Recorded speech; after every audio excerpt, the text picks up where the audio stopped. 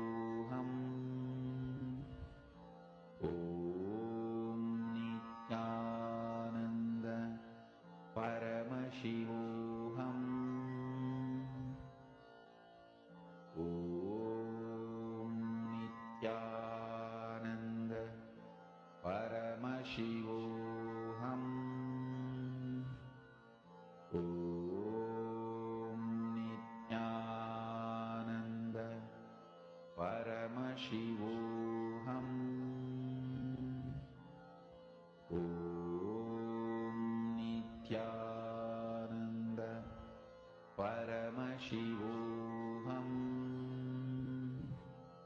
Om Nithyananda Paramashivoham. Om Nithyananda Paramashivoham. Om Nithyananda Paramashivoham. Om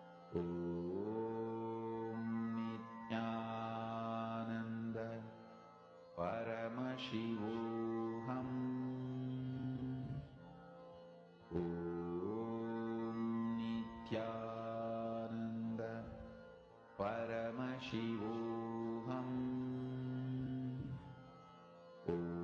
Om Nithyananda Paramashivoham. Om Nithyananda Paramashivoham. Om Nithyananda Paramashivoham. Om Nithyananda Paramashivoham. Om Nithyananda Paramashivoham. Om Nithyananda Paramashivoham. Om Nithyananda Paramashivoham. Om Nithyananda Paramashivoham. Om Nithyananda Paramashivoham. Om Nithyananda Paramashivoham. Hold that will persistence. That is the quality of Ganga that makes her what she is. Let that Kundalini be the Ganga within you. Holding that will persistence, that whatever may seem as the external result, you are focused on the experience of experiencing Paramashiva as your own existence. What happens externally is a side effect. It is that cognition shift, that experience of ultimate bliss as Paramashiva. That is what the whole goal of power manifestation is. Keep your entire persistence, will persistence on that experience. Just be clear. Paramashiva is manifesting whatever else needs to happen. And continue chanting the Mahavakya. Nithyananda Paramashivoham. Om Nithyananda Paramashivoham. Om Nithyananda Paramashivoham. Om Nithyananda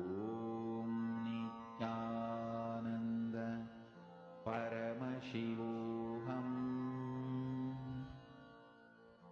Om Nithyananda Paramashivoham.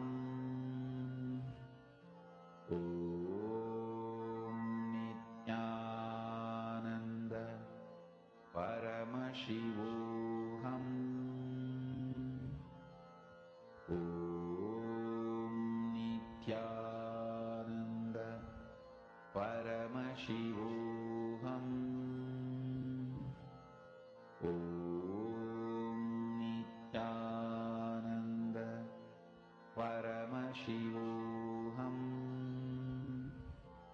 Om Nithyananda Paramashivoham.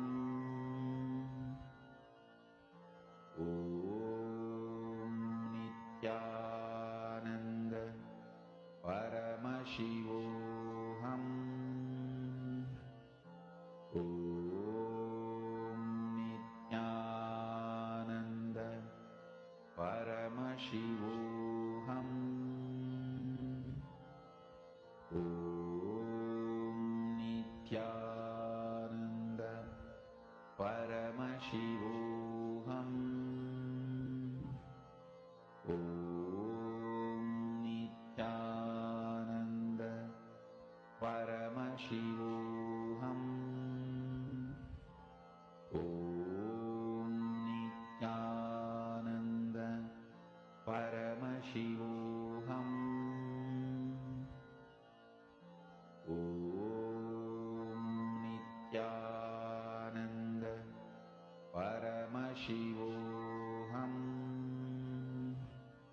Swamiji has revealed that this power manifestation can take about 42 minutes to manifest. Hold that, where you're connecting to the nature. You are experiencing oneness with the whole part of you, not just one part of you that you perceive as your body. That whole, whatever comes within your awareness, is actually you. It has no independent existence the way you know it apart from you. If that cognition shift happens within you, just the heavens will shower, power manifestation will just happen. Chant the Mahavakya. Be completely unclutched.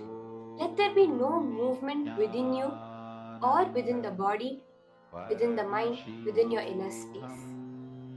Just be witnessing the arising, the sustaining, and the dissolution of any thoughts within you. Om Nithyananda Paramashivoham. Om Nithyananda Paramashivoham. Om Nithyananda Paramashivoham. Om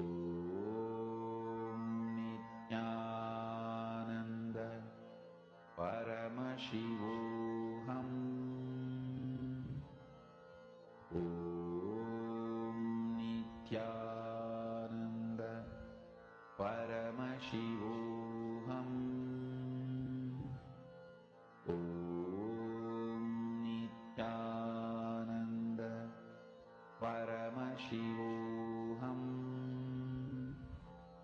Om Nithyananda Paramashivoham.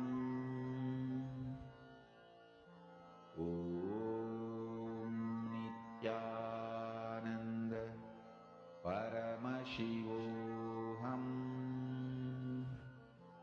Om Nithyananda Paramashivoham. Om Nithyananda Paramashivoham.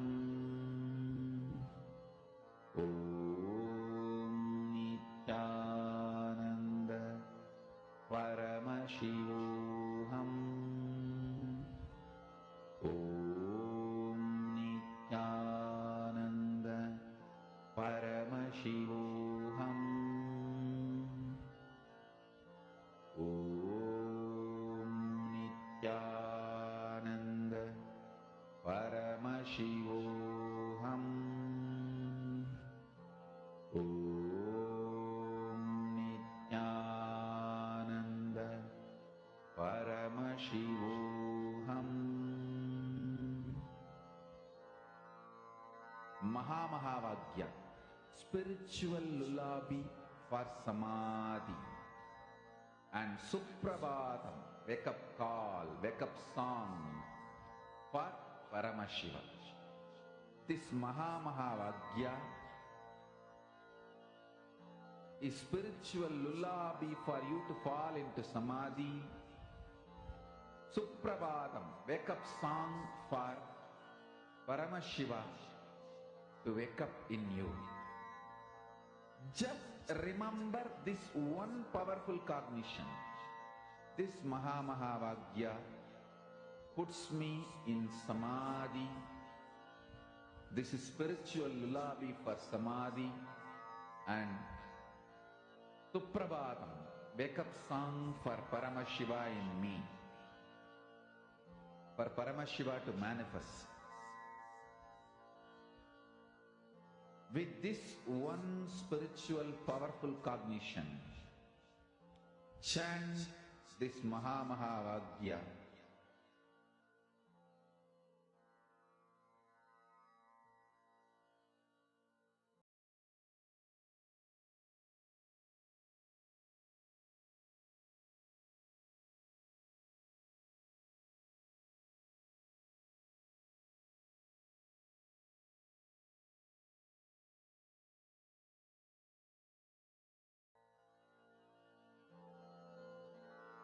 Mahamahavagya, spiritual lullaby for samadhi, and Suprabhatam, wake up call, wake up song for Paramashiva, for Paramashiva to manifest. With this one spiritual powerful cognition, chant this Mahamahavagya. Om Nithyananda Paramashivoham.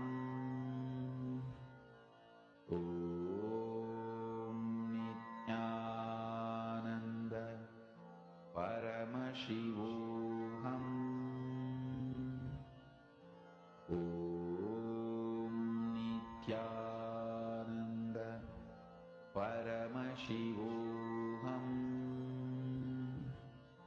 Om Nithyananda Paramashivoham. Om Nithyananda Paramashivoham. Om Nithyananda Paramashivoham. Om Nithyananda Paramashivoham. Om Nithyananda Paramashivoham.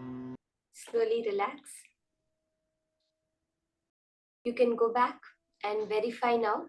Go back to the accuweather.com website. Take another screenshot of the manifestation. How has the weather prediction changed?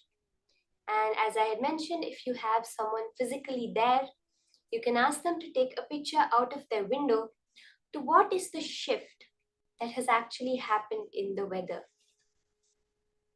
Swamiji always says that our focus is on the experience. So post whether what did you feel while you were doing the whole manifestation process? Intense coolness, intense heat. What were the shift, the cognition click that happened while you were doing the manifestation process. Every time you manifest, you have experienced that moment of being Paramashiva. So don't forget to celebrate, to get up, celebrate ultimately the manifestation of Paramashiva within you.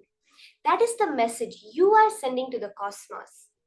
Give me more, because your only job here, as Swamiji says, Ekoham Bahushyamaha, one became many only to celebrate itself. With that, let's enter into the next session, understanding about ultimate gratitude, the Sahasrara Chakra, Swarupa Ananda. Let us now hear the higher powerful cognitions from Swamiji on this subject.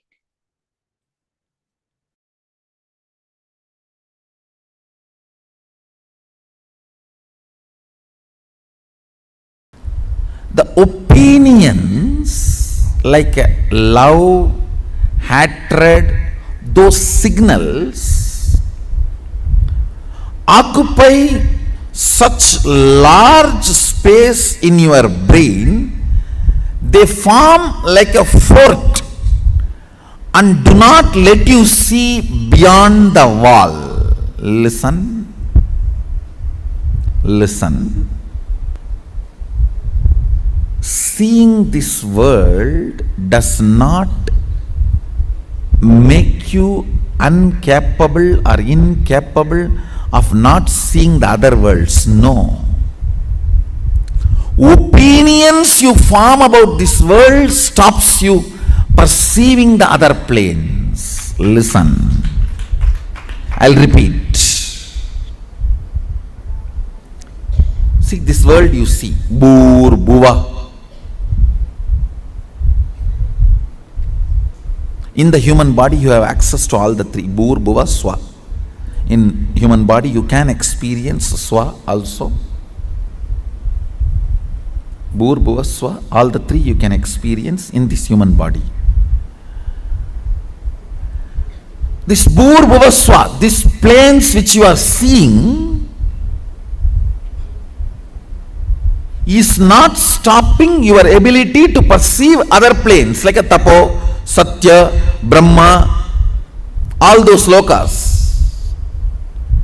But the opinions you form about these worlds becomes a huge fort inside your brain, Sahasrara Mandala, 1,000 petal flower.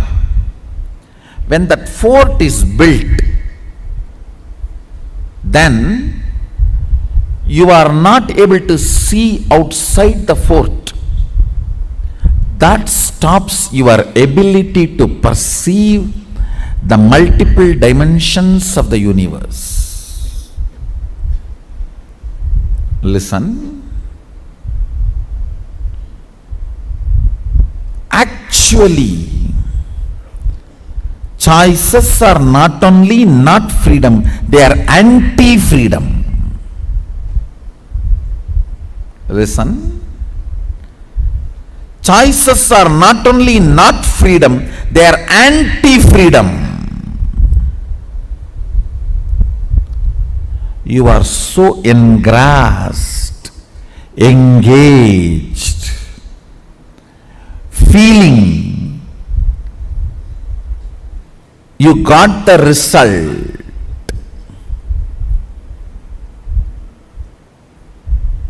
Because you do not know the way to check whether some stone is a diamond or a shining ordinary stone, you go on collecting your whole life something. Only when you are about to die, you discover a machine to check the diamond and you find out whole thing you collected is just faltu stone. Not even one is diamond.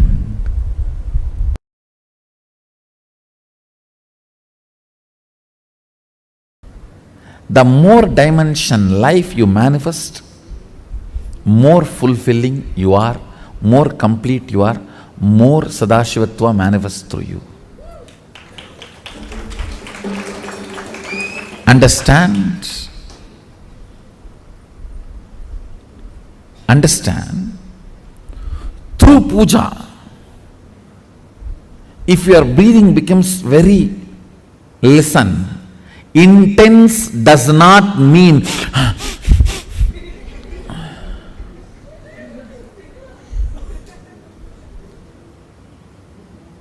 through dance, getting intense will have a different physical expression. That will naturally be like a big hyperventilation kind of a action. But through puja, when your breathing becomes intense, it will not be hyperventilation type, it will be deeper ventilation type. Like Sahasradala Pangaje Shagala Sida Rashmi Prabham Varabayagaram Vimalaganda Pushpambaram Prasanna Vadanikshanam Sagala Devata Rupinam Smarechirasiyam Sagam Tatapimana Purvam Gurum. It's actually Dhyana Sloka for Guru. I can see very clearly Arunagiri Yogeshwara.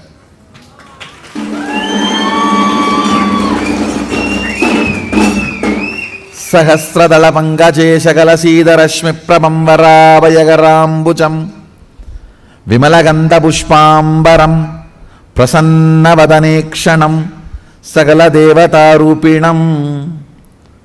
On the 1,000-petal lotus, Varabayagaram Vara Abhayakara, Prasanna Vadanikshanam, with a beautiful, alive, Prasanna Vadana, smiling, welcoming. Prasanna cannot be translated just as a smiling or welcoming. Prasanna should be smiling, welcoming, alive, illumined, graceful. All that words should be added. Prasanna is something which brings you to the present. Prasanna Vadanekshanam Sagala Devata Rupinam, embodiment, or in the form of Sagala Devatas, all the gods and goddesses. Smarechirasi Hamsaham Tatapimana Purvam Gurum means with my breathing flow, Hamsakam. See, Hamsam is the integrity syllable of your breathing. Listen carefully. Integrity means being what you are known for.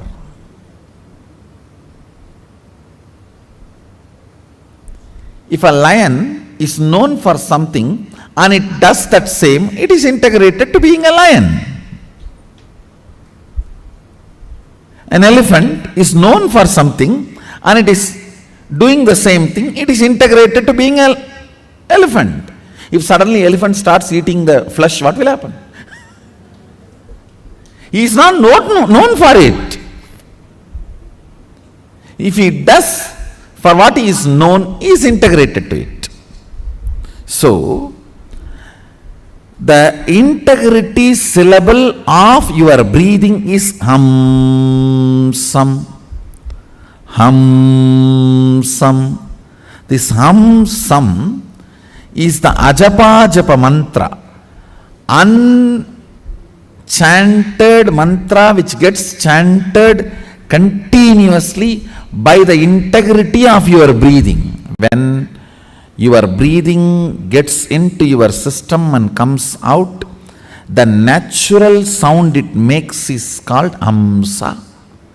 Hamsam. Understand? Where this hum sound takes a turn of some sound is Sahasrara. That is where Guru is sitting. That is why it is called hum. Please listen carefully. That is why he is addressed as Hamsakam. Where the hum turns into sam, his akam resides there. That is his house. If the hum does not turn into sam, you are savam. Understand? If the hum, listen carefully. If the hum is 100 unit and sam is less than 100, 99, you are just aham. If the hum is 100 and sam is 100, you are hamsa, jiva, individual soul, who had Pratyagatma Chaitanya Jagrata. If the hum is 100 and sam is 101, you are Paramahamsa.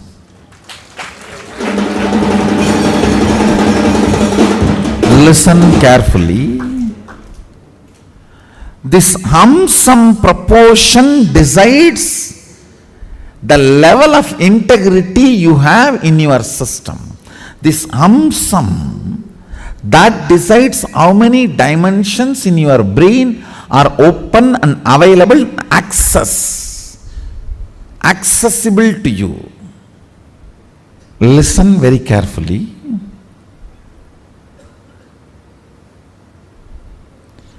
If this hum is 100, sam is less than 100, you are in the plane of agam, human. Boo. If the hum is 100, sam is also 100, you are hamsa, jiva who is awakened.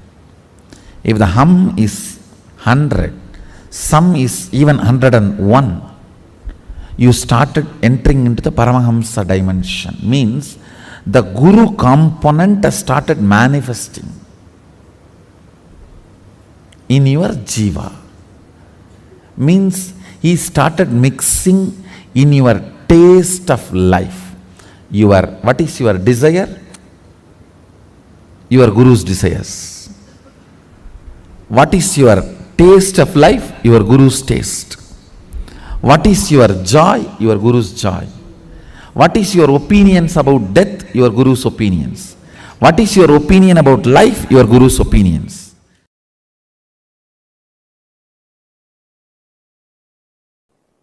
If you start enjoying the narration you carry about you, Swarupa Ananda,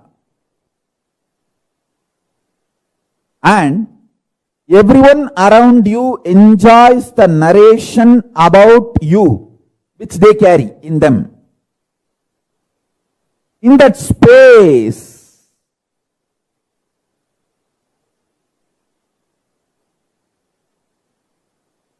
you manifest Sarvanyatva. Kailasa is the ecosystem to help you to enjoy the narration you carry about you, and everyone celebrates the narration they carry about you in them. You celebrate them, they celebrate you. In this kind of ecosystem, powers manifest just like that.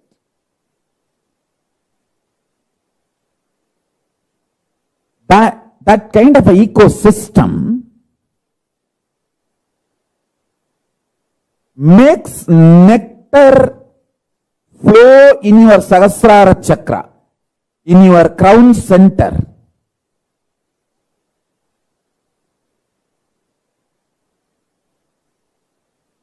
Even when your Guru initiates you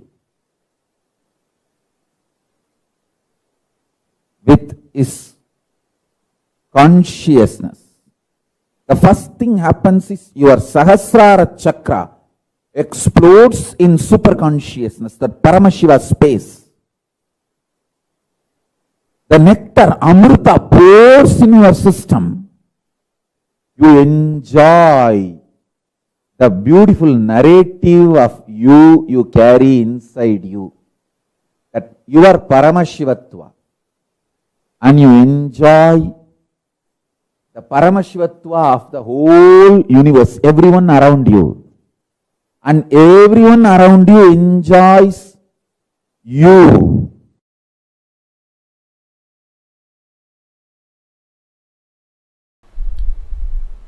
Let me come back to the subject. Listen. Whenever you are not able to hold the lit up 1,000 lotus petals, that Sahasrara, and coming down, come down only with prayer. Prayer will grow roots and push you back to that same higher electrical structure and chemical structure in your brain, to the Sahasrara. If you start analyzing, why am I not retaining? Maybe all the sins I have done.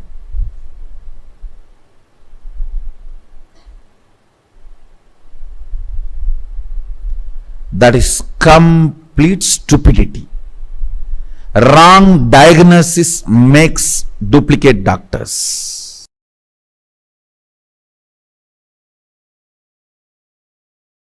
Listen carefully.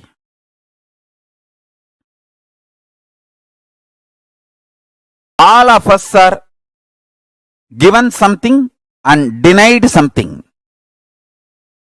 Nobody can say, I am not given anything. You are still alive, breathing. So that proves life is given to you. Naturally, even if you are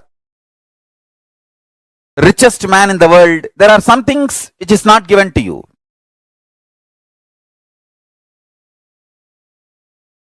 If you cultivate consciously a consciousness,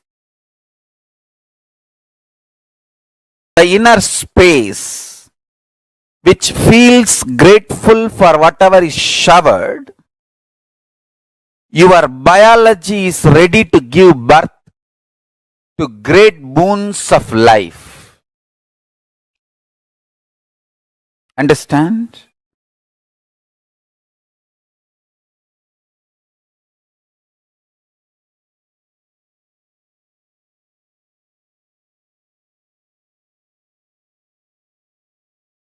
Person who cherishes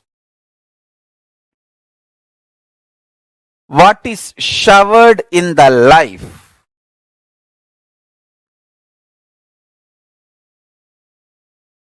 feels supported, loved, cared, and goes on deciding to support, love, care. Understand? This space is heaven. I tell you, all I need for me to run my whole day is just consciously feeling joyful. Those devotees smile, that's all. See, when I open the eyes from Samadhi and see the two-way, when I see all these people, that's all is my food. Nothing else is needed. No other food is needed.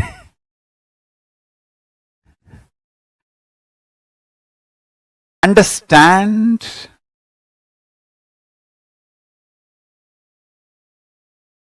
The biology you carry, inner space you carry,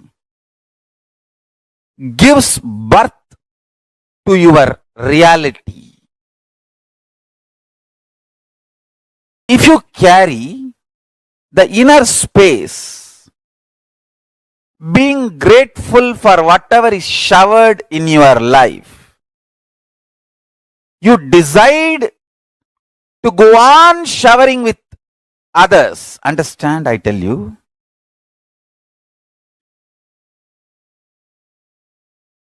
Whoever enjoys by contributing are gods, angels. Angels may not be the right word. What I wanted to convey is devatas. The Sanskrit word devatas. Maybe the rough translation in English can be gods and goddesses, not angels. Because devatas are much higher than angels. The concept of angels. Listen carefully.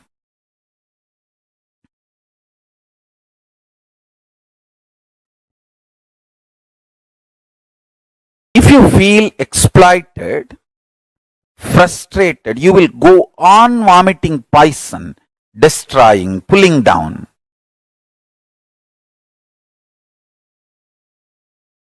Spreading hatred, vomiting poison. You will be so deluded. You will know you are straight lying. And you will believe it is perfectly alright. That is the worst delusion. That's the worst delusion. Money gets more money. Integrity gets more integrity. Laziness gets more laziness. Abuse gets more abuse. Joy gets more joy. Bliss gets more bliss. Sadness gets more sadness. What you work for, you get that. I tell you, listen carefully. I really tell you.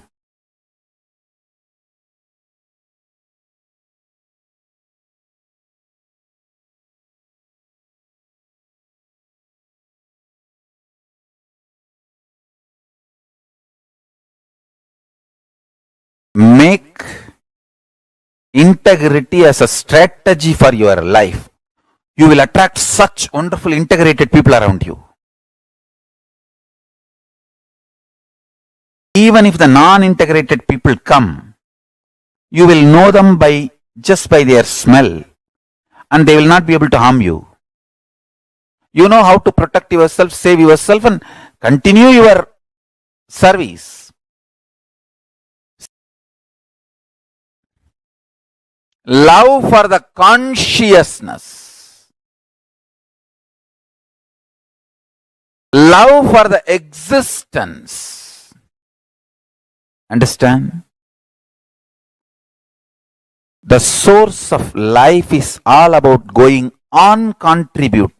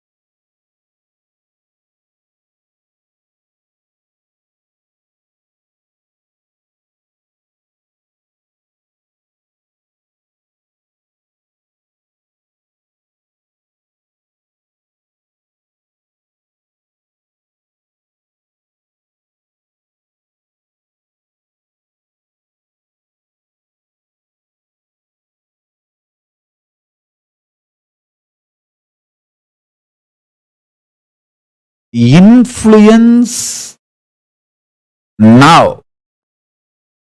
Influence the present moment. Be powerful over the present moment. Understand? Live in the present moment is not a complete truth. Have power over the present moment is the complete truth. The power of now is having power over now. Listen. Understand how you feel about you now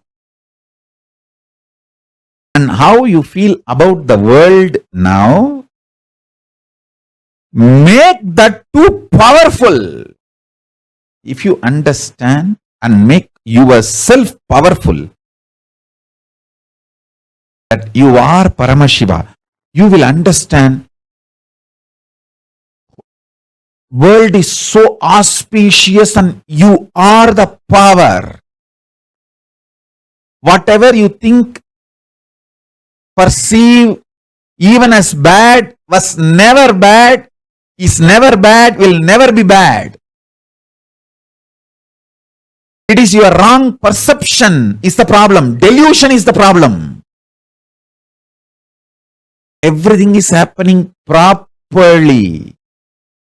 You just need to add more life positivity, more understanding. You just need to remember again and again, you are Paramashiva, and face everything out of strength and powerfulness.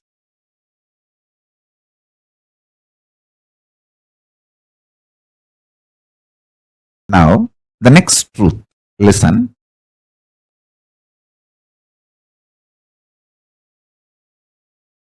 Sometimes you feel the world is literally falling. The roof is falling on your head. You are crushed. You are collapsed.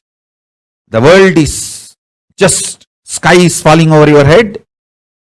That is what is reality, and you perceive that as a reality about world, and that reality, that perception about the reality collapses your perception about yourself and you collapse. That is what you call everything is determined, fate, nothing can be done.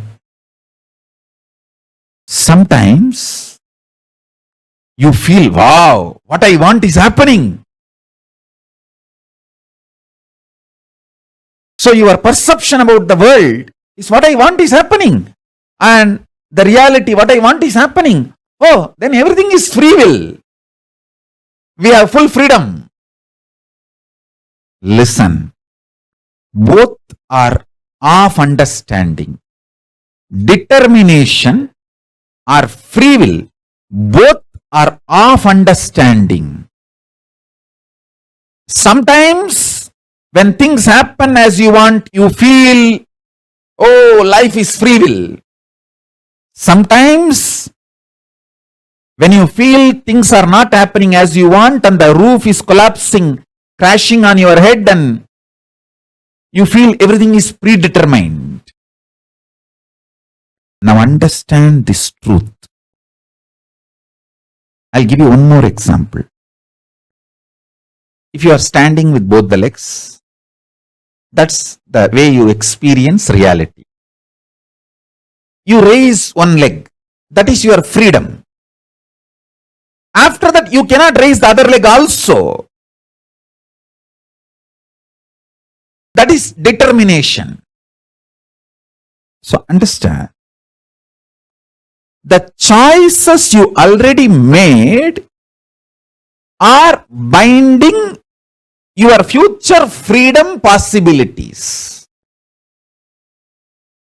The choices you already made are binding your future possibilities. This is when you feel whether life is free will or predetermined.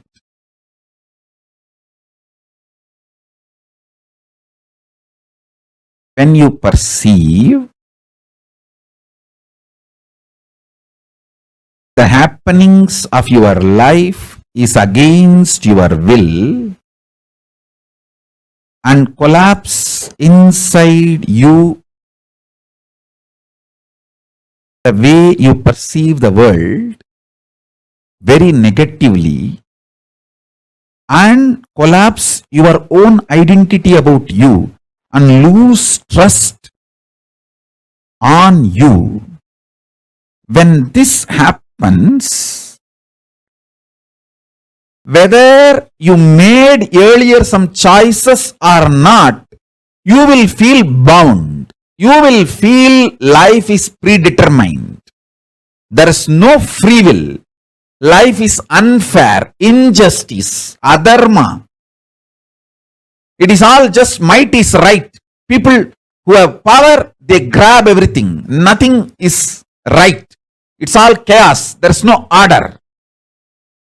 And at some moment, when things happen as you want in the outer world, and your perception about the world is little better, you feel, the free will is life.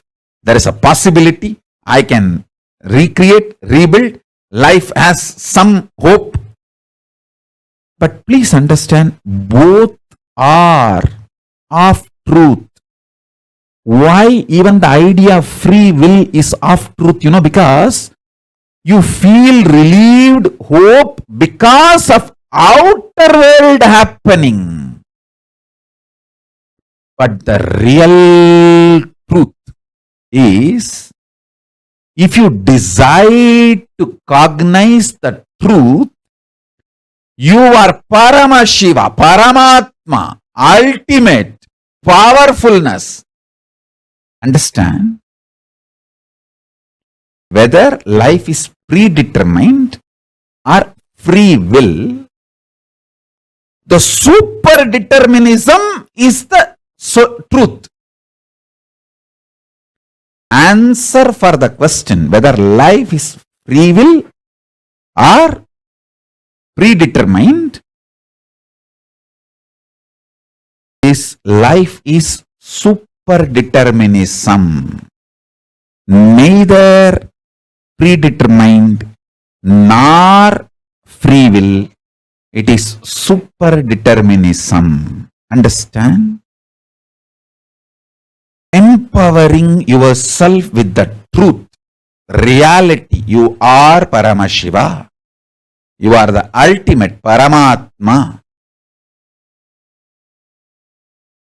And from that truth, reality, making your perception about life, and with that strength of your subjective truth about yourself and your subjective experience about the world, impacting the world, the reality is superdeterminism. This is the real way of existing. This is what I call freedom. Freedom is not choices. Freedom is manifesting the reality you want to manifest. Listen.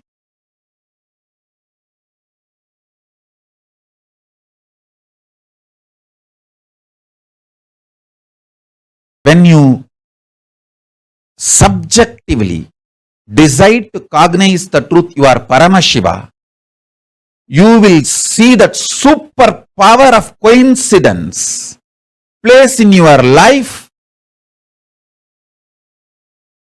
and you manifest superdeterminism. I give you two methods for you to achieve the superdeterminism. One, deciding to cognize you are Paramashiva, because that is the truth. That's the truth.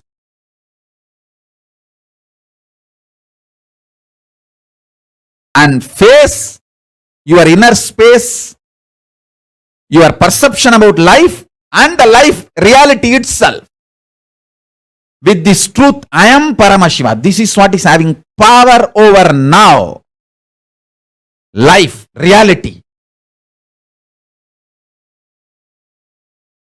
That's first. Second,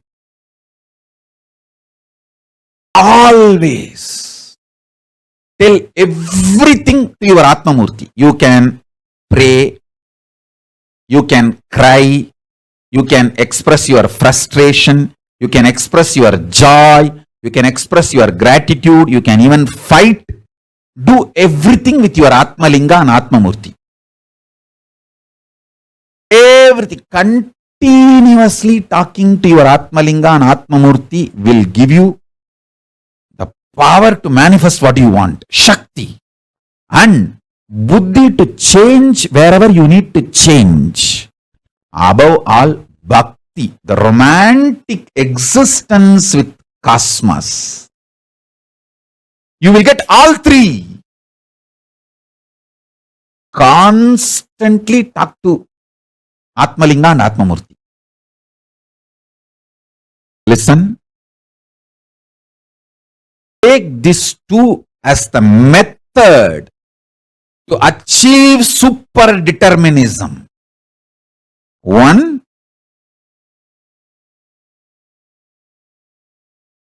decide to come to the powerful conclusion you are Paramashiva because that is the truth.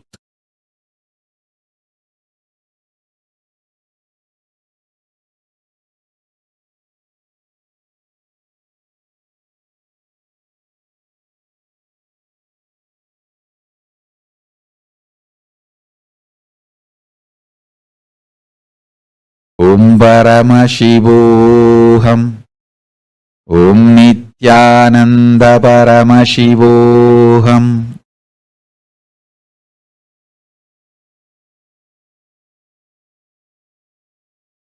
Second, continuously talk to Atmalinga or Atmamurti. You can offer your prayers. You can talk even casual things. You can express your love, gratitude, even anger. You can fight. You can express your frustration. You can do anything you want.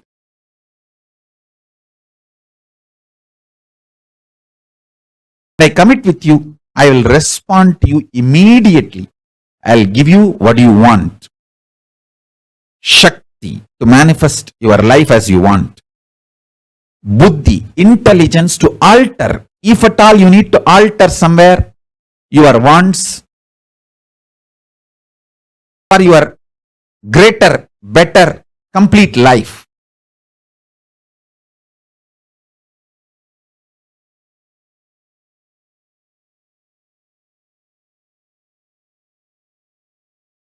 And above all, bhakti, a life positive, joyful connection with life, reality, cosmos, with everything, with yourself, with world, with God, everything.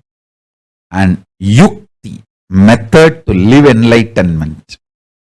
And mukti, enlightenment itself.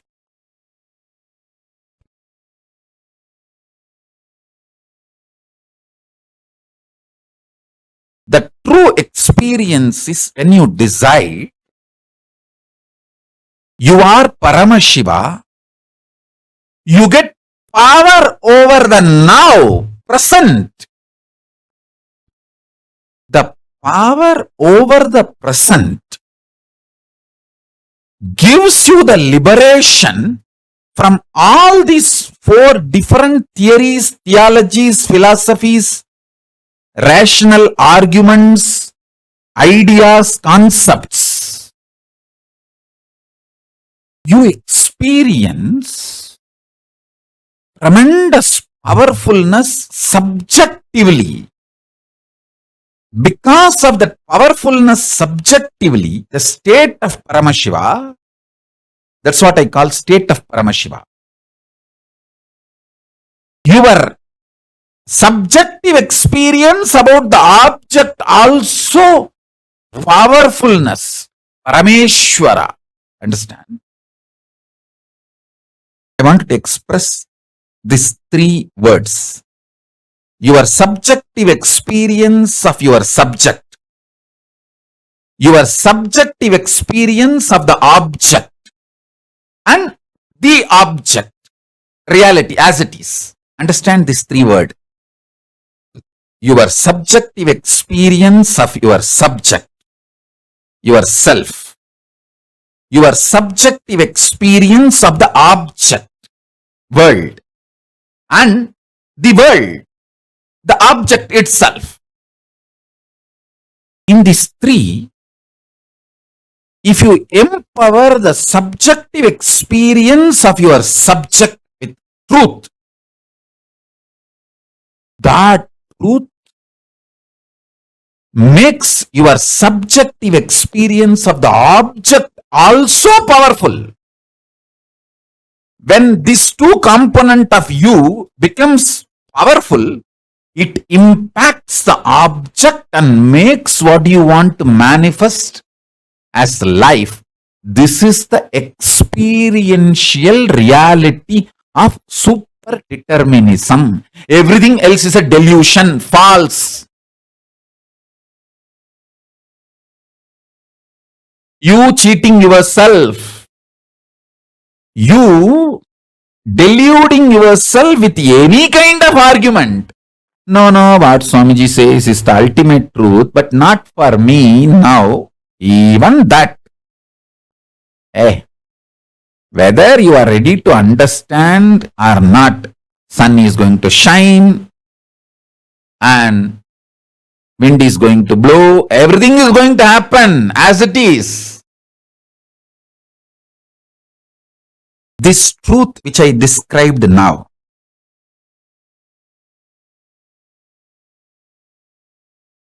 I'll explain the next level. Listen. Superdeterminism means empowering your subjective experience about you, your subject, with the truth you are Paramashiva. Paramashivatvamasi. You are Paramashiva. Empower your innermost subjective experience about yourself consciously. You are Paramashiva because that is the truth. And from that powerfulness, analyzing your subjective experience about the object, world, understanding everything happened in your life is just to trigger this enlightenment in you, trigger this awakening in you. Even the grahas, there is no graha, bad graha. There is no time, bad time. Only to remind you about your great truth, the grahas act. When you don't want to be reminded to live the higher reality, then no other way, the grahas has to make you understand. All grahas focus on awakening you.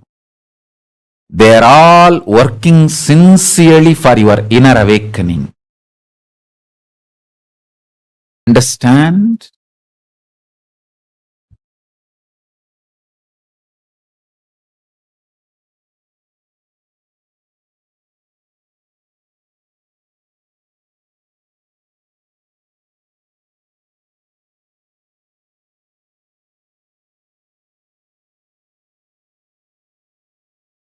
Hey, listen. Sometimes your babies are pet. They go into kind of a trance mood when they listen to my satsang and just they settle down. You may be thinking they are sleeping. Even if you think they are sleeping, don't wake them up. It is okay. Just let them. Because they sincerely, intensely listen. If you are pregnant, the baby inside your womb listens to me sincerely.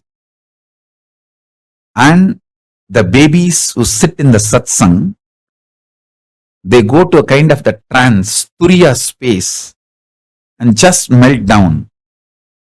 You may be thinking they are sleeping. Even if you think they are sleeping, don't disturb them. Allow them to sleep. It's okay. I tell you, even the pets, when they come and sit for satsang and they just fall asleep, don't think they are falling asleep. Even if you think they are falling asleep, don't disturb them. They are in a trance. I can see very clearly in how many places that initiation is happening.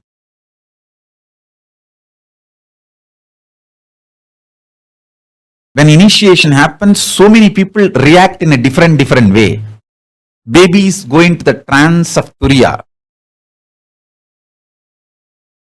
So all of you, allow this initiation to happen inside you and to everyone around you.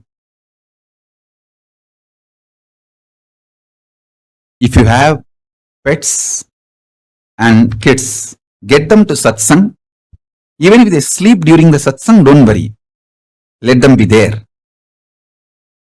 Because these great truths, they get inside the system and become biomemory. It becomes just biomemory. Listen. Now listen to the next truth. See, whenever the objective reality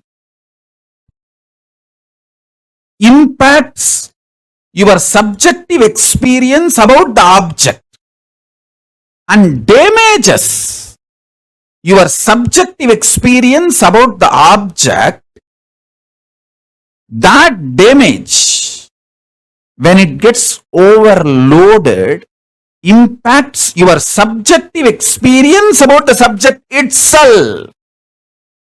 That is what I call you gaslighting yourself. Nobody gaslights us. Understand? Nobody can gaslight unless we allow the gaslighting. Whether gaslighting or enlightening, it's your responsibility. You allowed gaslighting of the society. So allow my enlightening.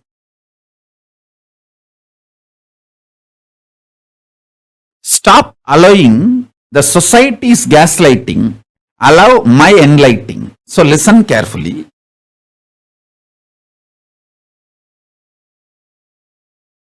Subjective experience of the object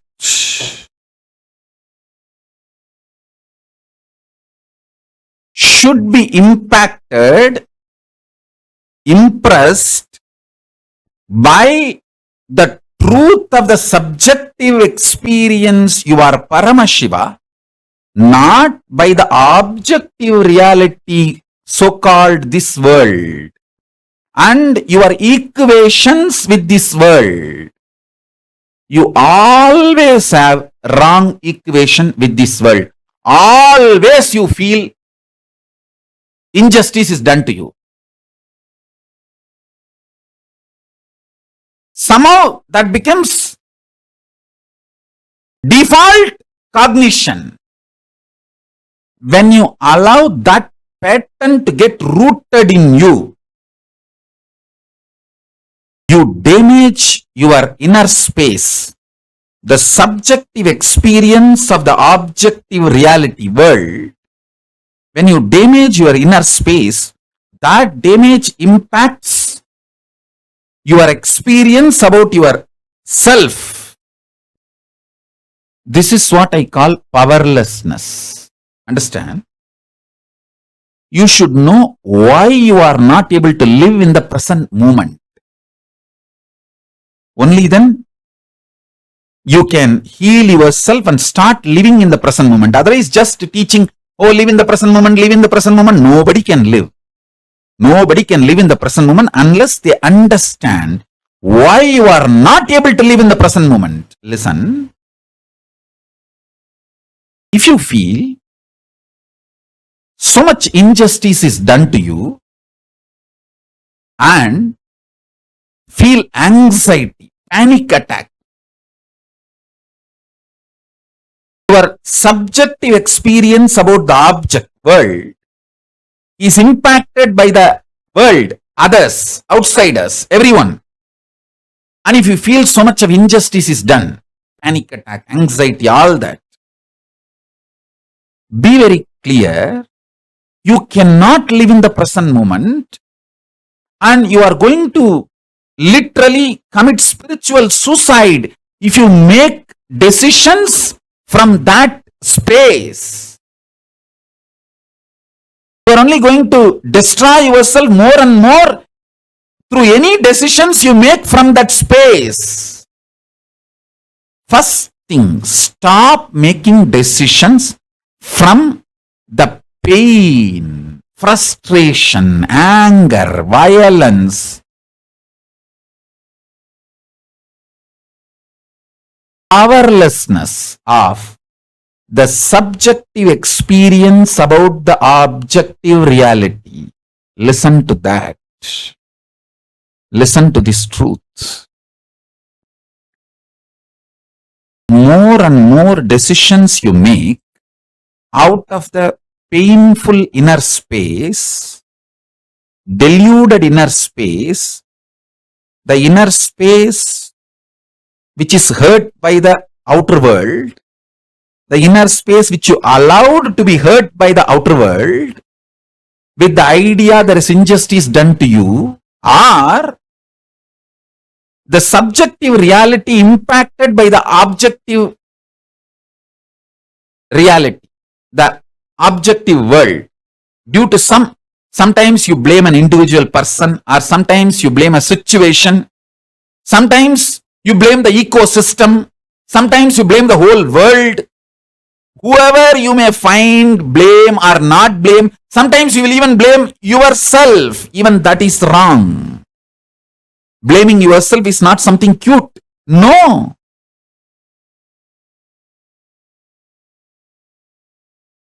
Don't say, oh, I am suffering so much. How can I be Paramashiva? Say, I am Paramashiva. How can I suffer? Change the whole thing.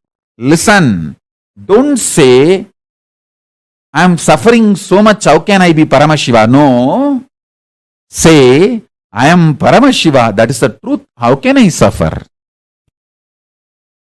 Let truth empower your experience about you and empower your experience about the object. Let the truth empower the subject's experience about subject, subject's experience about object, and object itself, all three. This is what I call superdeterminism.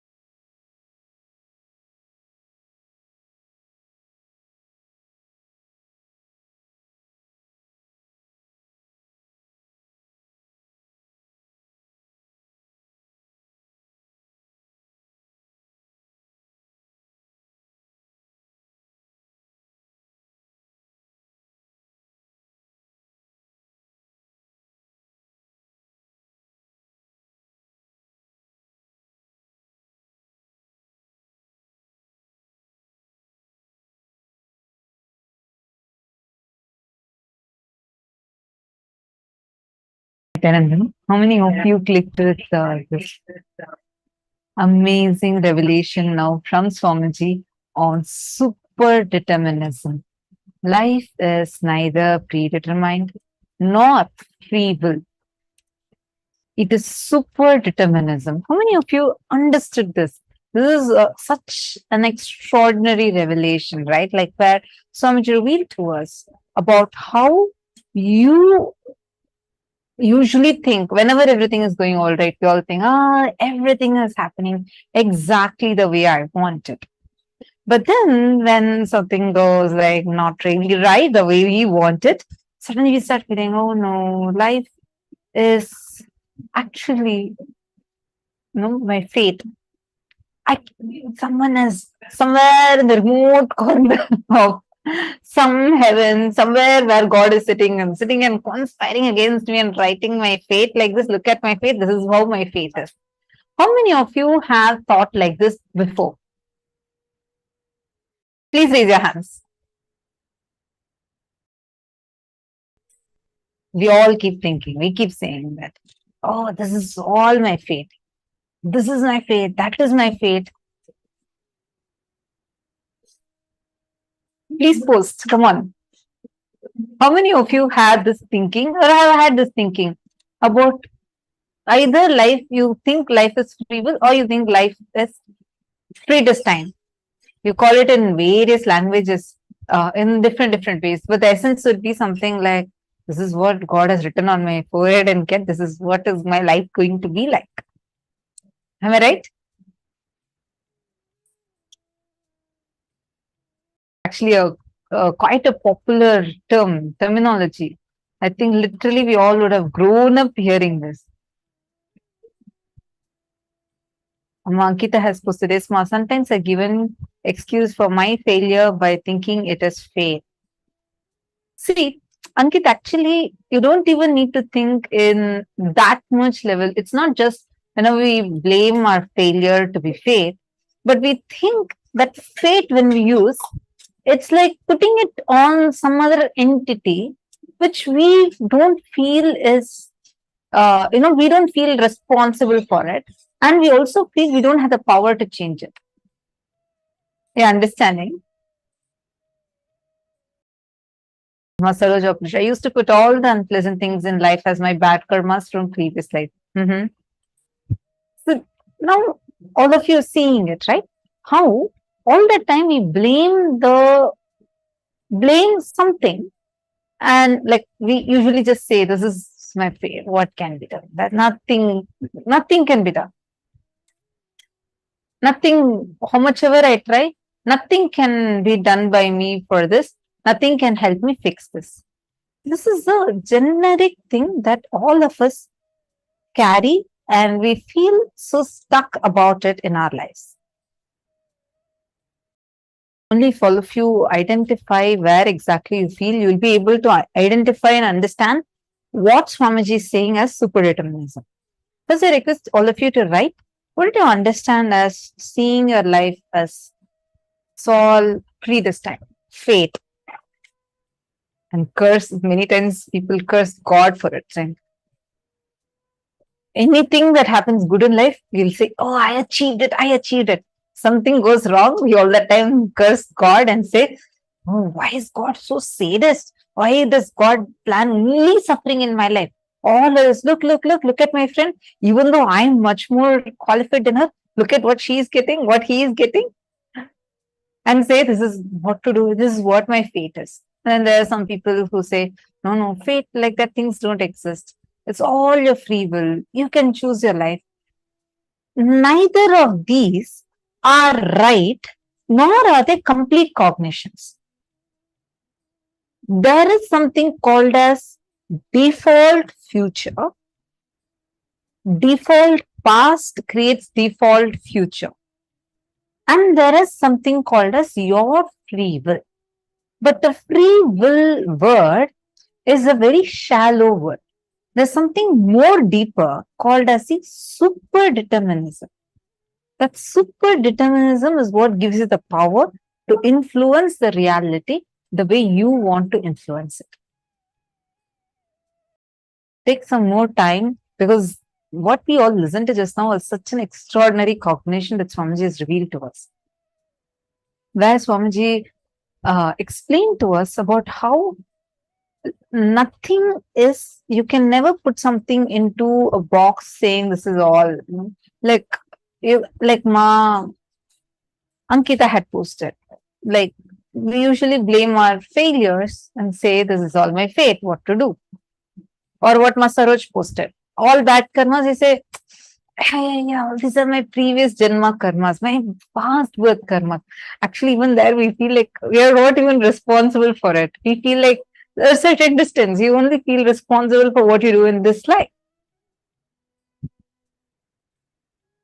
How many of you are clicking with this? I just want first to request all of you, if you could all let me know, how many of you understand thus far? Please post yes in the chat if you have understood so far. Please take a moment. This is one of my favorite topics, because if we understand the science of superdeterminism, we will be able to influence the reality the way we want it. You will not be struggling, stuck with things saying that I didn't get an opportunity to do this, I didn't get that opportunity. And you think, oh, why I put this much of effort? If everything is about free will, my friend, he didn't do anything for it. He didn't work for this, he didn't work for that. How come he's getting so much more? Whereas I worked for it. I sat, I did so much of work, then I should have been getting it. Then why am I not getting it? So you feel like, okay, this is all, fate, destiny. First understand where you are looking at life saying that this is free will, this is fate, and both of these making you powerless. Now let's understand what the superdeterminism is. Empowering yourself with the truth, the reality. You are Paramashiva. You are the ultimate Paramatma. And from that truth, reality, making your perception of life with that strength of your subjective truth about yourself, subjective experience about the world, impacting the world, the reality is superdeterminism. You cognizing you are Paramashiva. From that cognition, reality that I am Paramashiva, making the perception about life, not from the cognition that you are whatever identity you think yourself to be, but from the cognition, I am Paramashiva, you looking at your life from that, and with that strength of that cognition of your life, from the subjective experience about you, subjective truth about you as Paramashiva, subjective experience of reality, the experience you're having of reality, you impacting the reality is superdeterminism. How many of you understood this? I wanted to share with all of you. There's like one experience I had, which is very strongly related to this, I feel. So I'm going to be sharing that. First, I'm going to request all of you to type this one cognition and please share it on Facebook. I'm going to be projecting this for all of you. Take a few minutes. Just the first definition that all of you are seeing. Take a moment and please type that down. Then we'll be going further into this. Take a moment. All of you, please type down the first definition. I'm going to be reading out so that it's easier for all of you. Empowering yourself with the truth, reality, you are Paramashiva. You are the ultimate Paramatma. And from that truth, reality, making your perception about life, and with that strength of your subjective truth about yourself, and your subjective experience about the world, impacting the world, the reality is super determinism. Please take a few minutes now and type this down. I request everyone to please type it.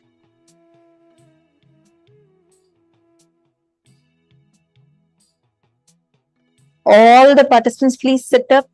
I request all of you to please kindly settle down. This is an important session for today's initiation.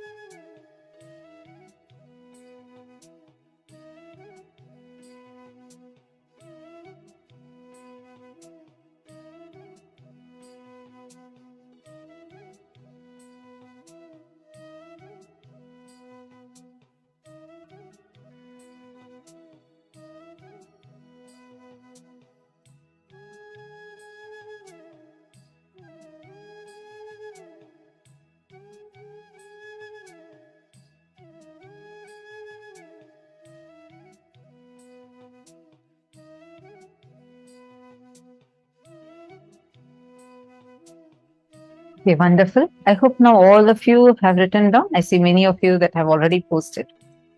Great. See so many of you who have already posted. Wonderful. Now that all of you have written down, now are you all understanding and cognizing what is superdeterminism? Clear so far? Okay. I wanted to share a small experience with this.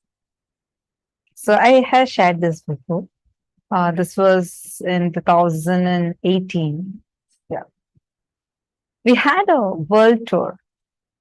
So we had like all the balasams of Gurukul going to different parts of the world, right? Like as teams, we will go to various different countries and we would go meet people and conduct the power manifestation sessions where we'll do actually demonstration. And it was very, very, very exciting.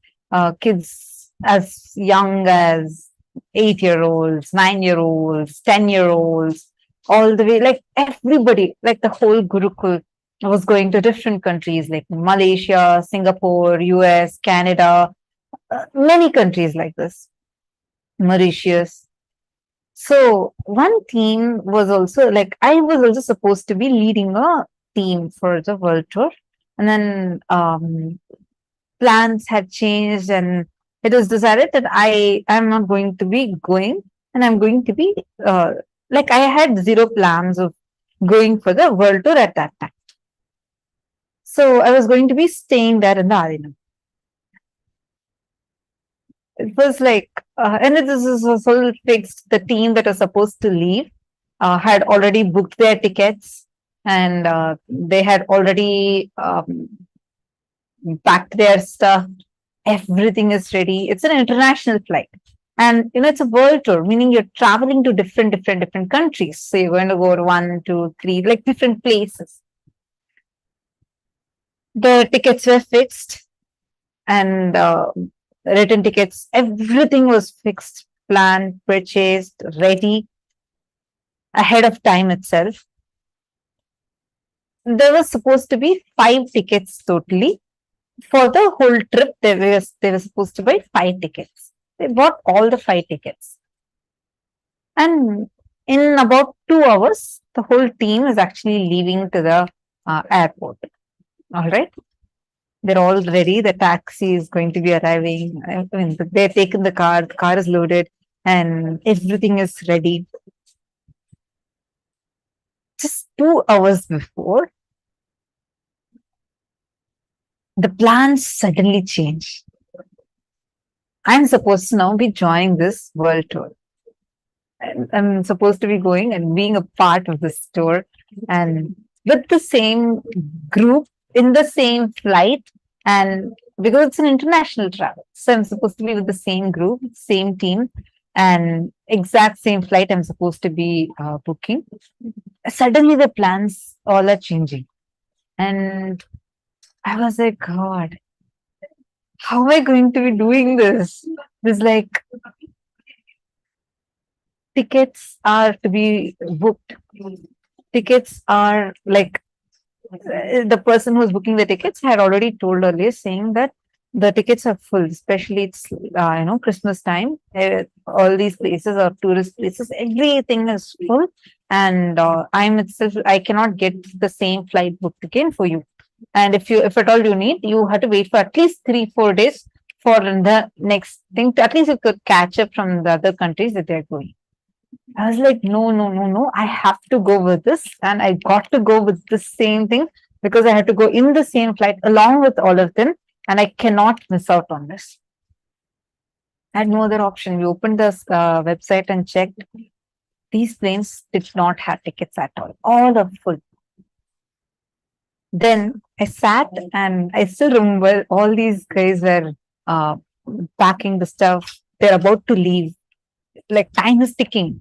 And they're almost going to go now to the airport. I had nothing ready for me. I had not even put my luggage together. First, I wanted the tickets. I went and sat in front of the laptop the link was open wherever we booked the tickets, right? And I just held my mala, chanted Mahavakya. Just this one cognition, there's such a strong cognition in me that the moment I connect to Swamiji, chant Mahavakya, definitely it will change. I was like so sure. The person who was booking the tickets, he was like getting really anxious. He's saying, no, no, no, I got to book a lot of other tickets. And if you're sitting here, it's going to delay because anyways, I'm very sure it's not available. He opened and showed me all the 5 links. He opened and showed to me. He showed that none of them have any tickets available. You can see here, and all that same airlines, it's not available. It's all closed. I chanted Mahavakya, and I said, I just felt strongly, okay, refresh now. My cognition inside at that time was, it was very, I didn't even have a little bit doubt. I felt so strongly in me. Literally, reality will change right now. Like I just declared, I felt like Swamiji is the one who's giving any of these things. He'll change the reality. So I told the person who's helping with the tickets, I said, could you please refresh now? He went and he refreshed. Exactly one ticket popped up in the same airlines, exact same flight with the exact same time. The first link worked. I was so excited. He said, no, no, no, I can't book even if one has come. I need all the 5 to come. I was like, okay, fine. I'm just sitting right here. I'm going to chant Mahavakya and declare for the rest 4 also. One by one, I chanted Mahavakya every single time. He refreshed in all of it, one after another. One. Exactly one ticket opened up and I was able to book it. And I went to the world tour and I had a great time, like actually traveled to the world tour. This was my experience where just all I did was connect to Swamiji, chant Mahavakya, and that impacted the reality to such an extent where an airplane ticket, not once, see, once if it comes, I can say, okay, miracle happened, coincidence, but it was not just once, consecutively, all the 5 came. I even made a post of this on Facebook at that time. It was like such a strong experience that even now I strongly feel anything that is needed. It's not even like I had to convince myself. I just strongly feel if something I need to change, I can just connect to Swamiji, chant Mahavakya. I'll hold my mala, chant Mahavakya, and Swamiji will just manifest it as a reality. This is what I understood as superdeterminism, where, I mean, this is just connecting to Swamiji and manifesting, but where your subjective truth and where you cognize yourself as Paramashiva, from that, you cognizing the world. How do you cognize about the world at that time? When I see the world as normally as Mata Trupri, I feel like, oh God, this is not very possible. How can the tickets are all booked? We'll try to think of logical solutions. Okay, if not this, then that, then this, then that.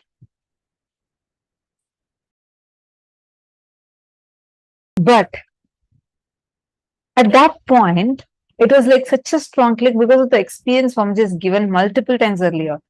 Connect to Swamiji, chant Mahavakya, definitely Swamiji will make it happen. So that was the cognition of the world at that time. So from that, when I made a declaration, Swamiji simply made it happen. Understand, the moment you cognize inside you are, I am Paramashiva. From this cognition, I am going to make a declaration. And with that declaration, I am going to impact and influence the reality. That is superdeterminism. How many of you are clicking with this? Please take a moment and pause.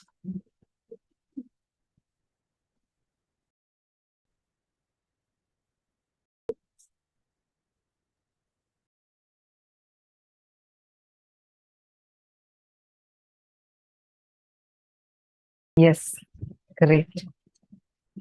How many of you feel inside of you now that anything you need, you will be able to actually change it. For example,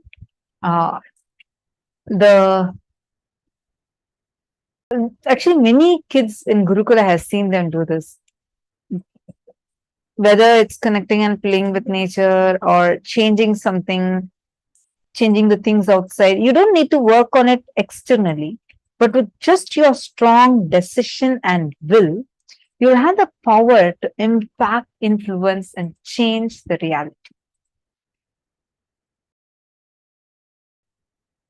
Now, let's understand this a little more deeply. Now, take a moment and cognize inside of you, what is this superdeterminism? Understand, freedom is not choices. We all usually think freedom is choices. Oh, I have variety of clothes to buy. I have variety of lifestyles to choose from. Choice is only suffering.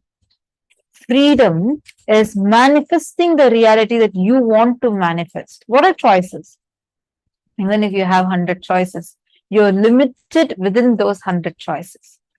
But freedom to manifest is you deciding, declaring what you want to manifest, the way you want to manifest it, and actually manifesting it. Freedom. See, life is neither free will nor predestined.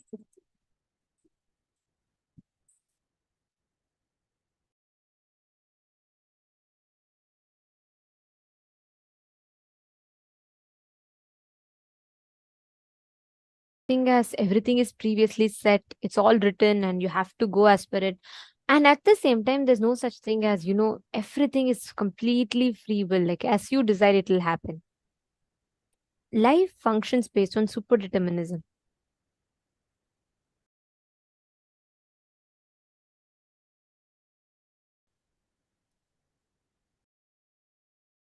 The truth is, if you decide to cognize that you are Paramashiva, you are Paramatma, the ultimate, the powerfulness about you.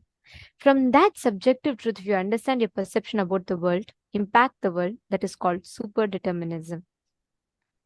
All the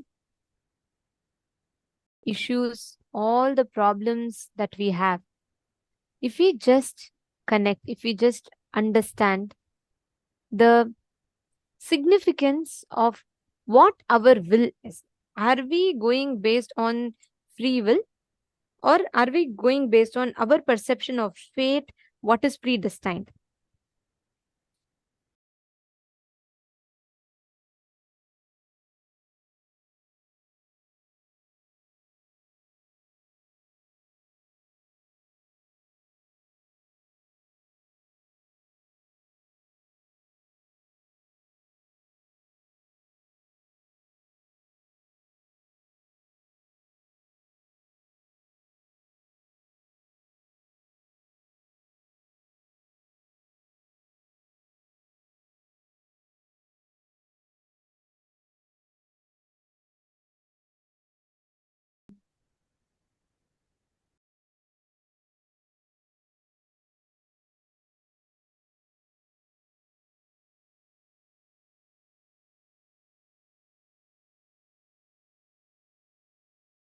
So many tons of incidents. How?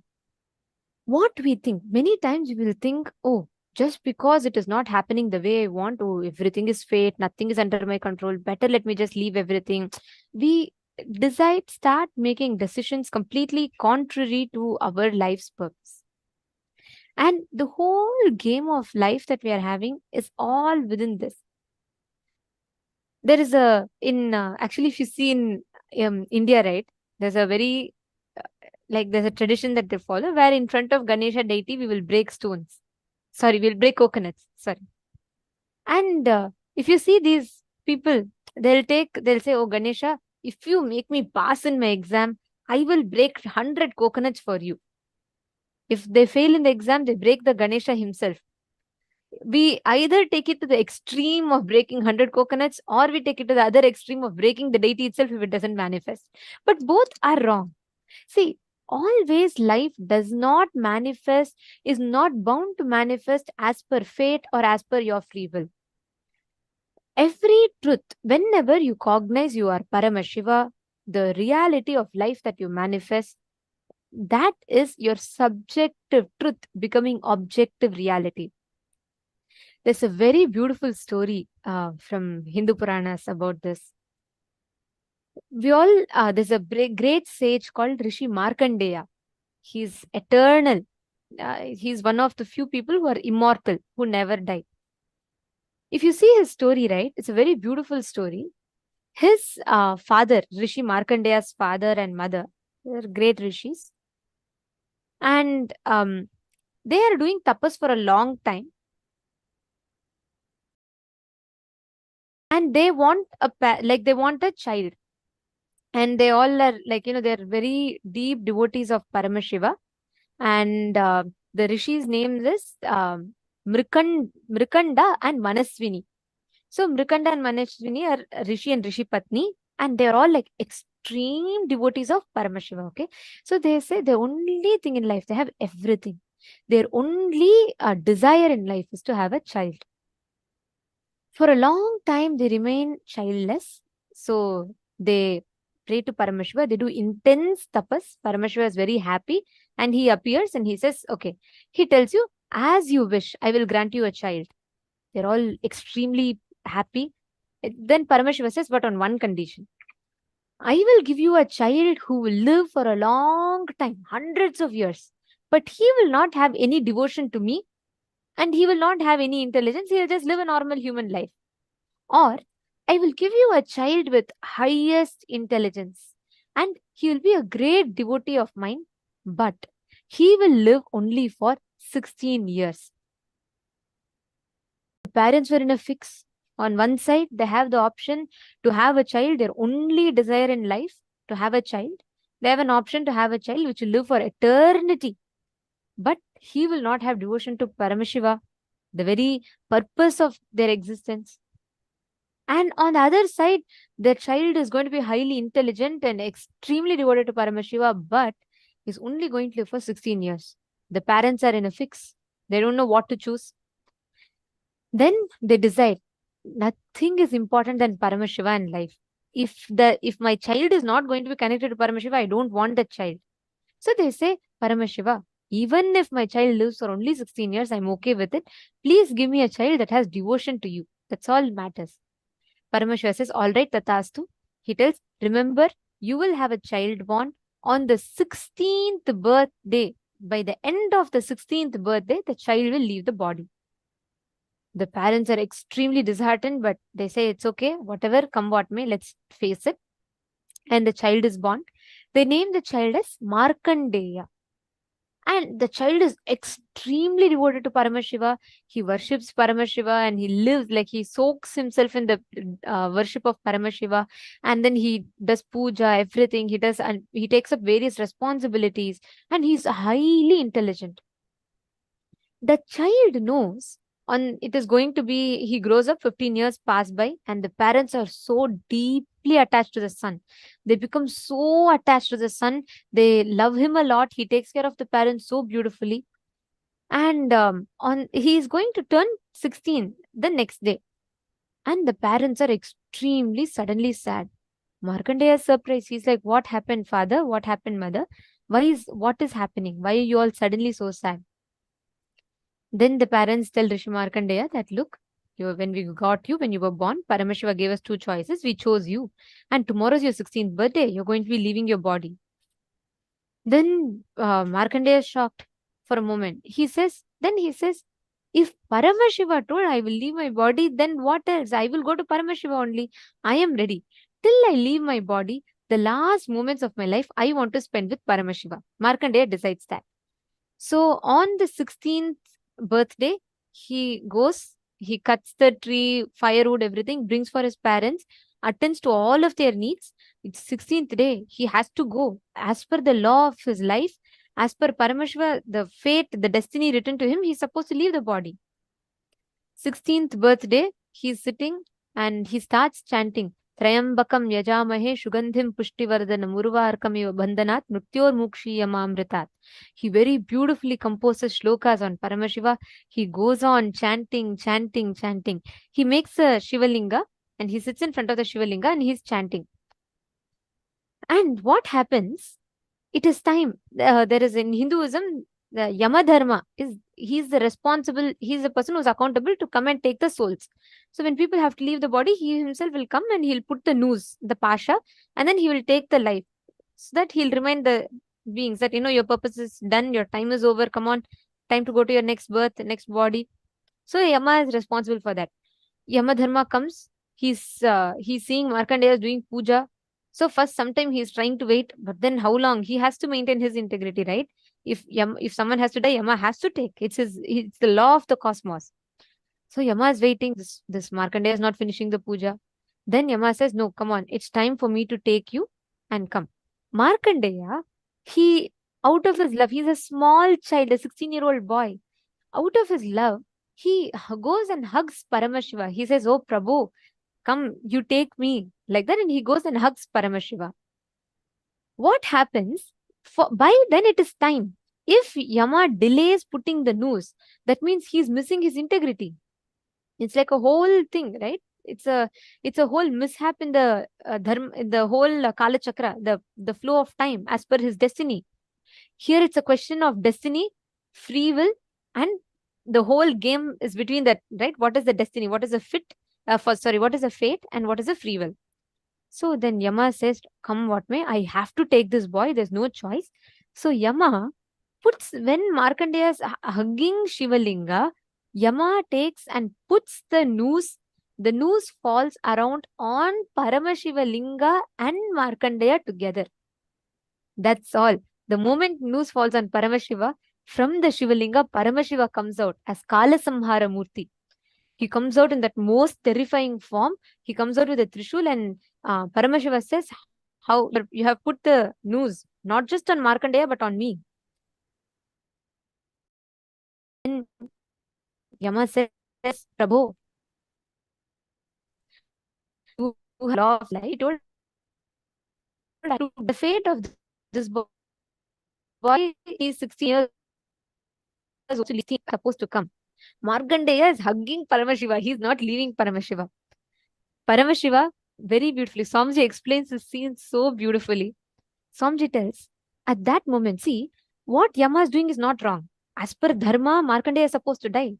It is Yama's duty to come and take Markandeya. But the free will of Markandeya does not want to go. Fate versus free will. At that time, Markandeya prays to Paramashiva. That superdeterminism, his prayer, his feeling connection. He didn't go, his free will was to live. He wanted to live. He wanted to serve. He wanted to continue connecting and enjoying Paramashiva. But that free will, that superdeterminism is what is him connecting to Paramashiva. Paramashiva then beautifully tells Yama, "Look, this is the law of life I gave you.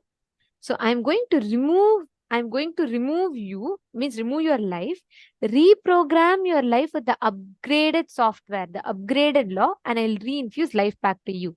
That is what is Kala Samhara Murti, the one that kills time itself.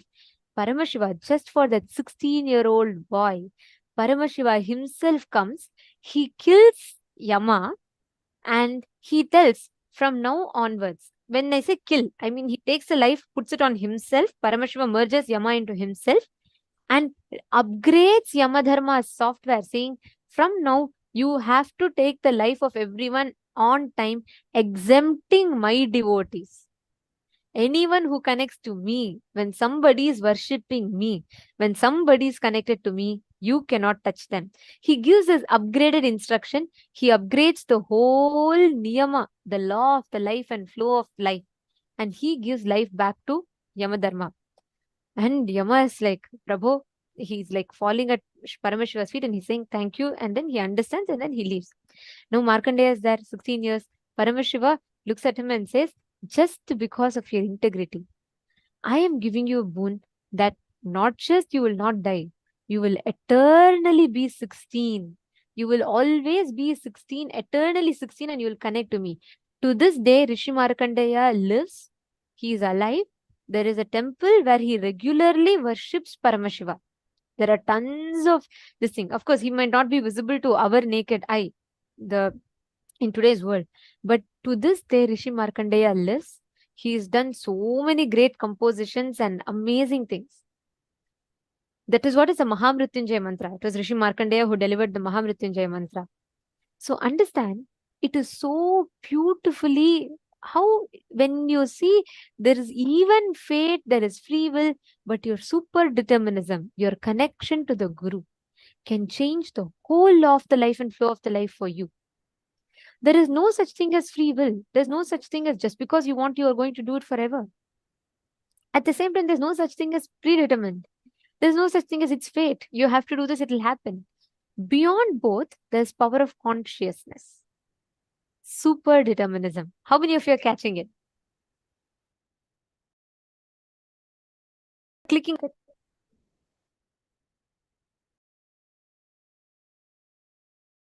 I see.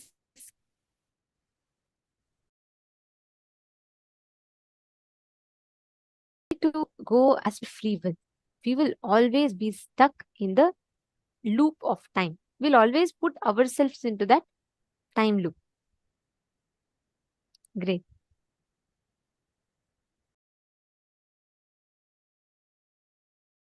Okay. Ma Mahaganeshwari. You've asked a question. Just heard part of the sentences from Swamiji's revelation that you both, your both feet stand on the ground. Freedom is you lifting one foot and the other foot standing on the ground. What is the super determinism for this instance? Is that you have to have one foot standing? Okay, understand. That's actually an example Swamiji gives to explain about delusion, where we don't see the actions that we do and the results of that action. It is like you yourself decide to raise one leg and you hold on to that raised leg. Without releasing that raised leg, you want to now raise a second leg also. And then you feel like, oh, why am I not able to jump? The only solution for this is to have a superconscious breakthrough where you want to fly. But the thing is, you have to understand where exactly, why you are not able to do something. You have your actions have certain results. The actions that you do, excuse me, the actions that you do have certain results which is going to come no matter what. But you have the free will to be able to change and choose which leg that you want to raise or which leg you don't want to raise. Superdeterminism is understanding that you are Paramashiva, not just that you can change which leg you want to raise when, but you have the ability to have a superconscious breakthrough, to be able to raise both the legs and even fly or jump the way you want to. But it comes only from the cognition. As long as you think you are limited human being, you won't be able to do that. But when you cognize yourself as Paramashiva, for example, normally we think we cannot do third eye reading, or we think we cannot do consciousness over matter, right? But now you see, you are able to do the power of consciousness over matter. Right? With your will, you can move something.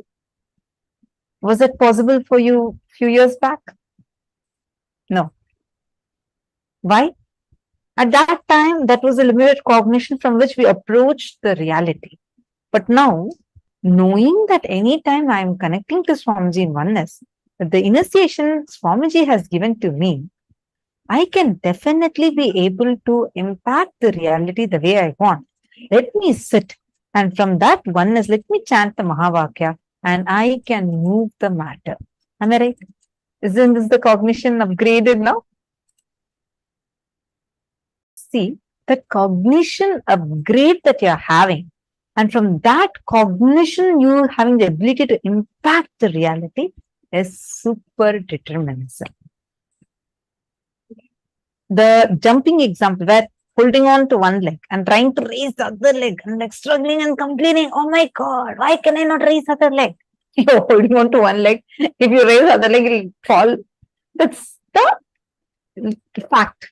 First, we need to come to the fact so we understand where we are stuck in delusion. As long as you're stuck in delusion, you will not be able to jump or fly or do anything. But superdeterminism is not just coming to fact, but you having the ability to establish yourself on reality from the cognition, I am Paramashiva, let me impact my reality, where I'll declare and actually levitate. That is it. Power manifestation science comes. Are you understanding now? There's Another beautiful story of a pandit and a milkmaid. So there's one says a pandit, and he has every day for his puja, he has a milkmaid who has to come and deliver the milk. So she has to come from the other banks of the river, and she has to cross the river to come and give the milk every day for his puja. This pandit was a very arrogant guy. Means he thought he knows everything, and he thought he's very smart. And it was just dry knowledge. He only had the knowledge, not the experience. And Swamiji calls these people as dry Vedantis, who will have only the knowledge, just go on reading, but not applying and experiencing these principles in their life. So he was one such fellow, and the other the milkmaid had simple, innocent surrender. So she comes one day. Because of heavy rain, it gets very late, and the pandit is waiting for the milk. She comes very late, and she reaches the house of the pandit, and pandit asks, "How can you come so late? Do you not know I have to worship? I have to do the puja?" She says, "Sorry, sir, but I was not able to make it on time because the river was flooding and the boatman could not. I had to wait for the boatman to come to ferry me across." So the pandit said, "What? What are you talking? You ignorant woman! You don't know. Just by chanting the name of Hari, people can walk on the water, and you are telling like this. So many people have crossed the ocean of samsara chanting the name of God, and you can't cross a small river. You must be joking like that." And he just scolds her and mocks her, and he goes off. But for this woman, she's so much in surrender to the existence, to life. She takes that as ultimate truth. She says, "Oh my God, if people can cross the samsara sagara, the ocean of bondage, chanting the name of Hari, then why can I not just cross the small pond?" She says, "What the master said is true. Let me take this. Let me try it." And again, next day, there is heavy flooding, even more intense than the previous day. So Pandit is sure she will not come. But he hears a knock on the door, and he's surprised when he goes and finds. He's surprised to see the milkmaid standing absolutely on time. Now he's taken aback. He asks, "How come? Today's flooding more than yesterday. How did you manage to find a ferry person to come ferry you across the river?" She says, "What, master? Just yesterday you told me that, just chanting the name of God, people cross the ocean of bondage.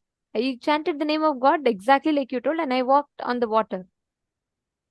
Because he only had knowledge, but not the experience, even he could not believe what he spoke. He was like, "What? Are you really telling me, or are you trying to make something up?" She says, "No, no, master. I'm really telling you, I will not lie." Then Pandit says, "Come on, show me, demonstrate in front of my eyes, then I'll believe you."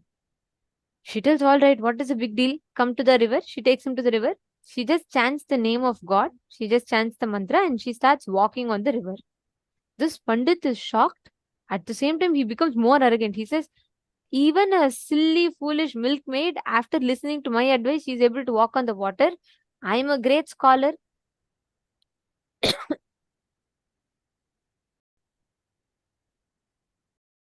He says, "I'm a great scholar, then I should be able to walk easily." And he goes, he lifts his dhoti, he chants the name of God, and he lifts his dhoti, he keeps his foot, and he drowns in the water. Understand, there is no such thing as every action will have the same result. There is no such thing as our fate. Everything manifests based on your super determinism. How do you connect? How do you manifest the experience of Paramashiva? That determines your experience. Are all of you understanding? Okay. Now, let us do a very quick exercise to take this further. pen down at least 5 aspects of your life where you're experiencing suffering, where you feel, oh God, I'm experiencing so much suffering. How can I be Paramashiva? Now, pen down these 5 aspects and go and find out the real reason of your suffering. What exactly is the suffering for? Take a few minutes and pen down, then we'll lead you on to the next step.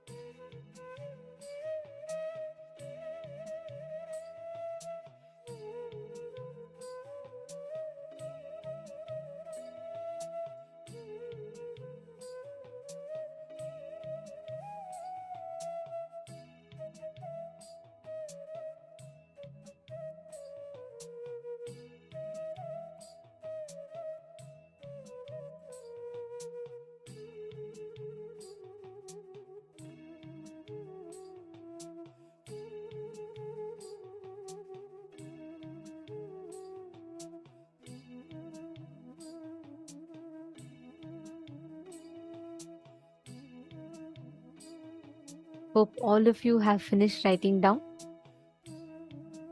Now, with this understanding, declare, see, every issue that you get in life, every time you are stuck in life, just understand, apply this one principle and start creating your reality.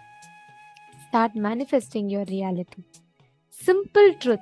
applying super determinism in every aspect of your life. That's all. That's all is the whole game about. So decide consciously, will consciously to apply super determinism. Make all your decisions based on super determinism, and you can see how you will be able to manifest the whole reality as you want. Now, we're going to be entering into the next session where we understand about how you can manifest not motivation but self-drive. How you can create this self-driving inspiration in you.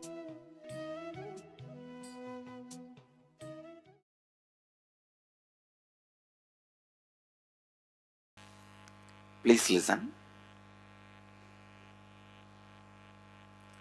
Today I am going to only speak on one subject. Context of Advaitic activism. Listen. 3 fellows were working on a stone quarry. All 3 of them were breaking stones, chiseling with a chisel and hammer.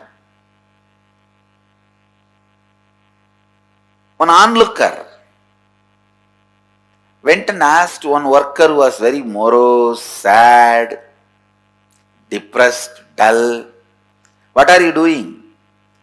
That fellow, almost crying tone, he said, "I am breaking stones." Next guy, he was not blissful but peaceful. This onlooker went and asked, "What are you doing?" "I am making a pillar." Third guy, very blissful, brisk, energetic, real Nithyanandite. The onlooker went and asked, "What are you doing?" "I am building a temple." Understand? All 3 of them are doing the same project, same work. All 3 of them are doing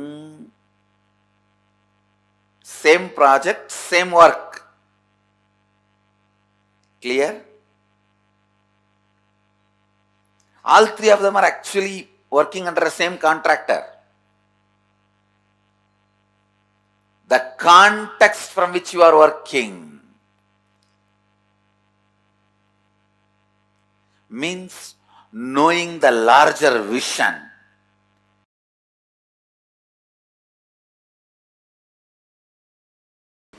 Today I wanted to expand on this one truth. Hridaya Guhya Tahara Vidya.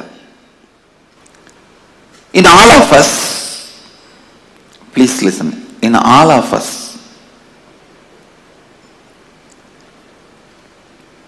there is a strong cognition which is spontaneous for us, which forms the core of our heart, core of our being. Hridaya Guhya, which is cherished in the cave of the heart. For some people, "I am this body" is the Hridaya Guhya Tahara Vidya. They function, think, do everything with that understanding, "I am this body," from morning till night, painting and cleaning externally and internally takes the whole day. Internal washing, cleaning, filling, external washing, cleaning, painting takes whole day. Even the little remaining time they have, they will be working to get all this. Understand? All of us have Hridaya Guhya Tahara Vidya. In our heart cave, a natural understanding, a spontaneous flow of knowledge. Some people think mind, name and fame, the reward, joy. Joy which comes when others praise you. That is you. If that becomes your Hridaya Guhya Tahara Vidya, the spontaneous knowledge about life, Then whole life you run behind that stupid Nobel Prize. And finally you get rejected and dejected, and you go on teaching how to live to people. You need to understand what actually your Hridaya Guhya, in the heart cave, you think as your spontaneous cognition about inner image, outer image, life image and others image. Spontaneously what do you think? Understand? Spontaneously what you understand. Spontaneously what you carry. I wanted every one of you to know, spontaneously what you carry is what you brought from the past birth. That is what you brought from the past births. My Hridaya Vidya, Hridaya Guhya Tahara Vidya, the spontaneous cognition, knowledge I brought in my heart cave is completely aligned to all these four images. Completely aligned to all these four images. Aligned to all these four images. Listen. Completely aligned to all these four images. I may want to repeat this again and again till you listen. Listen. That was my spontaneous flow of life. What you feel inside you as you, what you declare outside you as you, what you want others to experience you as you, what you feel about others and the world. Aligning all these four to best and constantly, please listen, the life happening in you, every moment you feeling I exist is like energy. To whatever you want, you can infuse that life into it. If you constantly think, I have so much of SDHD, I can never be successful, more and more you associate yourself with that, that becomes alive. Understand? In the beginning you may not be able to change what happens outside, but you will be able to always change what happens inside. So decide, even for a few minutes, you will not empower, energize the concept that you are a failure, you are struggling, you are. Few days before, one of my Swami was telling, I complete and get out, again I fall back, and complete and get out, again I fall back. You want to enjoy this personality. You are enjoying this space. You want to empower this idea of I raise and fall, because you must be enjoying the effort, hard effort you are putting. Understand? Hard work is nothing but ignorance. You don't have intelligence to do the smart work. You are stupid enough not to do the smart work. What you do is called hard work. And if you enjoy hard work, nobody is going to say no, but you are stupid.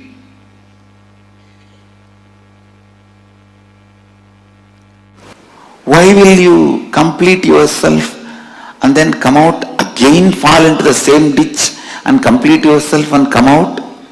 Because you empower that cognition. I am struggling, sincere, seeker.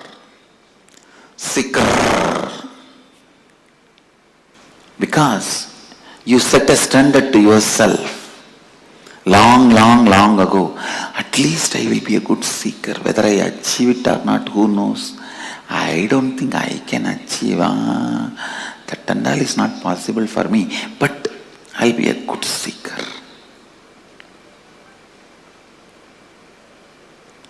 And maybe that is the way you will try to get others' attention. See, I am struggling and coming out. But stupid thing, nobody is ready to listen to your struggle. Understand? How much ever you try to decorate your struggle, nobody is ready to listen to your struggle unless you win the game. Only when you win the game, your struggles are garlanded, respected, worshipped. Your struggles by itself has no respect. So decide to win the game now. See, every moment your life empowers some cognition. Either, see, all these different cognitions. I am struggling. I can't achieve it. I can achieve it. I have achieved it. All these are just various cognitions, various balloons. You can fill the gas in any balloon. Your life is the gas. You can fill the gas in any balloon. Why do you want to waste your gas into that stupid balloon? I am struggling. Complete it. Get rid of it. I have achieved. Fill the balloon of I have achieved. Then what is the qualifications of achieved? Person who has achieved? Always be aligned. This aligning, I wanted to expand on this little deeper. Morning when you wake up, just ask yourself, an authentic person who lives Advaita, how he will wake up? He will just wake up like Mahadeva and bless the world. How he will shower himself, clean himself gracefully. What he will do next? Whatever I am doing, is it aligned to my identity, which I want to build as my inner image, which I want to show as outer image, the other's image and life image, which I want to take the responsibility for? This aligning, the moment you decide, yes, this action has to be done if I want to have this outer image. After that, no conflict. No question of conflict, no question of contradiction, no question of anything else. No question of conflict, no question of contradiction, no question of anything else. In all of your life, what you want to build, clearly decide now and always align your actions to it. That is what is spiritual practice. In my case, I came with what I want, all these four clearly, and always my actions were aligned to it. That is why I claim born enlightened. Understand? The Hridaya Guhya Tahara Vidya was very clear. The spontaneous expression, the way you think, every moment you are thinking, let it be aligned to what you want to show you as you to the world? What do you want to feel you as you to you? What do you want others to feel you as you? What do you want to feel as world? Again and again and again align yourself to that authenticity.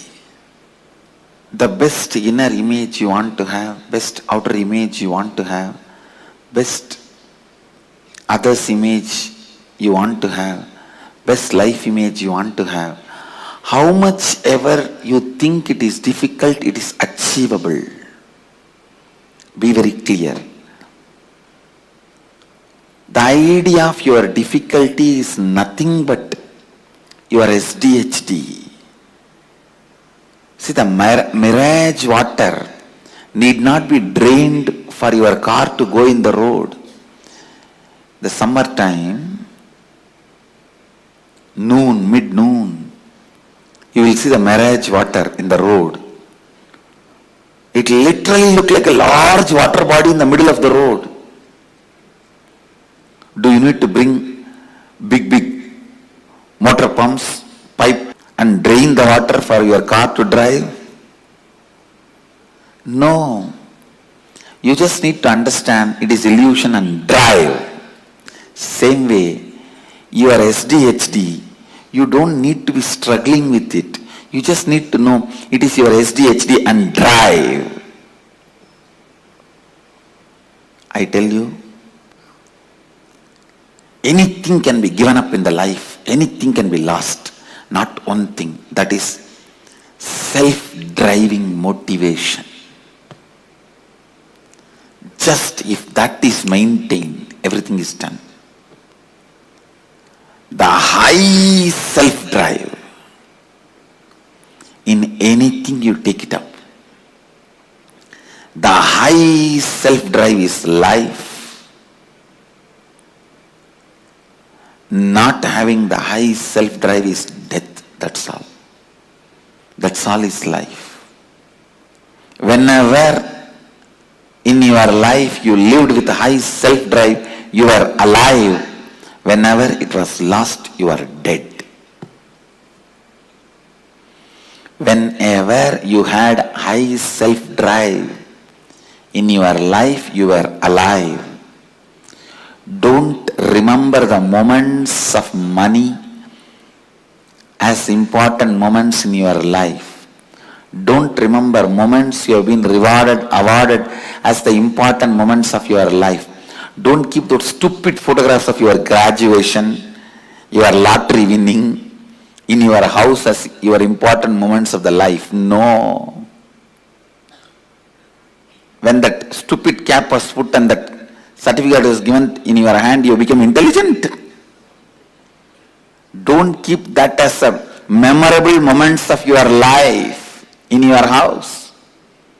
Whenever you had a high self-drive, those moments are the most memorable moments of your life. Keep them as the memorable moments of your life in your house. I tell you, high self-drive. Don't keep that stupid marriage photograph, your graduation photograph, all that as the memorable moments of your life. Your first baby, you bought a new house, first house. All these as the memorable moments of your life. No, all this happens as an accident. The high self-inspired drive moments you had in your life, those moments, memories of those moments, achievements of those moments, it might have been as simple as you took the lawn mower and mowed your whole house, whole lawn. Or you took the vacuum cleaner and cleaned your whole house. It can be as simple as those moments. Or you decided to hike the mountain and went on a hike. Or you decided to swim and swam for 2-3 hours. I decided to go for a long perpetual completion session and sat for 3-4 hours in the space of completion. It can be as simple as any one of these. High self-drive moments should be respected, celebrated, worshipped, remembered as the memorable moments of your life. All this, the first house you bought, the graduation certificate, your marriage, your first kid, all these can be social accidents. You say that social accident moments of my life. Keep them all in archives in your house. Social accident moments of my life. But only when you are living in the high drive. It can even be in your office without bothering about what money is going to come or anything. You just sat for 10 days and finished a project. Those moments, high self-drive moments, get them as the memorable moments of your life. Get them as memorable moments of your life. And they are only memorable moments of your life. They are only memorable moments of your life. They only need to be repeated. Understand? The moments need to be repeated in your life is the high self-drive moments.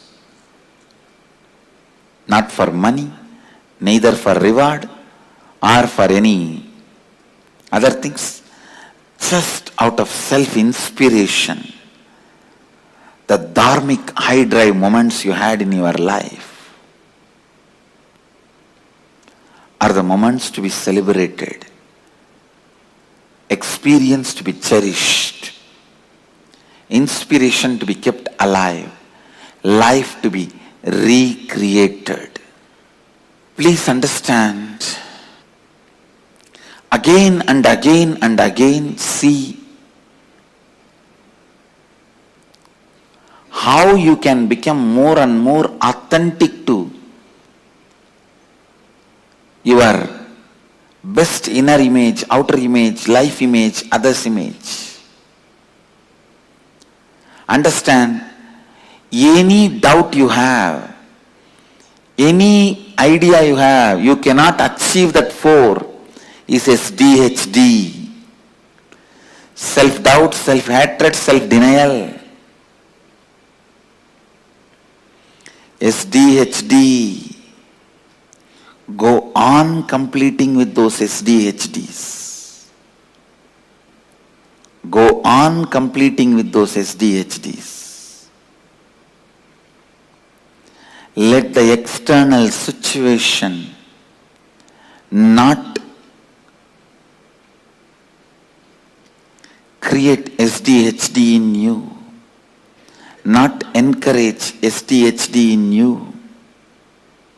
Understand, the external situations should not be creating an SDHD in you. Constantly complete the SDHD and constantly align yourself to the declared identities, to the best identity. That is what I call Advaitic activism. Advaitic activism. This is what exactly I call Advaitic activism. Advaitic activism is my life. Advaitic activism is my message.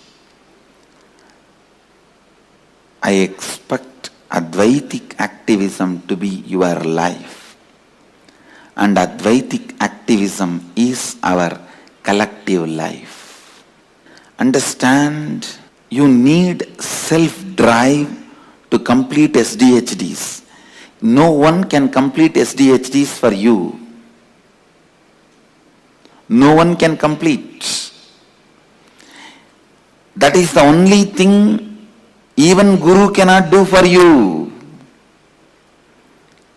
Everything else Guru can do, and only Guru can do.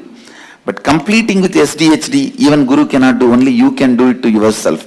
That is the freedom you have to live or leave SDHD. Just decide. Living with SDHD feels good or leaving the SDHD feels good. Living with SDHD feels good or leaving the SDHD feels good. Understand? Living with SDHD feels good or leaving the SDHD feels good. Completing with SDHD, only you can do it to yourself. Again and again and again, demanding authenticity from yourself. Again and again and again, asking for authenticity from yourself. I tell you, if you retain your self-driving inspiration,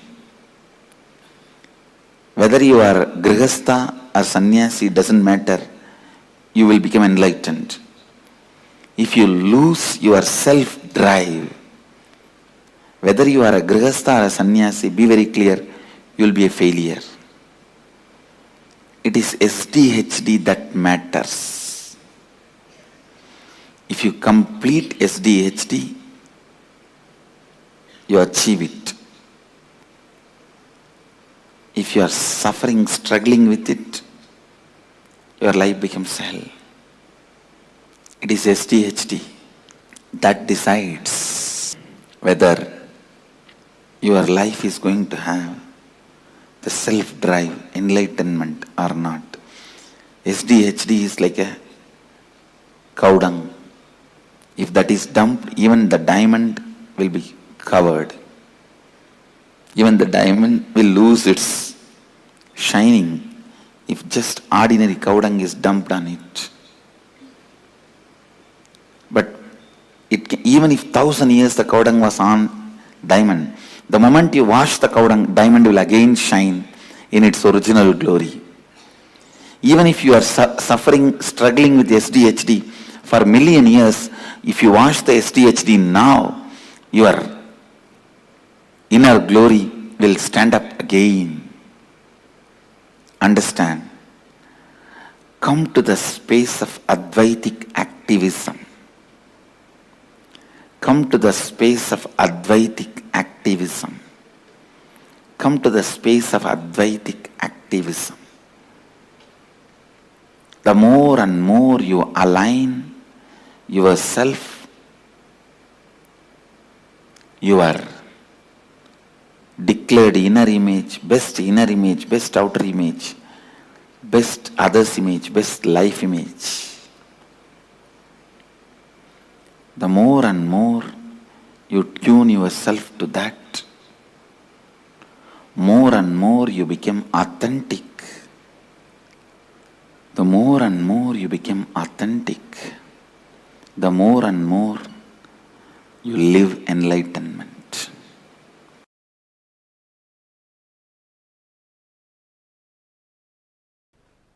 Please understand, self-drive is the source of the knowledge a human being has. Means that is Saraswati. Knowledge is not number of books you read. Knowledge is not number of concepts you know. The amount of self-drive you have.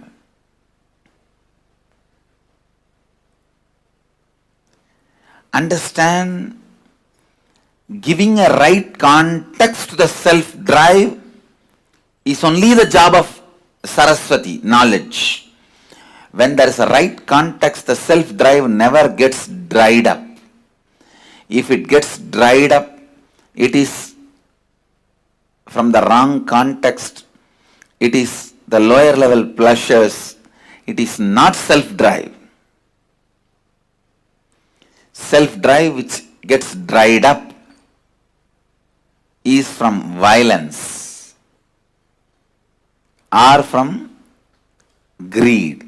Please understand, the self-drive comes out of fear and greed, gets dried up just in few days. Giving the right context for your self-drive is the job of Saraswati. All the knowledge, the reason for all the knowledge, reason for all the books, reason for all the knowledge transmission mechanism is to give you the right context for your self-drive. To give the right context for your self-drive.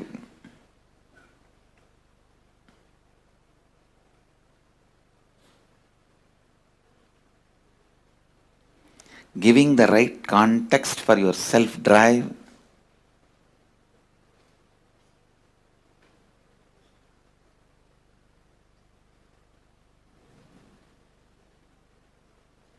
is the source, purpose, reason, cause, sole cause of your knowledge. And I tell you, your self-drive is the greatest wealth you can have, which will never be lost, which will come with you for births after births after births. Self-drive is the one and only wealth you can carry from one birth to another birth. Please understand. If you want to go to US, you have to change Indian currency to US currency. If you want to come from US to India, you have to change US currency to Indian currency. The same currency will not be useful in the other country. Same way, when you leave the body,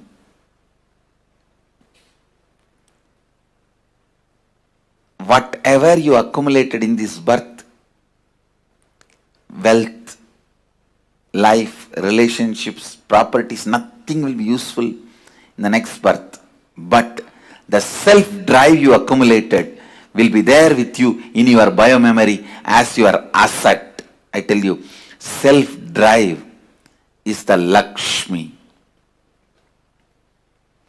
Self-drive is the ultimate wealth, ultimate asset.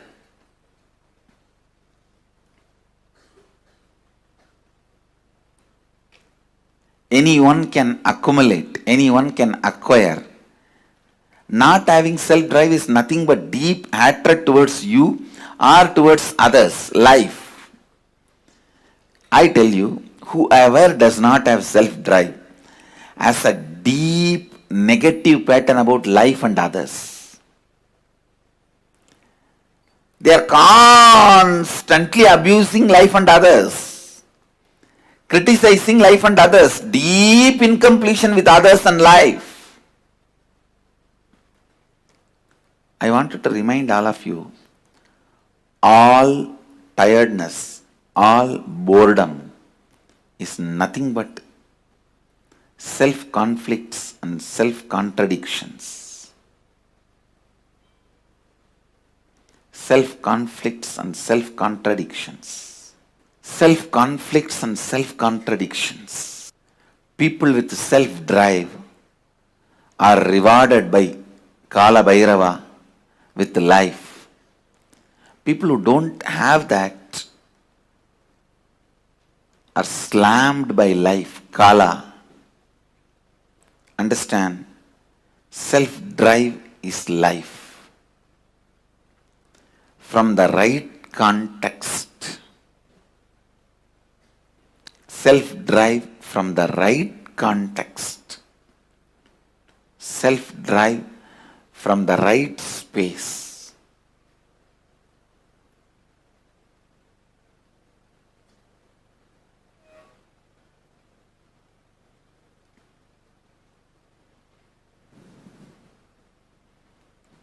Self-drive is the only energy, Durga, you can have. Nothing else is energy.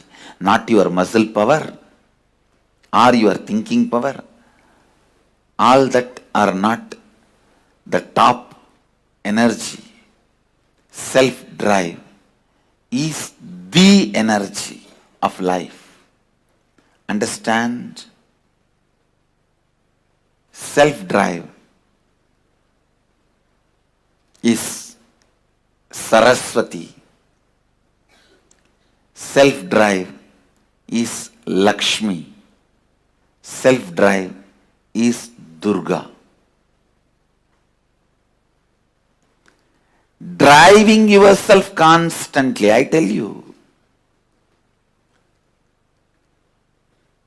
anything stops your self-drive from the right context is incompletion. Immediately complete with it and get rid of it. The verse in Bhagavad Gita, the words of Sri Krishna, Uttared Atmanatmanam Atmanam Avasadayet. This is the exact interpretation I will give.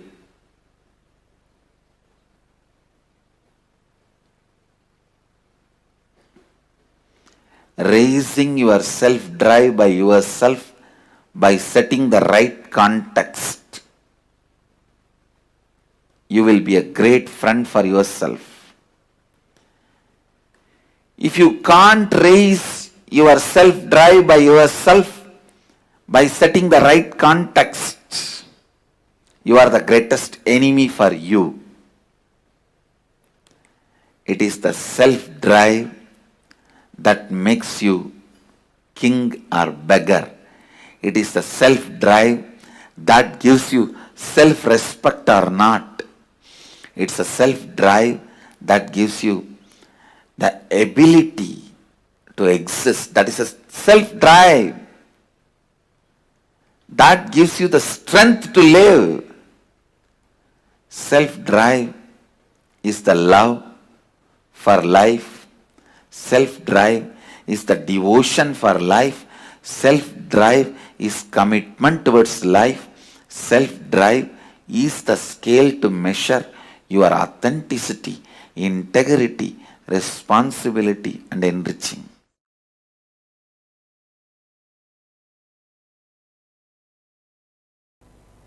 I tell you,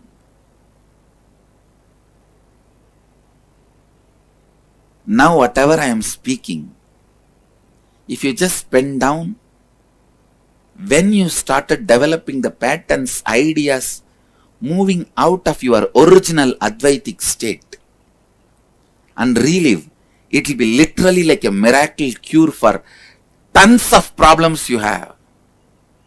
Even not having self-drive is a problem. If you find out when you lost the Advaita, that is the time you would have lost your self-drive for life.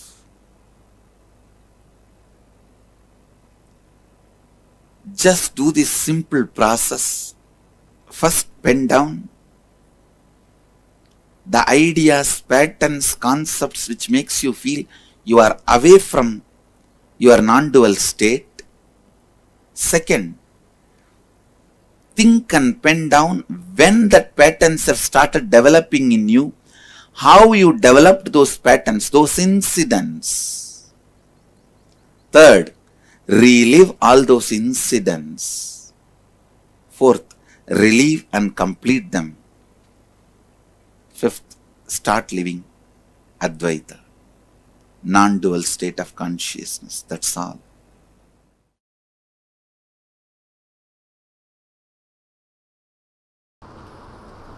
Essence of today's satsang.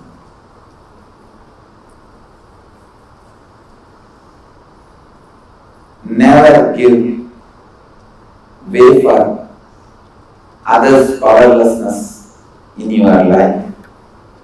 Do not ever bend or surrender to others' powerlessness. Second,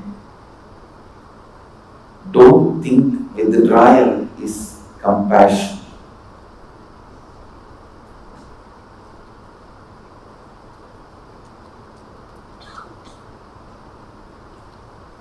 fear of facing conflicts is not compassion. Be very clear.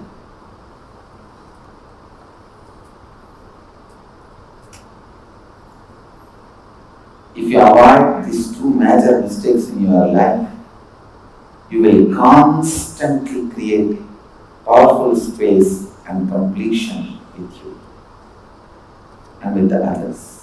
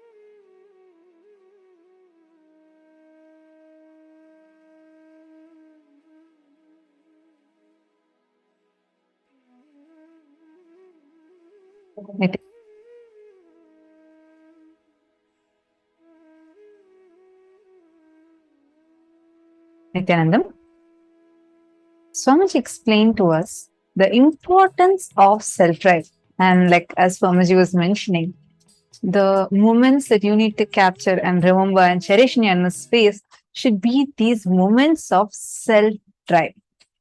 Self-drive. The inspiration, which is rooted in the right context and not sourced from external reasoning. Sometimes it's because, oh, my friend has now upgraded, she has gotten an increment, and therefore that becomes my inspiration to work further. It's again based on the based on an external inspiration. Or when your neighbor buys a new refrigerator, suddenly your old refrigerator stops working. A new air conditioner, suddenly your house temperature rises up. Or your neighbor gets a smart house, and all of a sudden the same task that was very easy as a normal lifestyle till yesterday suddenly becomes a very difficult task. You always compare yourself with others and try to source that as inspiration, or your source of inspiration is based on something external. How many of you are able to understand this one point where you see that the source of your inspiration to be based on something from outside? Actually, that is why, like Swamiji revealed beautifully, the concept of rags to riches story is always an instant hit for us. Why? We all subconsciously, unconsciously cherish struggles in life. Today, if you see, just go watch YouTube. YouTube is filled with podcasts where people come and tell any struggle, any powerlessness, any suffering is celebrated, is cherished. Like Swamiji said, upgrading yourself from your past failures is not wrong, but celebrating your past failures and powerlessness is something wrong. We are all taught this rags to riches story resonates so much with us because we all so deeply cherish our suffering. Like if someone tells you, just imagine someone comes and tells you, oh, you don't know how much I'm struggling in my life. My husband doesn't support me. I'm a homemaker and I have to pull all the things together. I have to cook for my children. I have to teach them homeworks. I have to do the laundry. I have to do the cooking. all of these, and it's a struggle and I manage. What is our response? So unconsciously, spontaneously in us, the first response to them is, oh my God, this person is really struggling. How much he's doing? We start revering, we start respecting people's struggles, and we start cherishing this rags to riches story. That is why today people suffer with boredom and tiredness, like Swamiji said, because our source of motivation is always derived from something outside. The pseudo dignity that we attach to the suffering, the pseudo dignity that we attach towards struggles, we start looking for what? If you respect people's struggle so much, when things come easily to you, you can't accept it. Imagine if someone comes and just walks up to you and says, take $1 million. What will you think? You think he must be crazy. Why is he even giving me this money? We always respect struggles, and as a byproduct of which we all start working for, actively looking for suffering and struggles in life.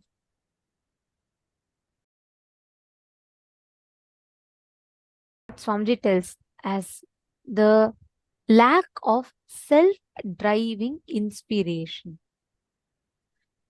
As long as our source of motivation and inspiration is based on some external source, at some point you will fall into boredom and tiredness, and you will start losing the inspiration. That's why today people say, I find a problem, I find a solution. Again, I go back to the same problem. Again, I come to the same solution.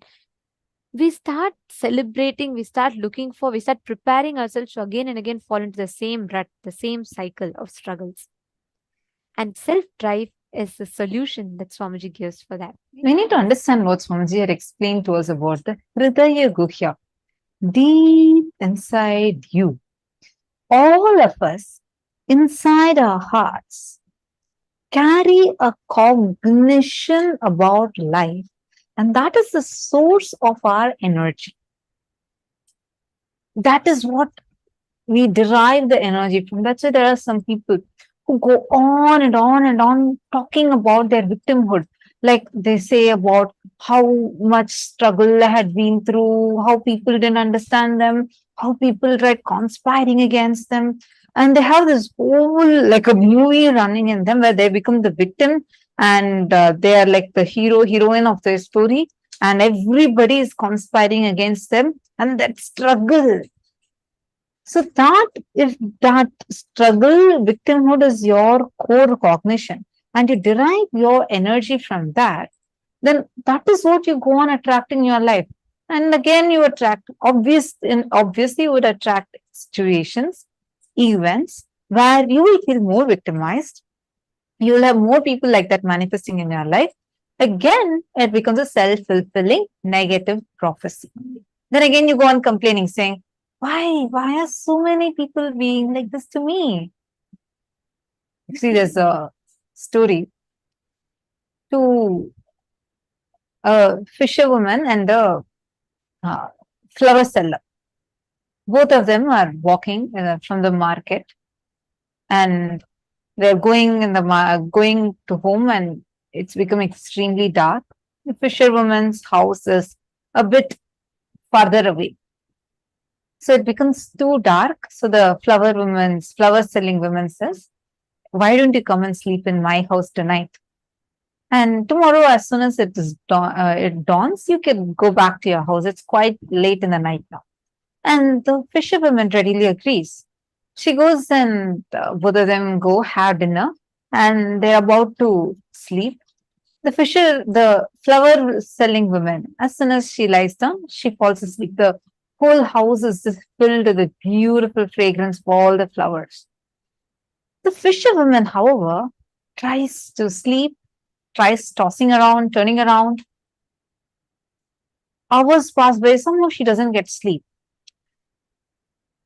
She immediately gets up, goes, brings the empty fish baskets that she had just sold earlier in the market, gets that basket, keeps it next to her, and then immediately, in few seconds, falls asleep.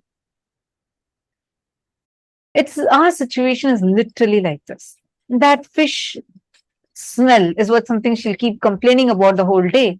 But she has also become, she's become so addicted to it that, not addicted is not the word, but she's become so used to it. Without that, she doesn't know how to even fall asleep. Like that, all of us have made worries, feeling victimhood, or incompletions as a source of our inspiration. We go on complaining, oh my God, you do know so much of struggle I have been through. I have been through this, I have been through that. And you derive your energy out of it. Suddenly, if nothing is there to worry, you feel like, God, I'm missing an anchor of my life itself. We start feeling very like as if something is missing. How many of you are understanding this?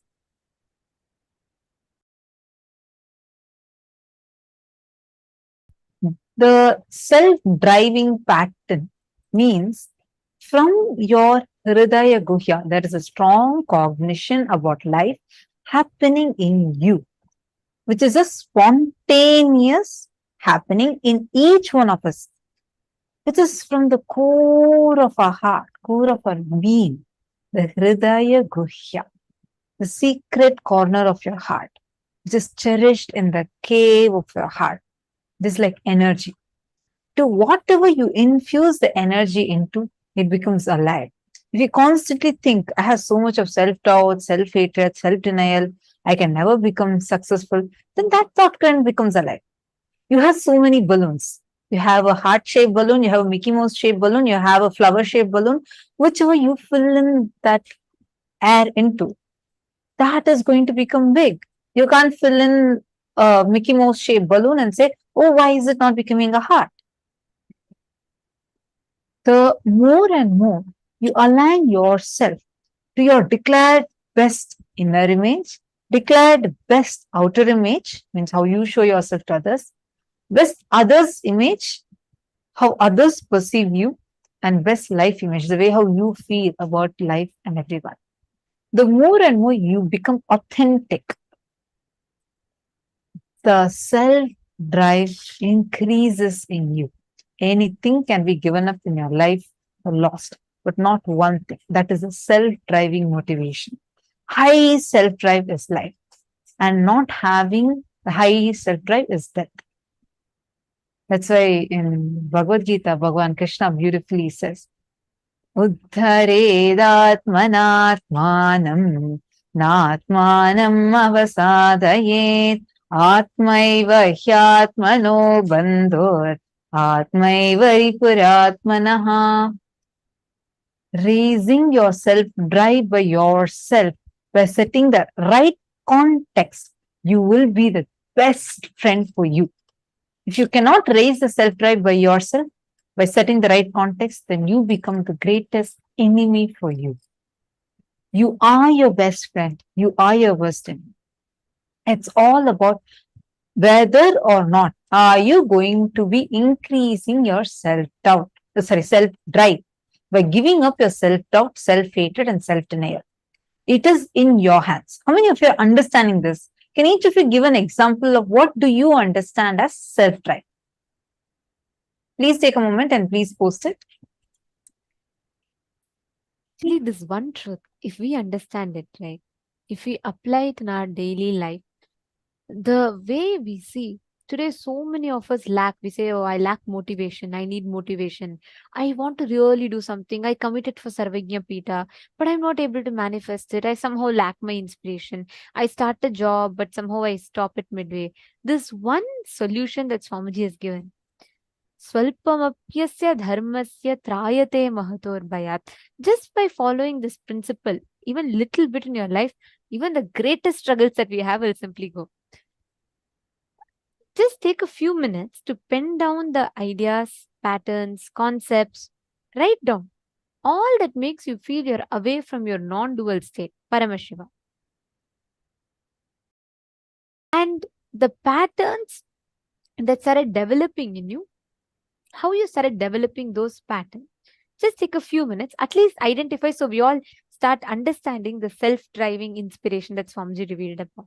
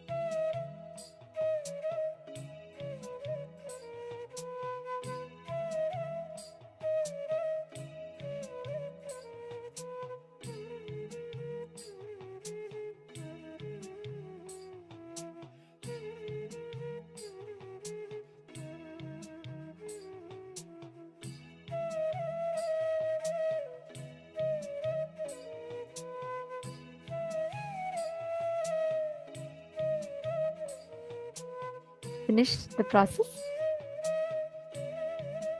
Now it is time for all of us to enter into the preparation for the darshan. Today, all of us are going to be receiving the darshan of Ganga Dharamurti and Ganga Visarjana Murti forms of Paramashiva. And we'd like to request all the participants to please keep the dice ready for today's initiation. Today, as all of us are going to be receiving the initiation into superdeterminism.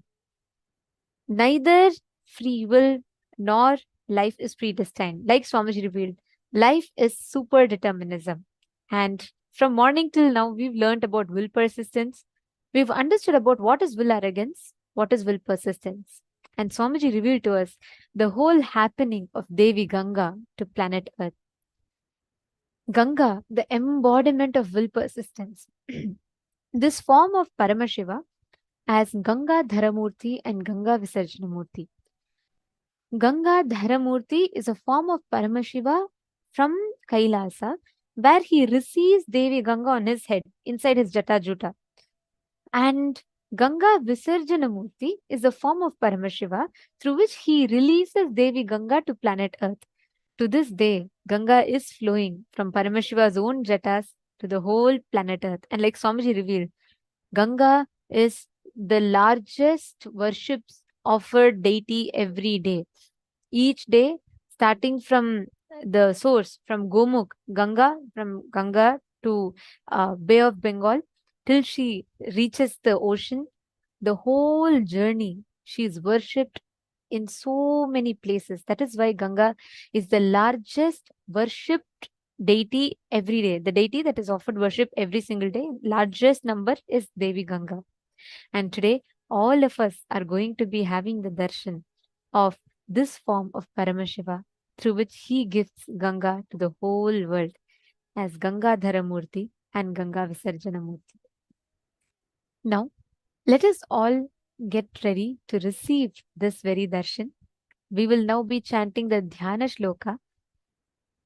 The Dhyana Shloka of today's form beautifully describes the happening of Devi Ganga, how she descended, how Paramashiva accepts her into his head, and how Paramashiva liberates her from his head to the planet Earth, how she sends her further.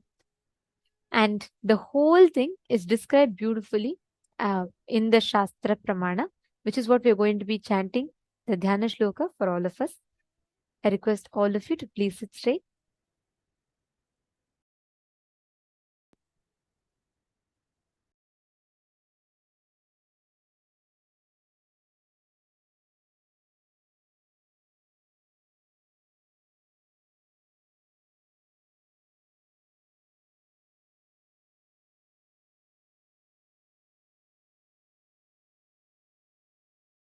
तो हैमवती ज्येष्ठा सर्वलोकनमस्कृता तदा साति महद्रूपं कृत्वा वेगं च दुस्सहम् आकाशत्पदद्राम शिवे शिवशिरस्युतः अचिन्त्य च सा देवी गंगा परमदुर्धरा विश्व्याम्यहं हि पातालं स्तोत्रसागृह्य शङ्करम् तस्यावलेपनं ज्ञात्वा रुद्धस्तु भगवान् हरः.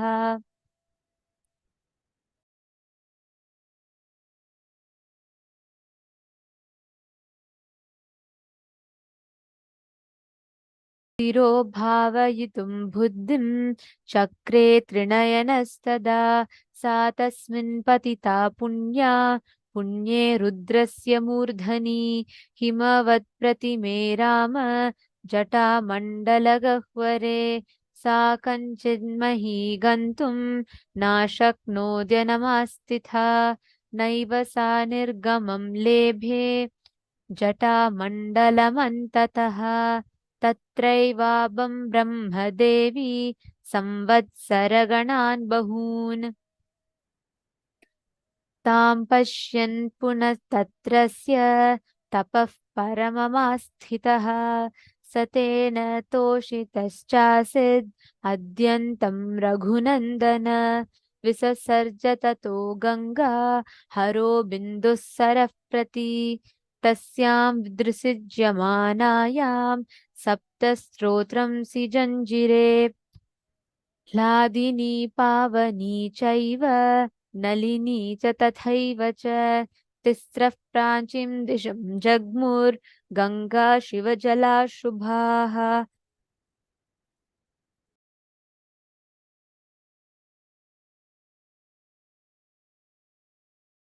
Shuschaiva Sita cha Sindhuschaiva Mahanadi Tisrastotva Jagmur Pratijim Shubhodakaha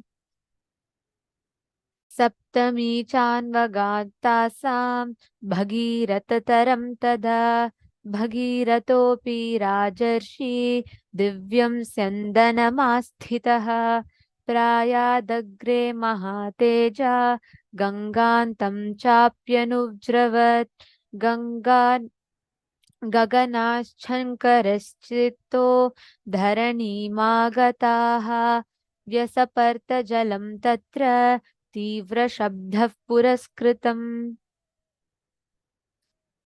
Translation of this verse goes as afterwards, she who is revered by all the worlds and who is elder to the daughter of Himavanta, that Ganga, assuming an unendurable form and insupportable rapidity, plunged from the sky into the jatas of Paramashiva. She who is an extremely unendurable river, that goddess Ganga, even speculated to herself, saying, "Let me enter the netherworlds, having Paramashiva himself as my source." Paramashiva, the all-knower, to remove her ego and delusion, pent her up in the tufts of his Jatajuta, the matted locks. Time passed, and O Rama, she, that holy river, Ganga, swooped down into the cavernous curls of the Jatajuta of Paramashiva, and she became a detainee in them.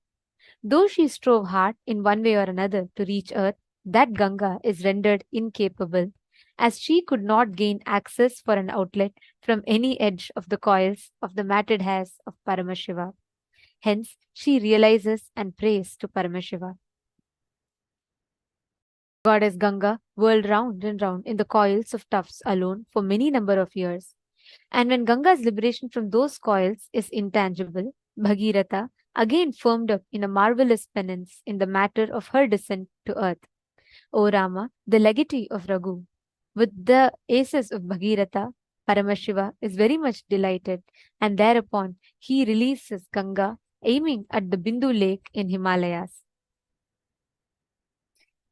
While Paramashiva releases Ganga into Bindu lake, 7 streams have emerged out of it. And thus, 3 auspicious Gangas with the holy waters have cruised eastwards, which are known as Hladini, Pavani, and Nalini. And thus, Suchakshu, Sita, and the excellent river Sindhu are the 3 rivers which stream to the westward direction with their holy waters. Of them, the 7th, Ganga, flowed towards the path of Bhagirata's chariot. The great, resplendent kingly sage Bhagirata, sitting in a divine chariot, moved ahead, and even Ganga followed him. Thus, Ganga came from heavens onto Shankara's head, and from there onto the earth, and thereon earth her water advanced with a tumultuous sound. This happening of Ganga is what unfolds. This Leela is what is unfolded by Paramashiva as Ganga Dharamurti and Ganga Visarjanamurti forms of Paramashiva. Like Swamiji revealed to all of us today, all of us can embody, are all going to be initiated to embody this principle of will persistence through today's initiation and darshan.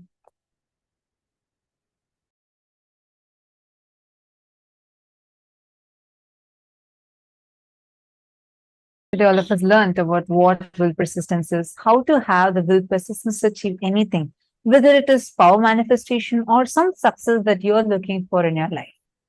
We learned about this in today's session. And that will persistence we are going to be receiving as a boon directly from Ganga Dharamurti and Ganga Visarjanamurti forms of Paramashiva. And we're also going to be blessed the auspiciousness of Devi Ganga, Ganga Mata. And Swamiji will also be giving us all a boon where with our will, we'll have the ability and power to manifest rain. And not just rain, but even to manifest the most sacred water, Ganga water, just using our will. So today's initiation is an extremely powerful one, especially all the participants who had attended the program from morning till now sincerely and participating, doing the workshops, doing the internalizing exercises, doing the power manifestations and listening intensely to the amazing, profound revelations by Swamiji, you would see how all that you learned today would just manifest as your experience in amazing way. Power manifestations start in you. And today, During the initiation, anywhere in life, you want to have breakthrough. You want to experience the will persistence. Actually, this is very closely related. This is the exact truth that Swamiji very recently spoke to all of us, revealed to all of us about how success is a habit. And that habit is formed by will persistence, not by will arrogance, not by beating up our will. And today, Swamiji so beautifully, step by step, took us through multiple satsangs and revelations. And now, finally, the time has come for all of us to receive the initiation.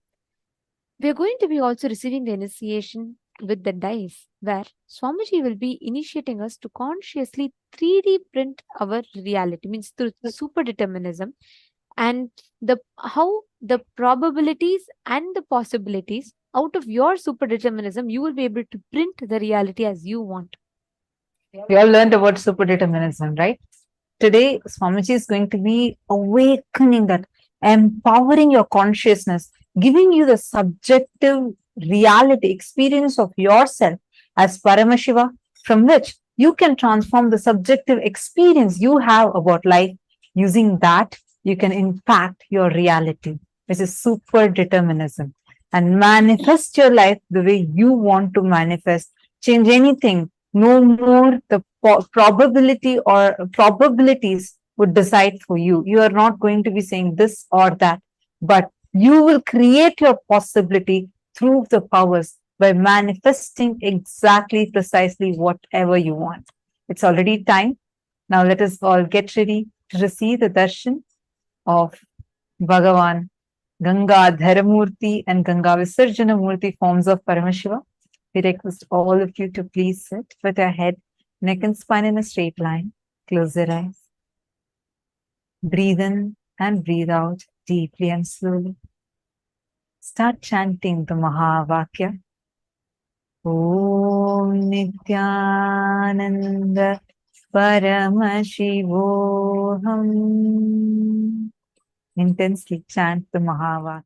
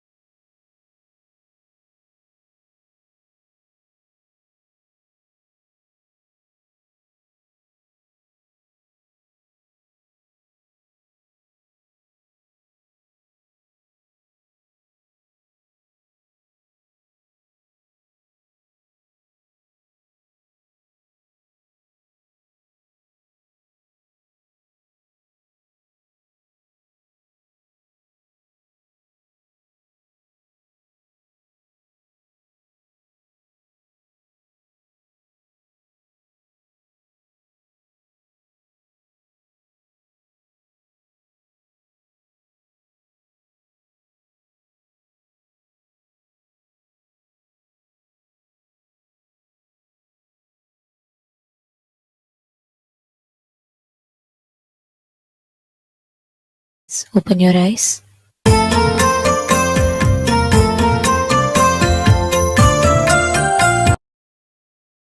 नित्य महेश जय नित्य भवेश जय आदि देव नित्यानंद विभो। नित्य महेश जय नित्य भवेश जय आदि देव नित्यानंद विभो। किस मुख से है गुणतीत प्रभु तव अपार गुण वर्णन हो। किस मुख से है गुणतीत प्रभु तव अपार गुण वर्णन हो। नित्य भव कारक तारक हारक पातक दारक नित्य शंभो। नित्य भव कारक तारक हारक पातक दारक नित्य शंभो। दीन दुख हर सर्व सुखावर प्रेम सुधाधर दया करो। दीन दुख हर सर्व सुखावर प्रेम सुधाधर दया करो। पार लगा दो भव सागर से बनकर करुणागार हरे। नित्यानंद पुरी ईश्वर नित्य पाहि पाहि दातार हरे। नित्यानंद पुरी ईश्वर नित्य पाहि पाहि दातार हरे। हर हर नित्य देव हरे। हर हर नित्य देव हरे। हर हर नित्य देव हरे। हर हर नित्य देव हरे। जय मन भावन जय अति पावन शोक नशावन नित्य शंभो। जय मन भावन जय अति पावन शोक नशावन नित्य शंभो। विपद विदारण अदम उबारण सत्य सनातन नित्य शंभो। विपद विदारण अधम उबारण सत्य सनातन नित्य शंभो। सहज वचन कर जलज नयन वर धवल वरण तन नित्य शंभो। सहज वचन हर जलज नयन वर धवल वरण तन नित्य शंभो। मदन कदन पर पाप हरण हर चरण मनन धन नित्य शंभो। मदन कदन पर पाप हरण हर चरण मनन धन नित्य शंभो। दिवसन विश्व रूप प्रलयंकर जग के मूलाधार हरे। नित्यानंद पुरी ईश्वर नित्य पाहि पाहि दातार हरे। नित्यानंद पुरी ईश्वर नित्य पाहि पाहि दातार हरे। जय जय नित्य देव हरे।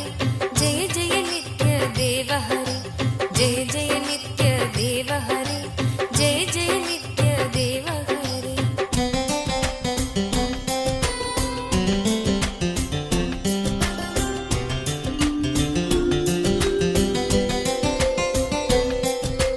भोलानाथ कृपालु दयामय ओटर दानी नित्य योगी। भोलानाथ कृपालु दयामय ओटर दानी नित्य योगी। सरल हृदय अति करुणा सागर अगत कहानी नित्य योगी। सरल हृदय अति करुणा सागर अगत कहानी नित्य योगी। निमिष मात्र में देते हैं नवनिधि मन मानी नित्य योगी। निमिष मात्र में देते हैं नवनिधि मन मानी नित्य योगी। भक्तों पर सर्वस्व लुटाकर बने मसानी नित्य योगी। भक्तों पर सर्वस्व लुटाकर बने मसानी नित्य योगी। स्वयं अकिंचन जन मन रंजन पर नित्य परम उदार हरे। नित्यानंद पुरी ईश्वर नित्य पाहि पाहि दातार हरे। नित्यानंद पुरी ईश्वर नित्य पाहि पाहि दातार हरे। हर हर नित्य देव हरे। हर हर नित्य देव हरे। हर हर नित्य देव हरे। हर हर नित्य देव हरे।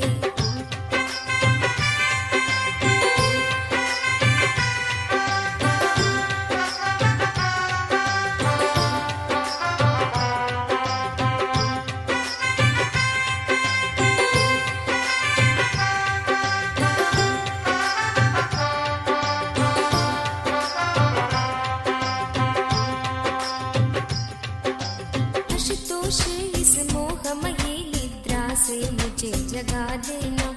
आशुतोष इस मोहमयी निद्रा से मुझे जगा देना।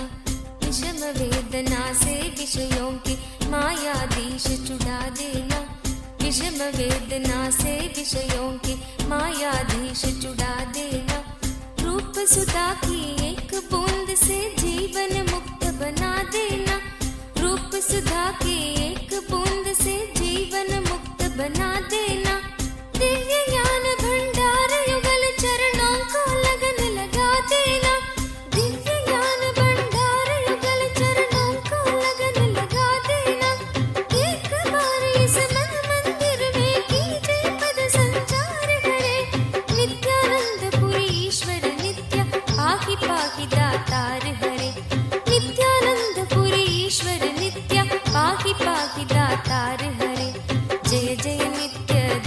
हरे जय जय नित्य देव हरे जय जय नित्य देव हरे जय जय नित्य देव हरे। दानी हो दो भिक्षा में अपनी अनपायनी भक्ति प्रभु दानी हो दो भिक्षा में अपनी अनपायनी भक्ति प्रभु। शक्तिमान हो दो अविचल निष्काम प्रेम की शक्ति प्रभु शक्तिमान हो दो अविचल निष्काम प्रेम की शक्ति प्रभु।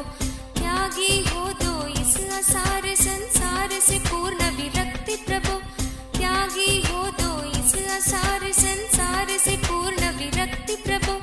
परम पिता हो दो तुम अपने चरणों में अनुरक्ति प्रभु परम पिता हो दो तुम अपने चरणों में अनुरक्ति प्रभु। स्वामी हो निज सेवक की सुन लेना करुण पुकार हरे नित्यानंद पुरी ईश्वर नित्य पाहि पाहि दातार हरे नित्यानंद पुरी ईश्वर नित्य पाहि पाहि दातार हरे जय जय नित्य देव हरे जय जय नित्य देव हरे जय जय नित्य देव हरे जय जय नित्य देव हरे।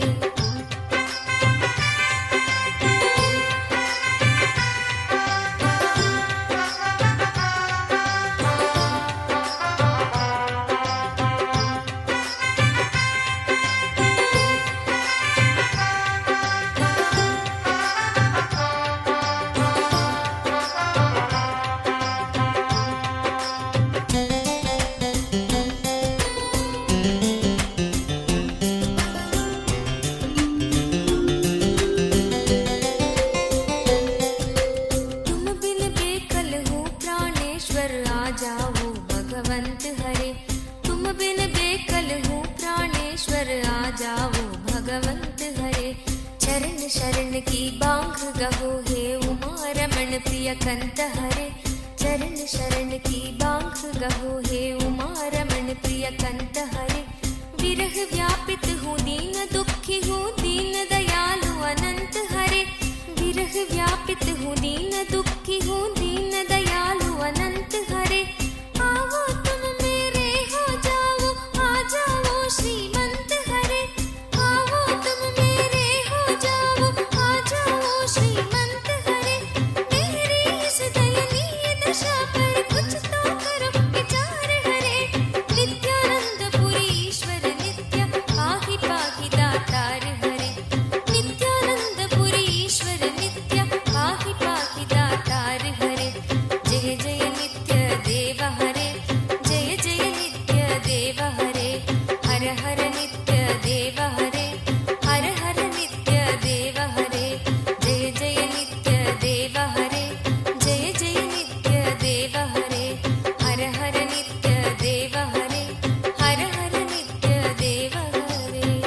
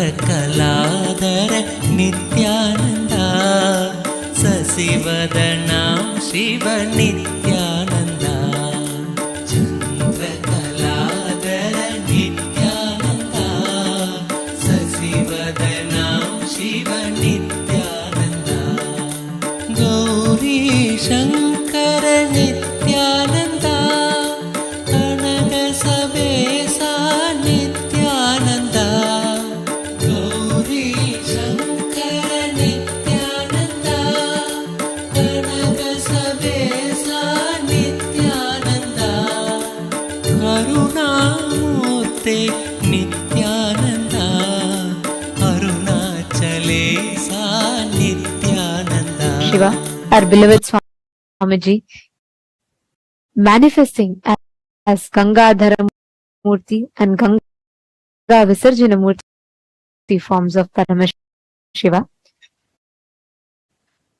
We'd like to take a few minutes to take you all through the different platforms through which you all can connect to, offer your prayers, your blessings requests and boons requests directly to Swamiji. During the darshan, all the prayers, boons that you ask directly reach Swamiji, and Swamiji himself will be blessing them. And he himself will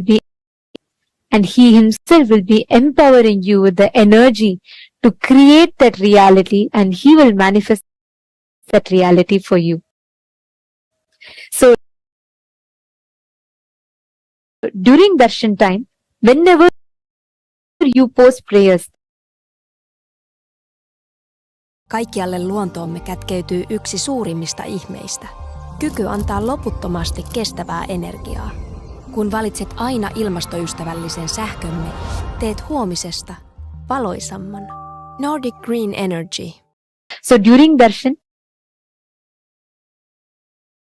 we encourage all the participants to connect intensely to Paramashiva himself as he manifests in his manifested form Nija Avatara as our beloved Swamiji, and in his unmanifest form, which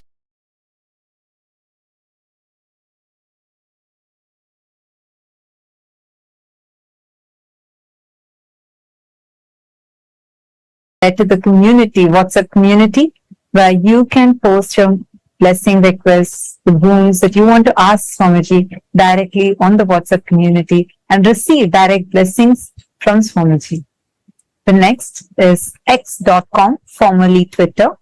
Please head to Kailasa's SPH Nithyananda Paramashivam Twitter handle. Go to the top most pinned tweet. As a reply to that pinned tweet, using the hashtag #AskTheAvatar, you can post your prayers, the boon requests, as well as any questions that you might be having, and you would receive direct responses and blessings from Swamiji. please head to Kailasa's SPH Nithyananda, the official Instagram handle, and you can go to click the profile picture. It will lead you to the live video, and in the live video, under the comment section, you can comment all prayers and blessings requests to Swamiji. The next is Facebook. Please head to Kailasa's SPH JGM Nithyananda Paramashivam Facebook page. If you're not yet liked it and started following it, make sure to do that. Scroll down and you would see the live stream. Click on the live stream. Make sure to hit the like button as well as share it with at least 5 of your friends. In the comment section, you can post your prayers and receive direct blessings from Swamiji.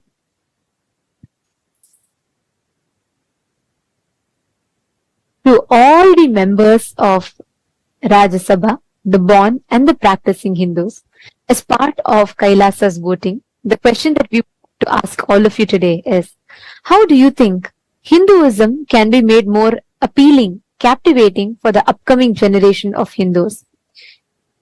The future of Hinduism is in the hands of our next generation, the youth. And it is important that we speak into their listening, so they start understanding the importance, the significance, and the advanced sciences that Hinduism has to offer. So today's question for all of you is, how do you think it can be made appealing to the Hindus, the next generation of Hindus? The options are: option 1, encouraging the knowledgeable Hindus to become YouTubers, sharing insights of how advanced the ancient Hindu civilization existed. Like, for example, there are a lot of revelations that Swamiji has given, and Swamiji has revealed about how advanced our ancestors lived, how the Hindus lived.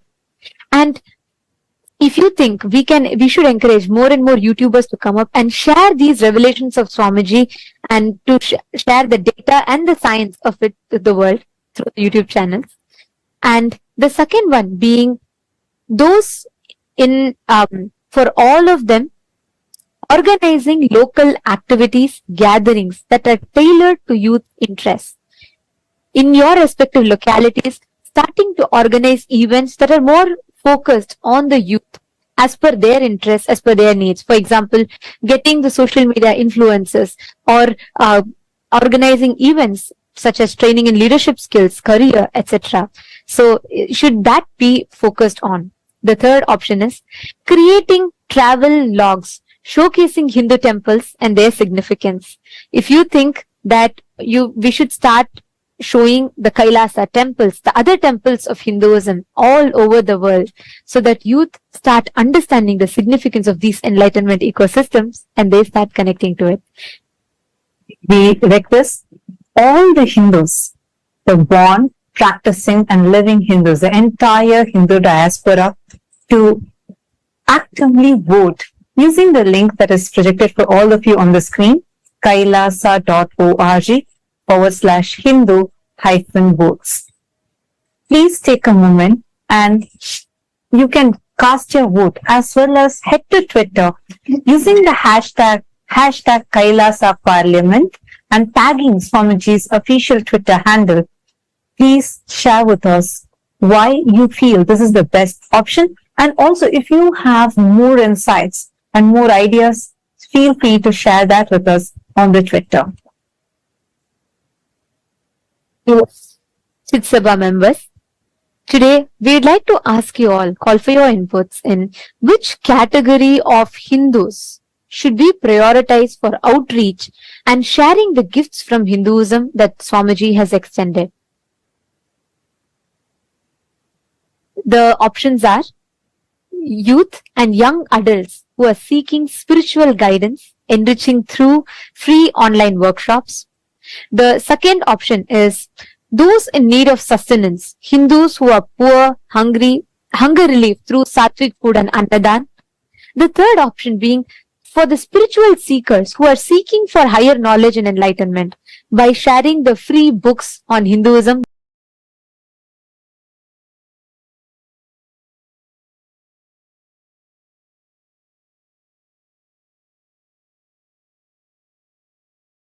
Like Bhagavad Gita Decoded, that the Supreme Pontiff of Hinduism has extended.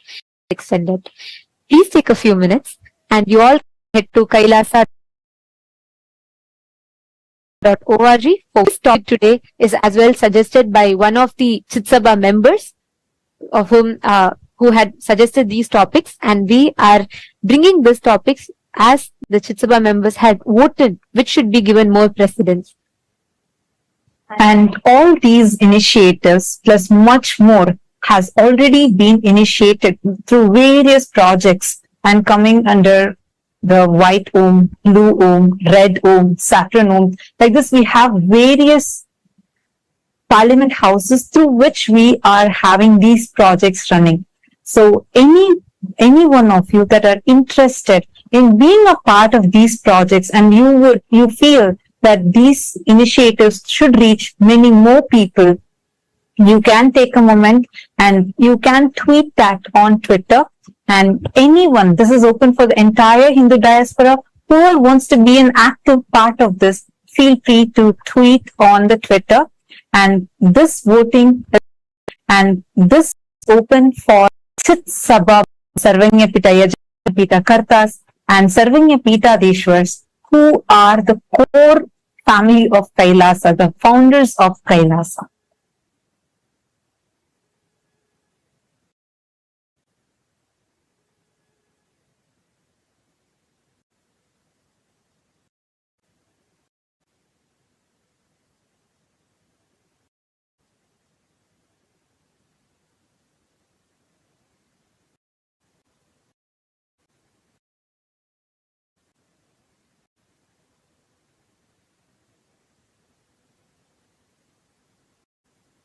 And today, we are also going to be sharing with all of you the voting results that is in harmony, starting with declaring that in Kailasa, not just human beings, but all beings are initiatives taken for bringing non-violence, ahimsa, paramo dharma as our lifestyle. One such initiative is where all the Kailasa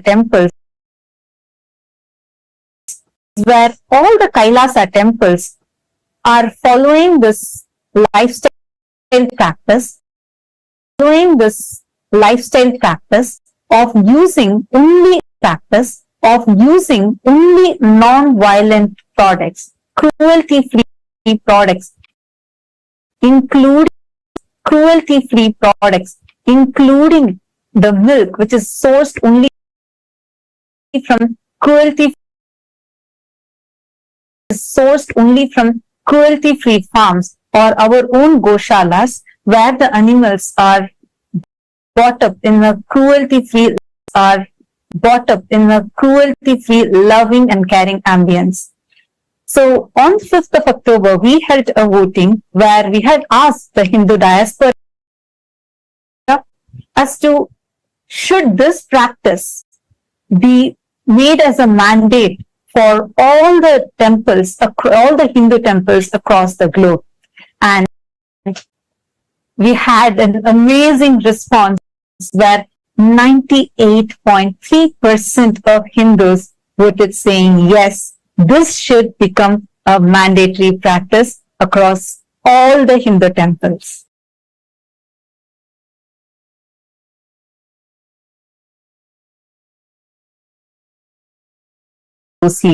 And 31% voted for saying somewhat closely, and 9% of people said no, but I would like to. So we thank all the Hindus who have actively participated in this and casted your votes, and definitely especially for those who are requesting for more information, we would be sharing this with all of you. And the Chit Sabha members on the 6th of October, for the Chit Sabha members, we had asked the question of how actively would you say that you take part in events or projects of Kailasa.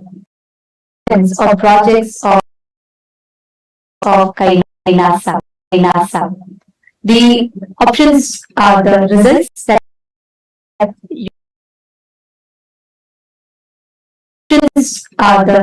that you all have voted for is 46 46% of the Chit Sabha members had voted for yes, I'm an active part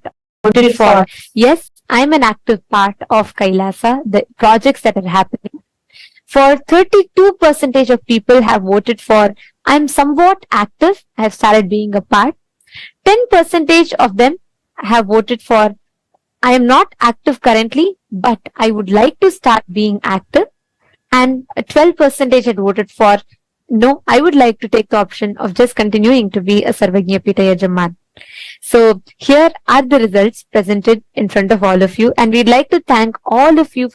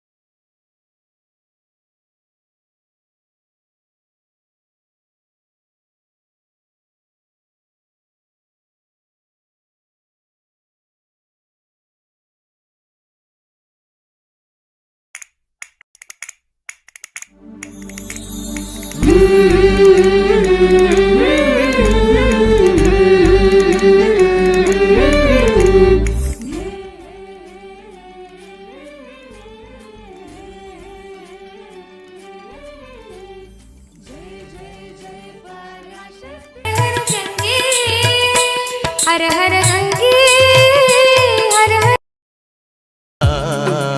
ಆಗಮದಾರನ ಪೂರನ ಕಾರಣ ಆಗಮದಾರನ ಆದಿಗುರುನಾಥ ಶ್ರೀ ಚತುರ್ವೇದ ಸರ್ವ ಸಂರಕ್ಷಕ ಸನ್ಮಾರ್ಗ ನಾಯಕ ಮಹಾಭಾವೇನ ಲಿಂಗೋದ್ಭವೇನ ಆನಂದ ರೂಪೇಣ ನಿತ್ಯಾನಂದ ನಿತ್ಯಾನಂದ ನಿತ್ಯಾನಂದ ನಿತ್ಯಾನಂದ ನಿತ್ಯಾನಂದ ನಿತ್ಯಾನಂದ ನಿತ್ಯಾನಂದ ನಿತ್ಯಾನಂದ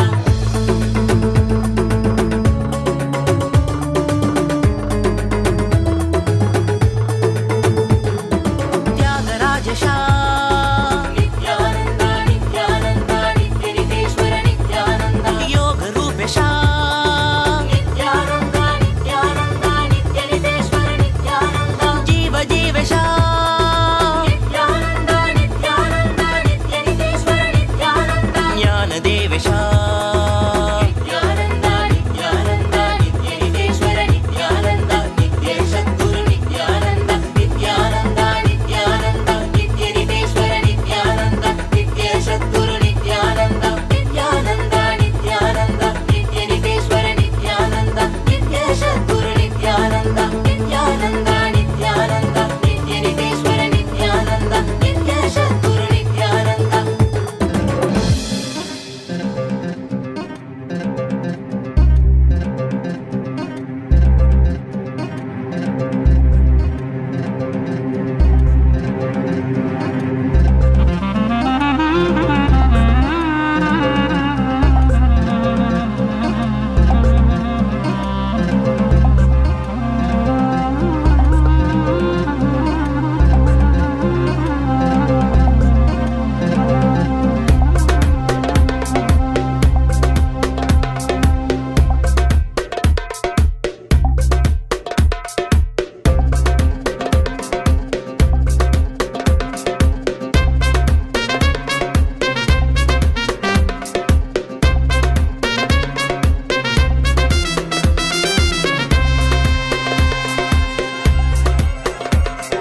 भजहं अनिशं श्री परमहंस नित्यानन्दं भजहं अनिशं श्री परमहंस नित्यानन्दं बिडदि ध्यान पीठाधिपतिं सर्कुरुं सर्कुरुं सर्कुरुं बिडदि ध्यान पीठाधिपतिं सर्कुरुं सर्कुरुं सर्कुरुं नित्यानन्द नित्यानन्द नित्यानन्द नित्यानन्द नित्यानन्द नित्यानन्द नित्यानन्द नित्यानन्द भजहं अनिशं श्री परमहंस नित्यानन्दं भजहं अनिशं श्री परमहंस नित्यानन्दं बिडदि ध्यान पीठाधिपतिं सर्कुरुं सर्कुरुं सर्कुरुं बिडदि ध्यान पीठाधिपतिं सर्कुरुं सर्कुरुं सर्कुरुं सर्कुरुं सर्कुरुं सर्कुरुं Nityanand Nityanand Nityanand Nityanand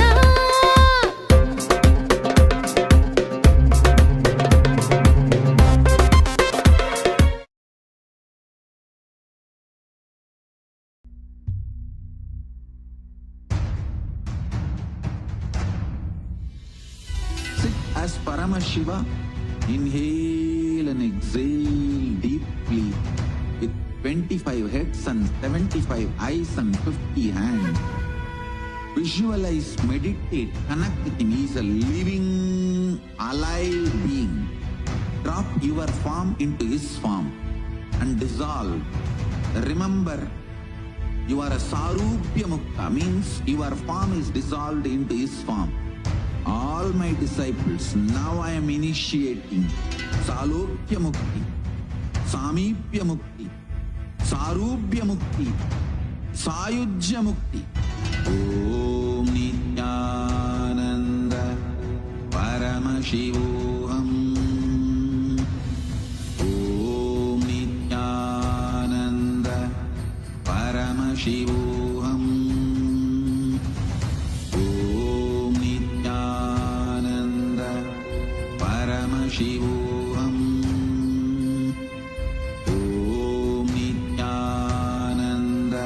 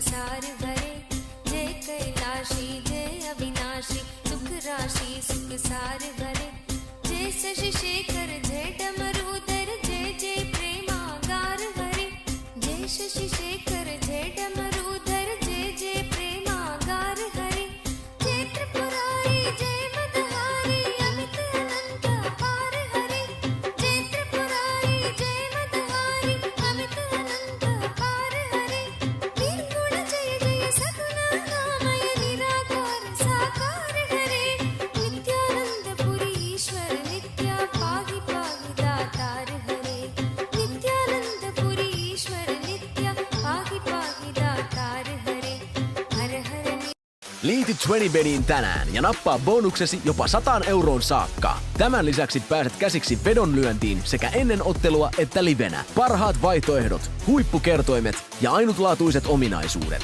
Liity 20betiin.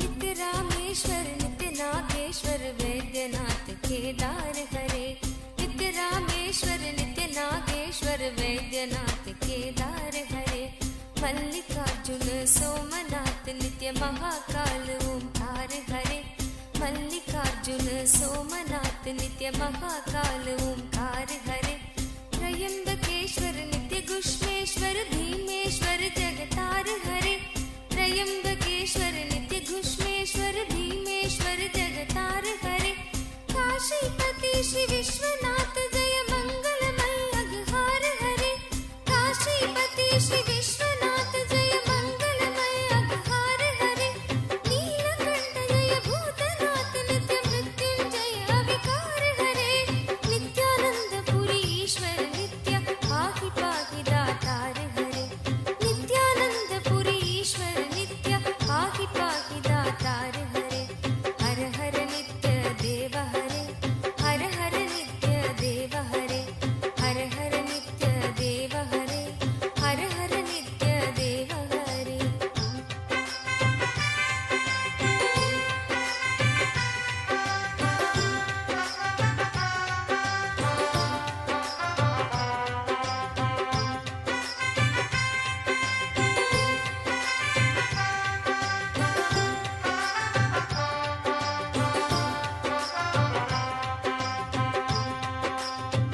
नित्य महेश जय नित्य भवेश जय आदि देव नित्यानंद विभो नित्य महेश जय नित्य भवेश जय आदि देव नित्यानंद विभो किस मुख से है गुणतीत प्रभु तव अपार गुण वर्णन हो किस मुख से है गुणतीत प्रभु तव अपार गुण वर्णन हो नित्य भव कारक तारक हारक पातक दारक नित्य शंभो नित्य भव कारक तारक हारक पातक दारक नित्य शंभो दीन दुख हर सर्व सुखावर प्रेम सुधाधर दया करो दीन दुख हर सर्व सुखावर प्रेम सुधाधर दया करो पार लगा दो भव सागर से बनकर करुणागार हरे नित्यानंद पुरी ईश्वर नित्य पाहि पाहि दातार हरे नित्यानंद पुरी ईश्वर नित्य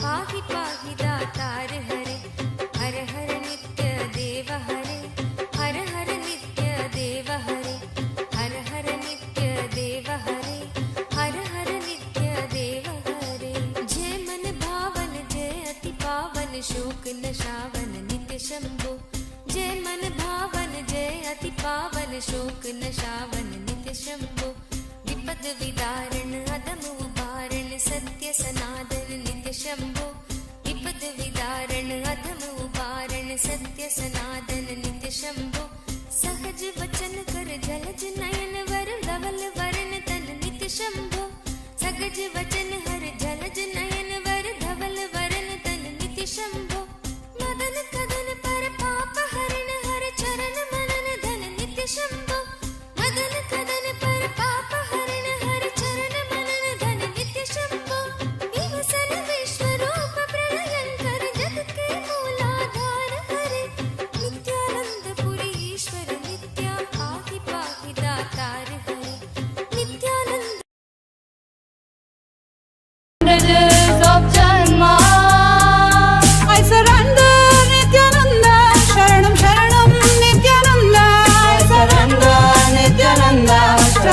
Sharanam Nithyananda, I surrender Nithyananda. Sharanam Sharanam Nithyananda, I surrender Nithyananda. Sharanam Sharanam Nithyananda. Kailasa welcomes you to the 5th day celebrations of the Navaratri. In the Sripura Utsava Mandapam, the presiding deity of Devi Paramashiva Shakti is gracing us in the Vishalakshi Alankaram. Devi Vishalakshi incarnated along with Paramashiva in the form of Vishwanada and established the Kailasa Paramparagatak Kashi Sarvagnapitam. Devi Vishalakshi lives the spontaneous lifestyle as a sadhvi, a tapasvi, and grants all of us a life of spontaneity and joy through the darshan of her large, graceful and beautiful eyes. The presiding deity of the Vaikunta Utsava Mandapam is Sri Ananda Venkateshwara, gracing in Sarvalankara along with Sri Devi Bhudevi upon the Garuda Vahana.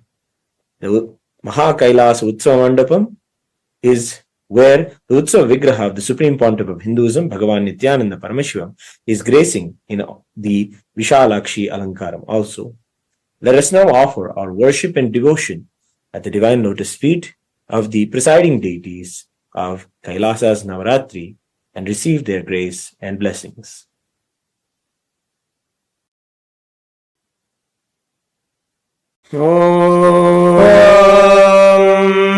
क्षीरोदन्वत्प्रदेशे शुचिमणिविलसत्सैकतेर्मौक्तिकानाम् मालाक्लिप्तासनस्तास्फटिकमणिनिभैर्मौक्तिकैर्मण्डिताङ्गः शुभ्रैरभ्रैरदभ्रैरुपरिविरचितैर्मुक्तपीयूषवर्षैः आनन्देनः पुनीयादरिनलिनगदा शङ्खपाणिर्मुकुन्दः नमो देव्यै महादेव्यै शिवायै सततं नमः नमः प्रकृत्यै भद्रायै नियताः प्रणताः स्मृताम् रौद्रायै नमो नित्यायै गौर्यै धात्रे नमो नमः ज्योत्स्नायै चेन्दुरूपिण्यै शुखायै सततं नमः कल्याण्यै प्रणतां वृद्ध्यै सिद्ध्यै कूर्मो नमो नमः नैऋत्यै भूभृतां लक्ष्म्यै सर्वाण्यै ते नमो नमः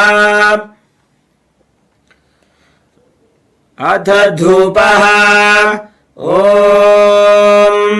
दशाङ्गं गुग्गुलोपेतं सुगन्धं च सुमनोहरम् आग्रेयः सर्वदेवानां धूपोऽयं प्रतिगृह्यताम् श्री नित्यानन्देश्वरी परमशिवशक्त्यै नमः श्री आनन्द वेङ्कटेश्वर स्वामिने नमः श्री सर्वदेवदेवी स्वरूपाय भगवते श्री नित्यानन्द परमशिवाय नमः धूपमाग्रापयामि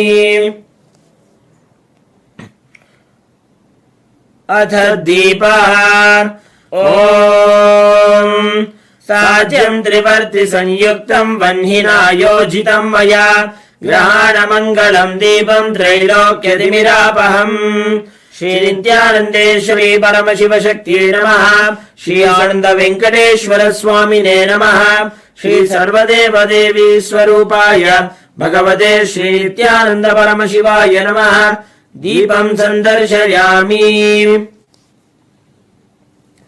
अथ नैवेद्यम् ॐ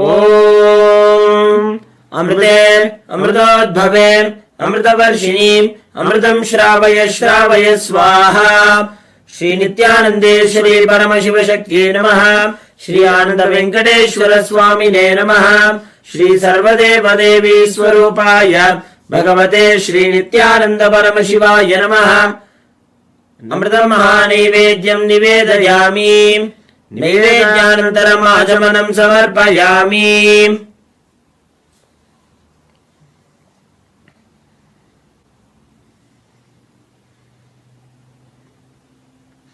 नीराजनम् ॐ सर्वमङ्गलमाङ्गल्ये शिवे सर्वार्थसाधिके शरण्ये त्र्यम्बके गौरी नारायणि नमोऽस्तुते ॐ निरञ्जनाय विद्महे निराभासाय धीमहि तन्नः श्रीनिवास प्रचोदयात् ॐ हंसाय विद्महे परमहंसाय धीमहि तन्नो हंस प्रचोदयात् कर्पूरगौरम् करुणावतारम् संसारसारम् भुजगेन्द्रहारम् सदा वसन्तम् हृदयारविन्दे भवम् भवानी सहितम् नमामि भवम् भवानी सहितम् नमामि भवम् भवानी सहितम् नमामि। श्री नित्यानन्देश्वरी परमशिवशक्त्यै नमः। श्री आनन्द वेङ्कटेश्वर स्वामिने नमः। श्री सर्वदेवदेवी स्वरूपाय भगवते श्री नित्यानन्द परमशिवाय नमः। अहङ्कारदीपं सन्दर्शयामि रक्षान् धारयामि। शोणाद्रीशावताराय ज्योतिस्तम्भस्वरूपिणे श्रीकैलासप्रधानाय नित्यानन्दाय मङ्गलम्। तत्त्वज्ञानप्रदाताय नित्यानन्देश्वररूपिणे श्रीकैलासप्रधानाय नित्यानन्दाय मङ्गलम्। मूलप्रकृतिरूपाय परमशिवशक्तिस्वरूपिणे श्रीकैलासप्रधानाय नित्यानन्दाय मङ्गलम्। दण्डत्रिशूलहस्ताय कालकालस्वरूपिणे श्रीकैलासप्रधानाय नित्यानन्दाय मङ्गलम्।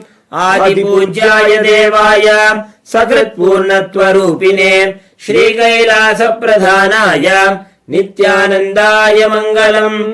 सर्वाभयविनाशकाय शत्रुसंहाररूपिणे श्रीकैलासप्रधानाय नित्यानन्दाय मङ्गलम्। योगभट्टाभिषिक्ताय राजसन्न्यासधारिणे श्रीकैलासप्रधानाय नित्यानन्दाय मङ्गलम्। सार्वभौमैकपत्याय राजराजार्चिताय च श्रीकैलासप्रधानाय नित्यानन्दाय मङ्गलम्।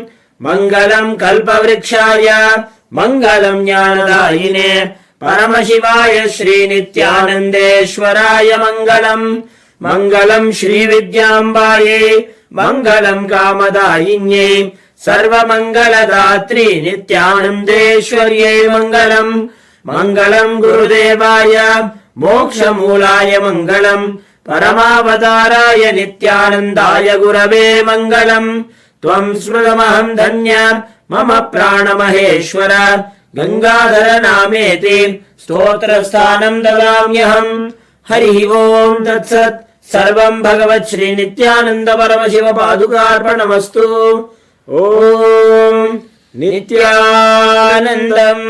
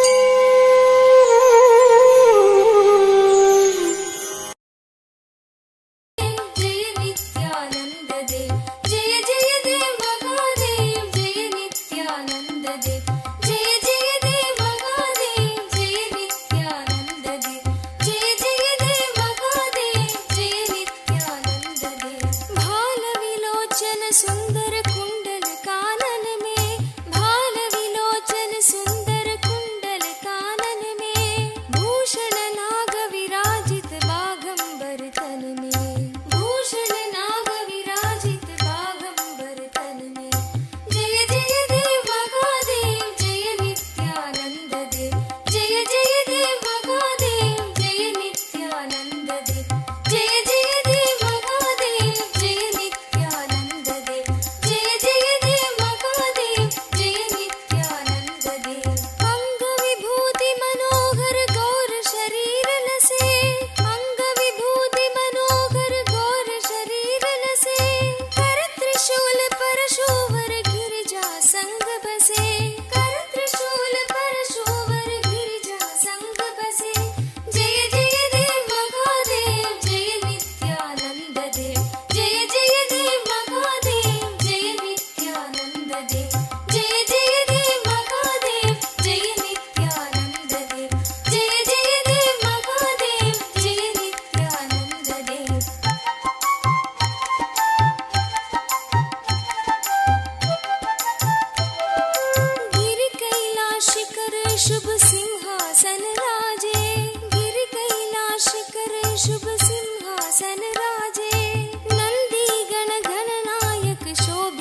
दरवाजे, नंदी गण गणनायक शोभित दरवाजे। जय जय देव महादेव जय नित्यानंद देव, जय जय देव महादेव जय नित्यानंद देव, जय जय देव महादेव जय नित्यानंद देव, जय जय देव महादेव जय नित्यानंद देव। ऋषि मुनि सुरगण मिलकर महिमा गान करे, ऋषि मुनि सुरगण मिलकर महिमा गान करे। योगी जन हृदय में निश दिन ध्यान करे, योगी जन हृदय में निश दिन ध्यान करे।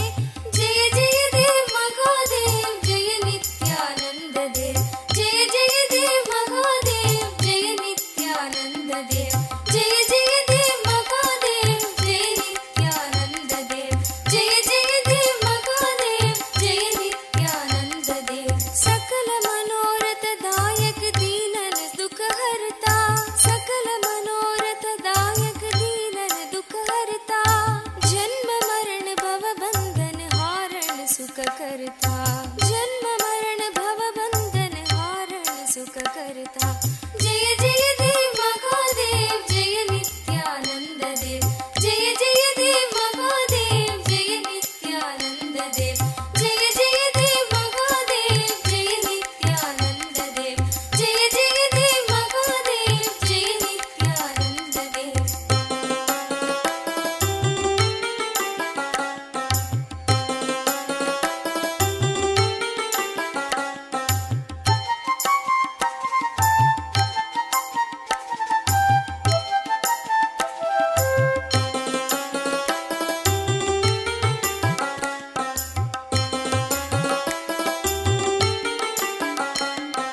पूर्ण ब्रह्म निरंजन निर्गुण गुण राशि, पूर्ण ब्रह्म निरंजन निर्गुण गुण राशि। सकल जगत प्रतिपालन कारण अविनाशी, सकल जगत प्रतिपालन कारण अविनाशी। जय जय देव महादेव जय नित्यानंद देव, जय जय देव महादेव जय नित्यानंद देव, जय जय देव महादेव जय नित्यानंद देव, जय जय देव महादेव जय नित्यानंद देव। जो जन शिव की महिमा गायन नित्य करे, जो जन शिव की महिमा गायन नित्य करे। भक्त वही सगज में शोभव सिंधु तरे, भक्त वही सगज में शोभव सिंधु तरे। जय जय देव महादेव जय नित्यानंद देव, जय जय देव महादेव जय नित्यानंद देव, जय जय देव महादेव जय नित्यानंद देव, जय जय देव महादेव जय नित्यानंद देव। जय नित्यानंद शिव शंकर जय गिरिजाधीशा, जय नित्यानंद शिव शंकर जय गिरिजाधीशा। जय जय करुणा सागर पशुपति जगदीशा, जय जय करुणा सागर Pashupati Jagadisha.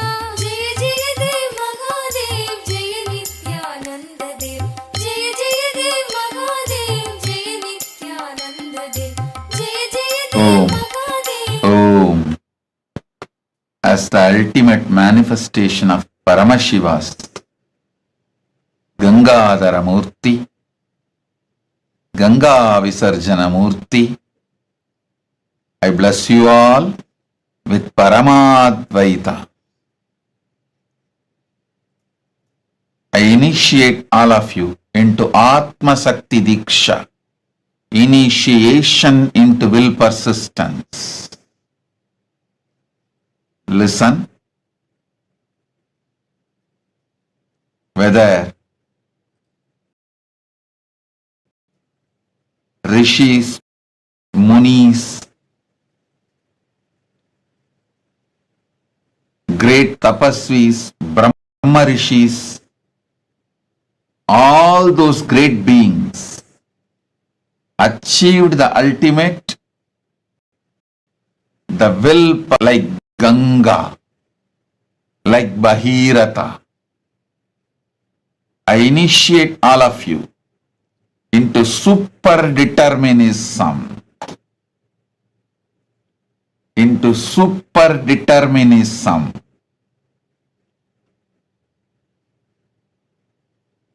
I awaken the conscious possibilities and powers in you today. Power to bring rain or change Vatavarana will be manifested through all of you. Om, Om, Om.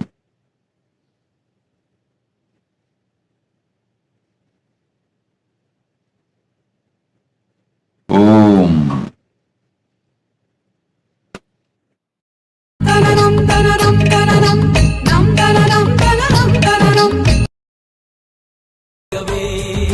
நலம் தரும் வாழ்வருளும் நித்யானந்தனே இரவதி சூடினி வருக வருகவே அன்பின் வடிவமே ஆனந்த ஈஸ்வரனே அண்டம் முழுதும் சிவ ஆட்சி மலர வருகவே அதிமுடி காணாத அண்ணாமலை நாதனே சடைமுடி ஆண்டவனே அடியெடுத்து வருகவே கையிலையில் வாழும் எங்கள் கையிலை நாதனே கருணையின் வடிவே நீ வருக வருகவே நலம் தரும் வாழ்வருளும் நித்யானந்தனே இளமதி சூடி நீ வருக வருகவே மகா சதா சிவோஹம் மகா சதா சிவோஹம் மகா சதா சிவோஹம் மகா சதா சிவோஹம்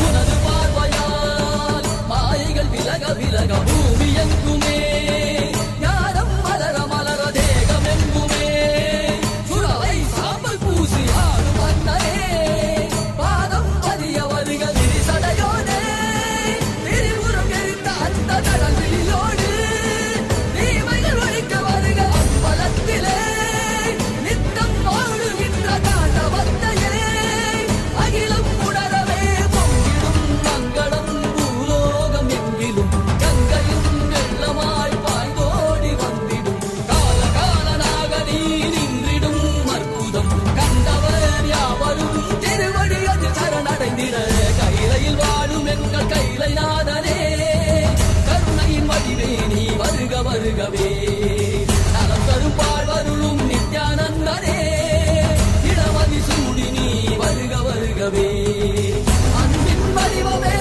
ஆனந்த ஈஸ்வரனே அண்டம் முழுதும் சிவாட்சி மலர வருகவே அடிமுடி காணாத அண்ணாமலை நாதனே சடைமுடி ஆண்டவனே அடியெடுத்து வருகவே கையிலையில் வாழும் எங்கள் கையிலை நாதனே கருணை வடிவே நீ வருக வருகவே நலம் தரும் வாழ்வருளும் நித்யானந்தனே இளமதி சூடி நீ வருக வருகவே மகா சதா சிவோஹம் மகா சதா சிவோஹம் மகா சதா சிவோஹம் மகா சதா Shivoham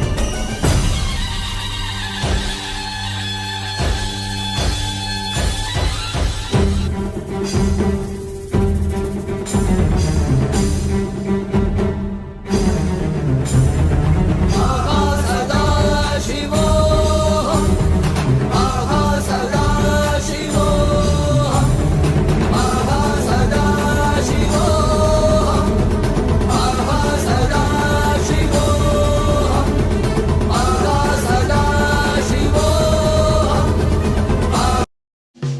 Alensimme satojen suosikkituotteiden hintaa, myös metodkeittiöiden. Kas näin ja näin ja näin. IKEA. Ihanaa olla kotona. रागाय माहेश्वराय नागेन्द्रहाराय त्रिलोचनाय भस्माङ्गराय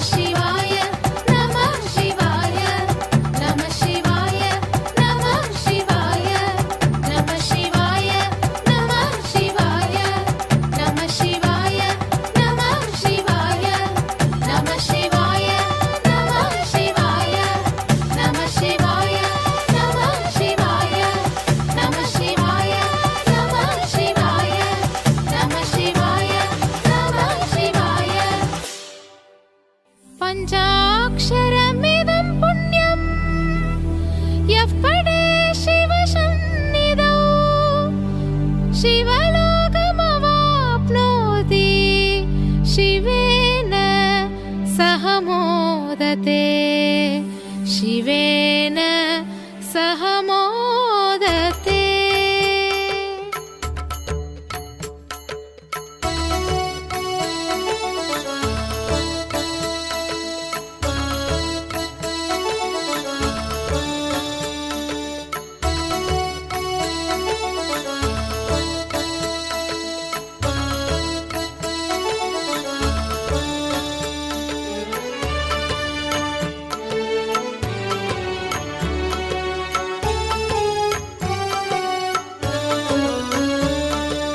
श्रीनित्यनन्दार्थबन्धो भस्मलिप्ताङ्गगाङ्गेय कारुण्यसिन्धो श्रीनित्यनन्दार्थबन्धो भस्मलिप्ताङ्गगाङ्गेय कारुण्यसिन्धो श्रीनित्यनन्दार्थबन्धो।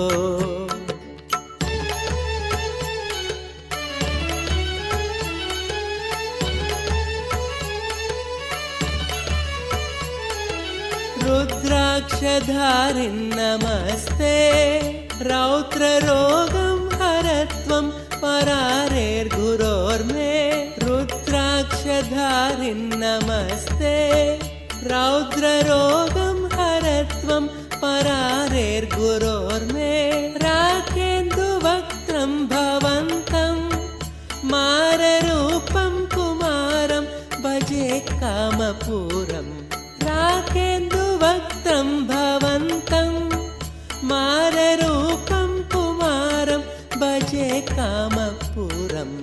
श्रीनित्यानन्दा नमस्ते गुरुनित्यानन्दा नमस्ते श्रीनित्यानन्दा नमस्ते गुरुनित्यानन्दा नमस्ते श्रीनित्यानन्दार्थबन्धो।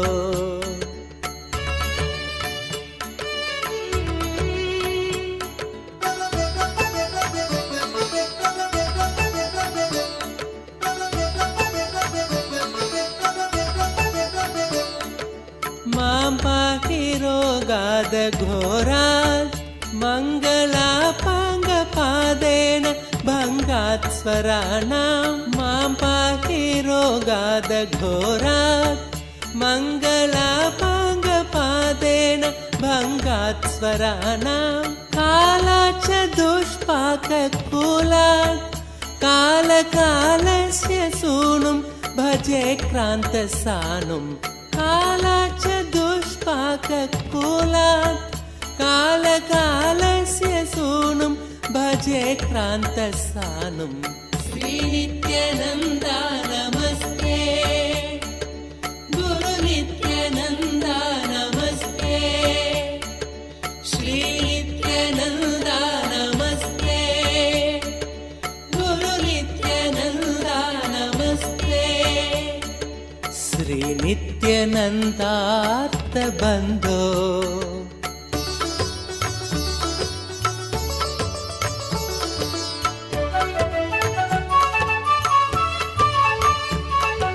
ब्रह्मादयो यस्य शिष्या ब्रह्मपुत्रा गिरौ यस्य सोपानभूता ब्रह्मादयो यस्य शिष्या ब्रह्मपुत्रा गिरौ यस्य सोपानभूता सैन्यं सुराक्ष्वापि सर्वे सामवेदादिगेयं भजे नित्यानन्दम् सैन्यं सुराक्ष्वापि सर्वे सामवेदादिगेयं भजे नित्यानन्दम्। श्रीनित्यानन्दा नमस्ते गुरुनित्यानन्दा नमस्ते श्रीनित्यानन्दा नमस्ते गुरुनित्यानन्दा नमस्ते श्रीनित्यानन्दार्थबन्धो।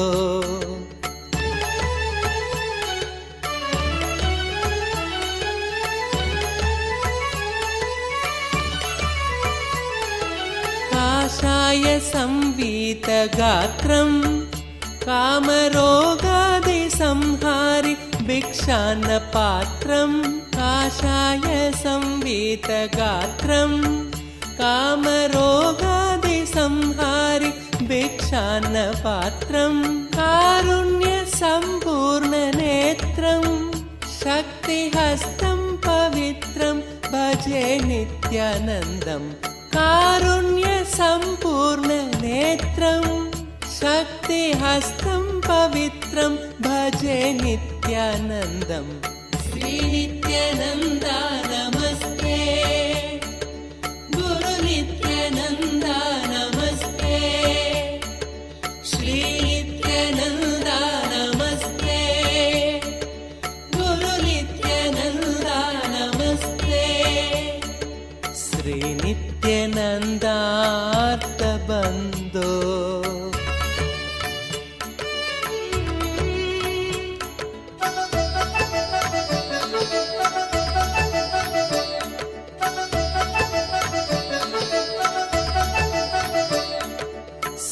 श्रीनित्यशैले वसन्तं साधुसङ्गस्य रोगान् सदा संहरन्तं श्रीनित्यशैले वसन्तं साधुसङ्गस्य रोगान् सदा संहरन्तम् ओङ्कारतत्त्वं वदन्तं शम्भुकर्णे हसन्तं भजेऽहं शिशुन्तम् ओङ्कारतत्त्वं वदन्तं शम्भुकर्णे हसन्तं भजेऽहं शिशुन्तम् श्रीनित्यानन्दा नमस्ते गुरु नित्यानन्दा नमस्ते श्रीनित्यानन्दा नमस्ते गुरु नित्यानन्दा नमस्ते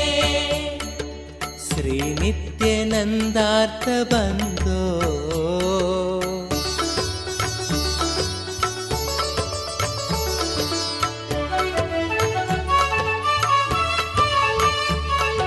स्तोत्रं कृतं चित्रचित्रं दीक्षितानन्दरामेण सर्वार्थसिद्ध्यै स्तोत्रं कृतं चित्रचित्रं दीक्षितानन्दरामेण सर्वार्थसिद्ध्यै भक्त्या पठेत्यः प्रभाते देवदेव प्रसादात् लभेदाष्टसिद्धिम् भक्त्या पठेत्यः प्रभाते देवदेव प्रसादात् लभेदाष्टसिद्धिम् श्रीनित्यानन्दार्थबन्धो भस्मलिप्ताङ्गगाङ्गेय कारुण्यसिन्धो श्रीनित्यानन्दार्थबन्धो भस्मलिप्ताङ्गगाङ्गेय कारुण्यसिन्धो श्रीनित्यानन्दार्थबन्धो श्रीनित्यानन्दा नमस्ते गुरु नित्यानन्दा नमस्ते शम्भो शम्भो शम्भो हर हर हर हर शङ्कर शङ्कर हर हर हर हर शङ्कर शङ्कर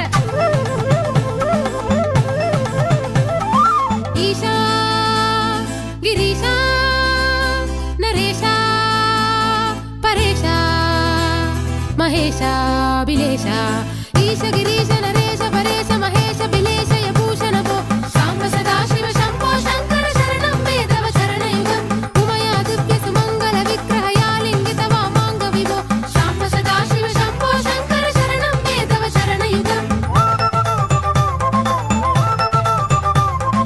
दूरीकुरु मामज्ञमनाथं दूरीकुरु मे दुरितं भो शाम्ब सदाशिव शम्भो शङ्कर शरणं मे तव चरणयुगम् शाम्ब सदाशिव शम्भो शङ्कर शरणं मे तव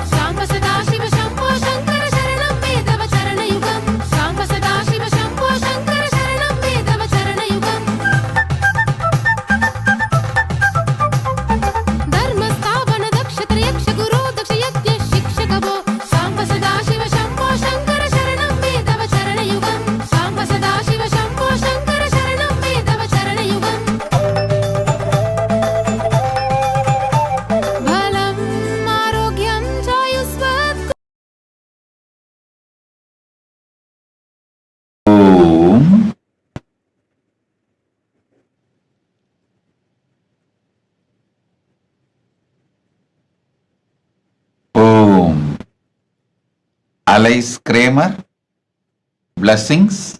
I give you this boon. Your old law is building will be sold. Everything will go in your favor. Alice Kramer, Tatastu. Blessings for your 4-year-old granddaughter. I will heal her, and my blessings.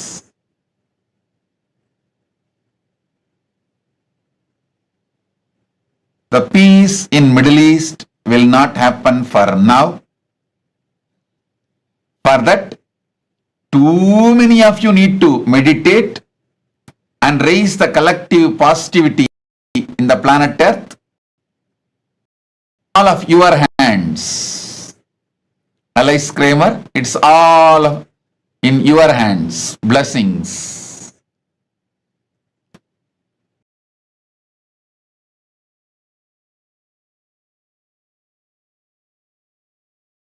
Ma Nitya Shakti Roop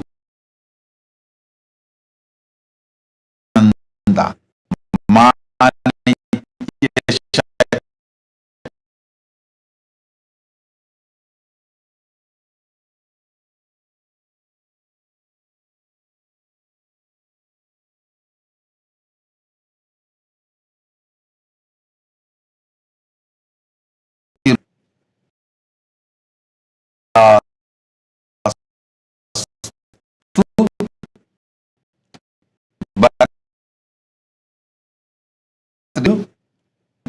with graciousness, you will be with you. Padina Swarli Shakti Rupa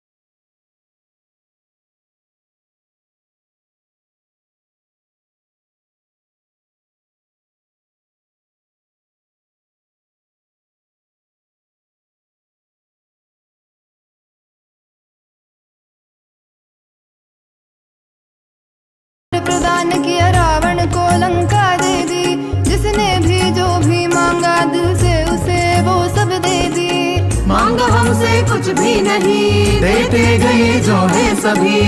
देखते हैं वो भक्ति कुछ भी उसके सिवा नहीं। तेरी ये अनंत लीला समझ न पाए हम, मिलजुल के खुल खुल के गाए मारे नित्यानंद की महिमा। घर घर हर घर गाए मारे भोलेनाथ की महिमा। इस धरती पे उतर के एक नर शरीर धर के, ये थके नहीं अभी रुके नहीं, मारे स्वामी पधारे हैं। मिलजुल के खुल खुल के गाए मारे नित्यानंद की महिमा। तू भी धुन सम के गुनगुनारे मारे नित्यानंद की महिमा। घर घर हर घर गाए मारे नित्यानंद की महिमा। घर घर हर घर गाए मारे नित्यानंद की महिमा। नित्यानंद की महिमा, नित्यानंद की महिमा, नित्यानंद की महिमा, नित्यानंद की महिमा,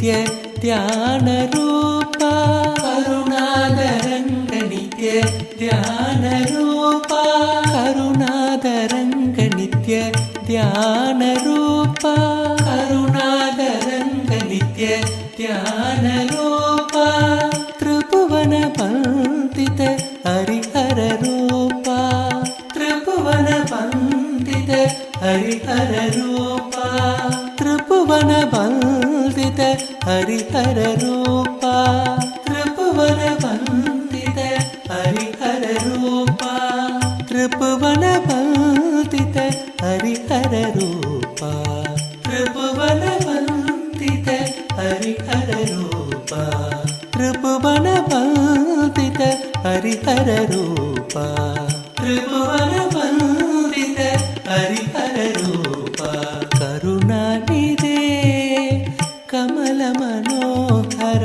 करुणानिधे कमल मनोहर करुणानिधे कमल मनोहर करुणानिधे कमल मनोहर कलिवरदा नित्य कारुण्यनादा कलिवरदा नित्य कारुण्यनादा करुणानिधे कमल मनोहर करुणानिधे कमल मनोहर करुणादरङ्ग नित्य ध्यानरूपा करुणादरङ्ग नित्य ध्यानरूपा त्रिभुवन वन्दित हरिहररूपा त्रिभुवन वन्दित हरिहररूपा त्रिभुवन वन्दित हरिहररूपा त्रिभुवन वन्दित हरिहररूपा करुणानिधे कमल मनोहर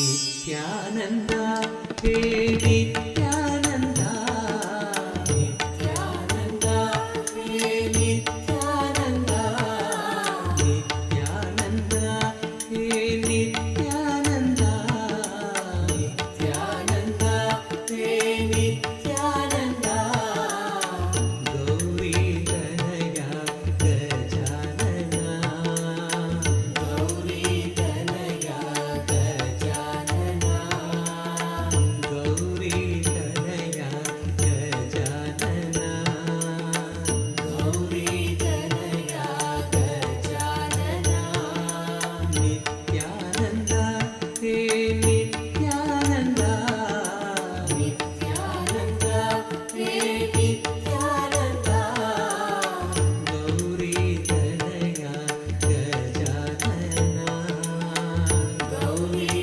तनया गजानना हे नित्यानन्दन जय जगद्वन्दन हे नित्यानन्दन जय जगद्वन्दन हे नित्यानन्दन जय जगद्वन्दन हे नित्यानन्दन जय जगद्वन्दन विद्याबुद्धि प्रदायका विद्याबुद्धि प्रदायका विद्याबुद्धि प्रदायका विद्याबुद्धि प्रदायका विद्याबुद्धि प्रदायका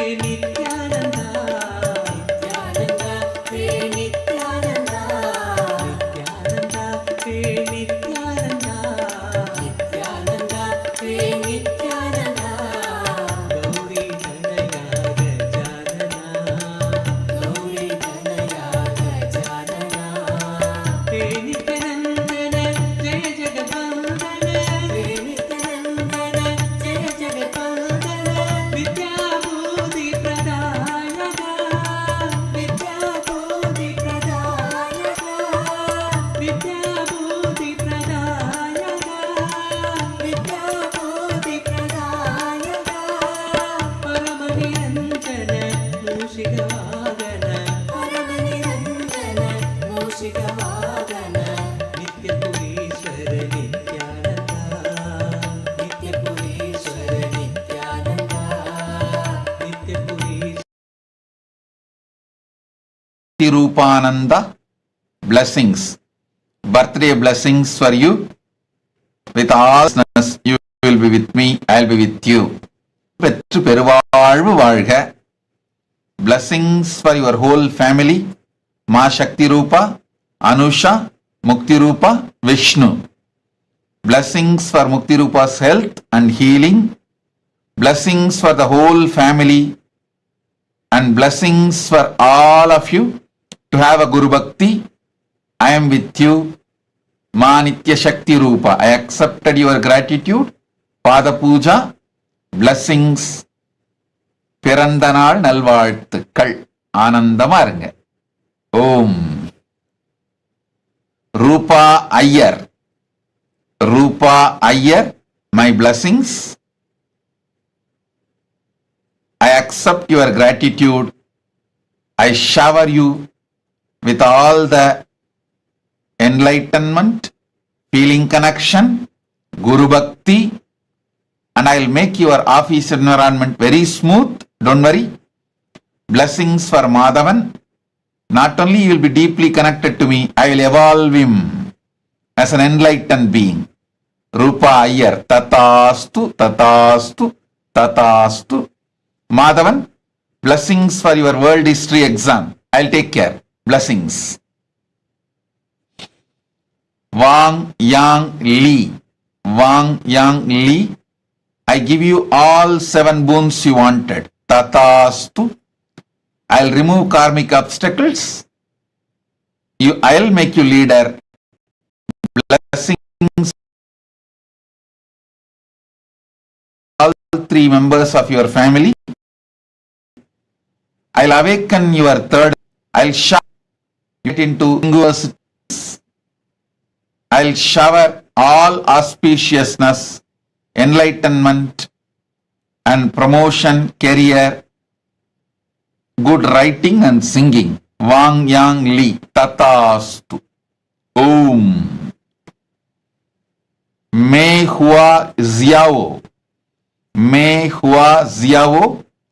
I give you all 6 boons.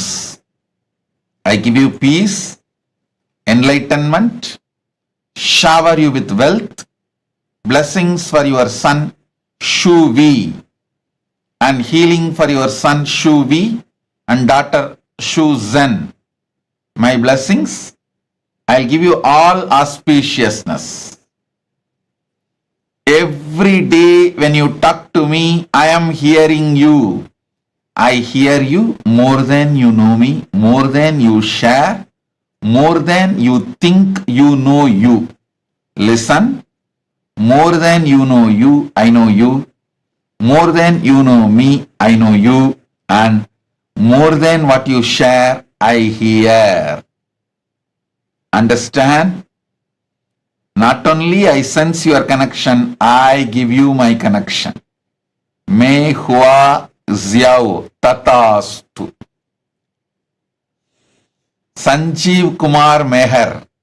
Sanjeev Kumar Meher. Tatastu. You will have a professional settlement and prosperity. My blessings, I'll take care, don't worry. Sanjeev Kumar Meher. I'll take care of everything. Blessings for healthy baby. I'll take care of your sister's problems and the whole family related issue. I'll take care of your sister and you. Sanjeev Kumar Meher. Tatastu. Om. Min Gu. Min Gu. Blessings for you and your dog Kori. I'll take care, don't worry of it. I'll completely heal your dog Kori. My blessings. The spiritual name for you. Min Gu. The spiritual name for you. Ma Nitya Gangadaramayi. Ma Nitya Gangadaramayi will be your spiritual name. Tatastu. Om. Om. Om.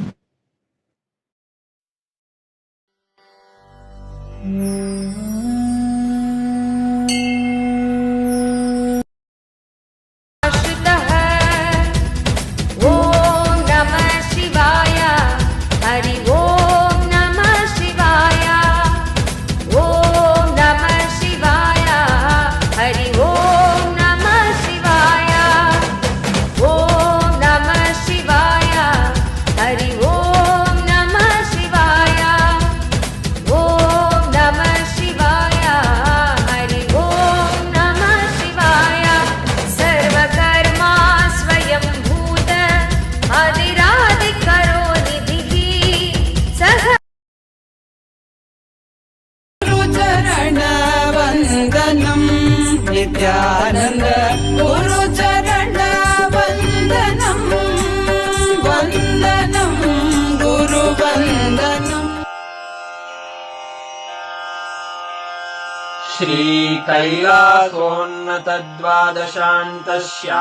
श्रीकैलासोन्नतद्वादशान्तश्यामलापीठारूढ श्रीमीनाक्षिसुन्दरेश्वरा भिन्नस्वरूप परशिवपुत्ररत्न Kumar गुरुमण्यतुल्यावतार श्रीपार्वतीस्तन्यपानलब्धदिव्यज्ञान विश्रुतसकलनिगमागमसारभूतद्राविडवेदप्रवक्त्रे श्रीमत्परमशिवकरुणासमधिगतमुक्तामयचतुरश्रयान् गीयमानछत्रचामर श्रीचिह्नकाहलादिसमस्तबिरदावल्यलङ्कृत ज्ञानविज्ञानचक्रवर्ती सर्वजनसङ्घसद्यो निर्वाणदीक्षाव्ययापवर्गवर्ष विश्राण Jimuta परमतकलभकेसरी शैवसिद्धान्तस्थापनाचार्य श्रीराजाधिराजपाण्ड्यमहाराजगुरु क्षपणशाक्यादिमहान्धकारनिवारणज्ञानभानु वीक्षणानर्हार्हध्वजोच्छेदनपूर्वक श्रीमद्वृषभध्वजस्थापक शैवसमयकर्त्रे सर्वज्ञपीठारूढ श्रीजगद्गुरु श्रीज्ञानसम्बन्धदेशिकस्वामि वागीशसुन्दरमाणिक्यवाचकस्वामिनाम् अवतारभूत श्रीज्ञानसम्बन्धस्वामि पुनरुद्धृत श्यामलापीठ सर्वज्ञपीठ त्रिनवत्युत्तरद्विशततम गुरुमहासन्निधान अरुणगिरियोगीश्वर परम्परागत अरुणाचल सर्वज्ञपीठ गुरुमहासन्निधान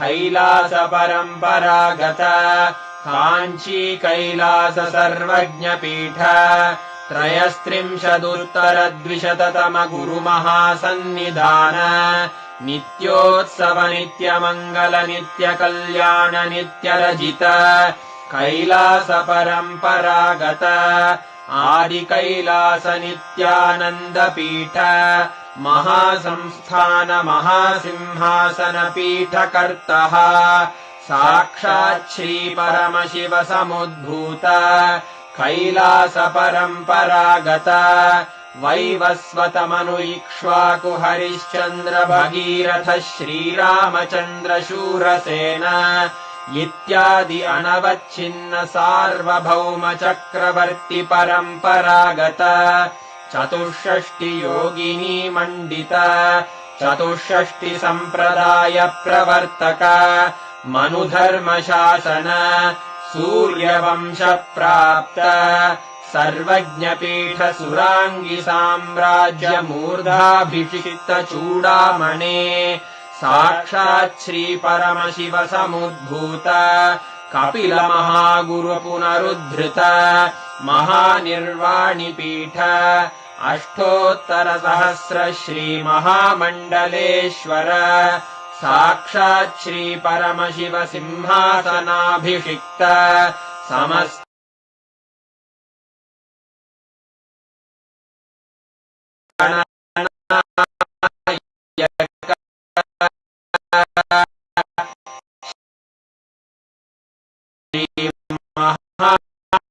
गणपति समारंभ अनवच्छिन्नीश्वर गुरुपरम्प्राप्त अरसहत श्री अममुक्ति त्रयोविंश गुरु महासन्निधान कैलास परम्परागत आदिपीठ सर्वज्ञपीठ जगद्गुरो श्रीकैलास पुनरुद्धारक श्रीकैलास परमाचार्य श्रीमत्परमहंस परिव्राजकाचार्यवर्य सच्चिदानन्द प्रणव स्वरूप श्रोत्रिय ब्रह्मनिष्ठ श्रीमज्जगद्गुरु श्रीलश्री भगवच्छ्री नित्यानन्द परमशिव श्री ज्ञानसम्बन्ध देशिक परमाचार्य स्वामिन् अत्रागत्य परिपाल्य च अस्मान् विज्ञानवितरणेन विजयी भव जय जय।